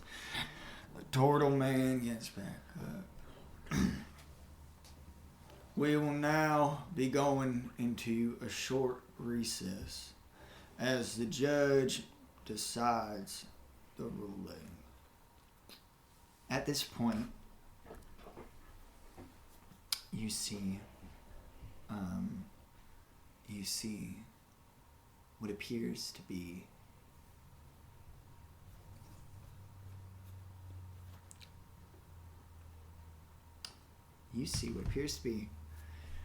the Countess Maleficent in the right hand corner. Start walking, and then gets to basically the witness stand as the turtle man goes over there and escorts her to a doorway outside of the podium. What do y'all think the purpose of the Countess is? Who knows? I look over and as people are getting up to where I saw the Pegasus plush. Make a perception check. Which one of y'all? Can I choose it for you? Reverse psychology. Paladin die. Okay. 9. 9. That's what you get for You choosing. can't find it. You can't find the Pegasus. You need several dunces. What are you looking? I saw the plush in the audience. You saw what? The plush. My plush that I won. Oh, your Pegasus? Yes. In the car. Which means that if Snips is here, I might be the one getting a murder charge. Sorry. Apologies. It's bad time. Hey, we will get our justice as due diligence. I'll report a crime as soon as we're done with this. Reginald, you're usually more professional than this. Can I tell you? We have little to no proof. The evidence is not there. It's based on assumptions. And Yes. It's also guesses. It's very not okay for the person who physically incarcerated us to be our first line of questioning. I don't believe that in a legal standpoint. I have no idea if it's legal, but it just doesn't seem right. I have no idea what laws are. That doesn't seem right. Right. It's just the evidence they had. I genuinely believe that we put on an amazing showing, gentlemen. I wouldn't call it showing. I told the truth. So did I. No, you didn't. That's a lie. Now, Thais. This is a. I told some truth. If anybody lied, it was you. I told. This is a And reality. then he just didn't talk. This is a reality that we genuinely do have to discuss, gentlemen. Hypothetically, you get get incarcerated full time. What are we going to do? We'll figure it out when we get there. Because I doubt that life sentences get bail. Or if they do, it's not cheap. That I know about the legal system. I mean, if anything, Bail sucks. if anything, it's not far from what I've already been doing for my entire life. We're not leaving you. We'll visit you every day. I appreciate that. So, with a little bit of time, I'm getting nervous. We find you all guilty. Guilty. Death by hanging. I didn't like the silence from the DM after he said that.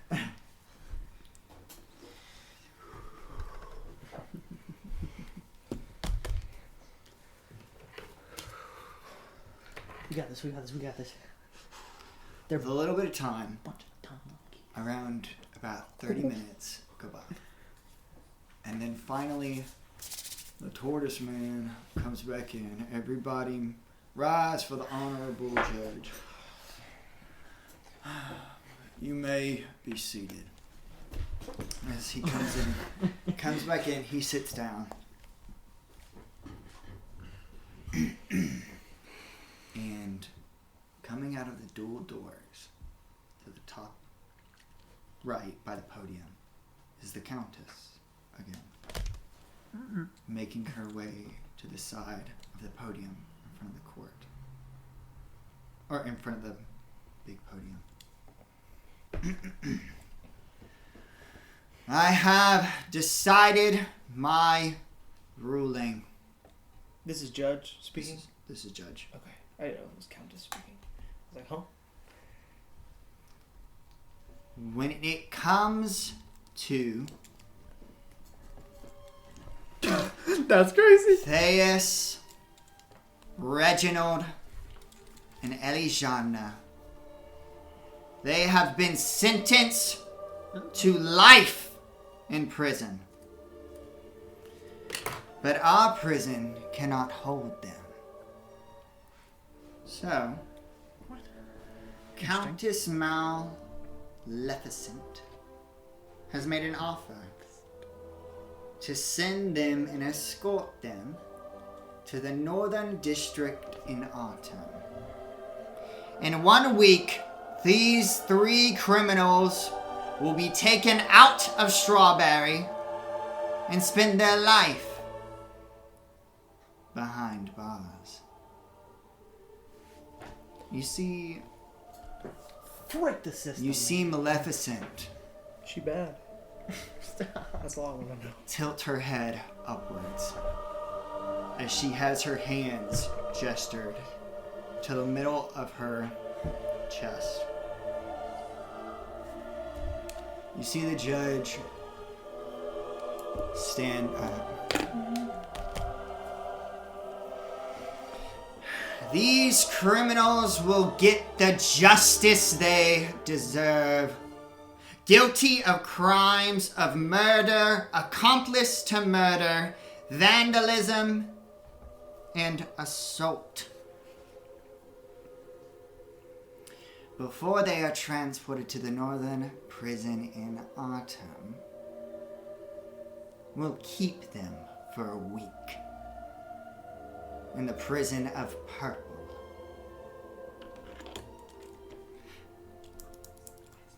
Let's hope you like the walls of a cell, boys.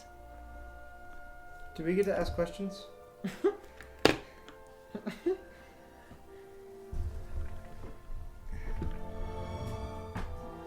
As he stands up, I think that's enough. take them away. As the crowd begins murmuring a lot, talking. There's like almost a corral of people just... A couple people are angry, a couple people are confused. They don't know what's happening. You hear voices talking about a curse, talking about what is this? What is happening right now? Talking confused you see the sheriff look over to the judge and to the countess, also confused, concerned, as he makes his way outside the double doors. You see above you in the ceiling a shadow of what appears to be a vulture in the sky, swirling around. And that's where we're going to end tonight's session.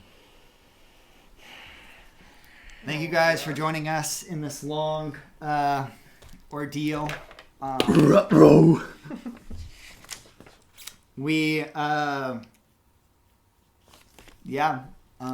you guys. Go follow us on Instagram at tpk.dnd, or Trey's got a blanket over his head. He's in distraught. I was spitting bars. I was doing nothing short of fighting for my boys. Cause I was here. Count since day one. That's funny. And you can go follow us on Twitter, but I don't really post on Twitter. But you can go follow us on Twitter at X. Oh yeah, X. You can go follow us on Twitter at TPKDND Podcast. So yeah, make sure to check us out next week for another episode. We should come back. We Unfortunate. usually post on Sundays. However, if there is not going to be a Sunday until which we are posted, we will notify y'all on Instagram. So please follow us on Instagram for more TPK news. What he said. Thank you guys. Thank you for listening. Bye.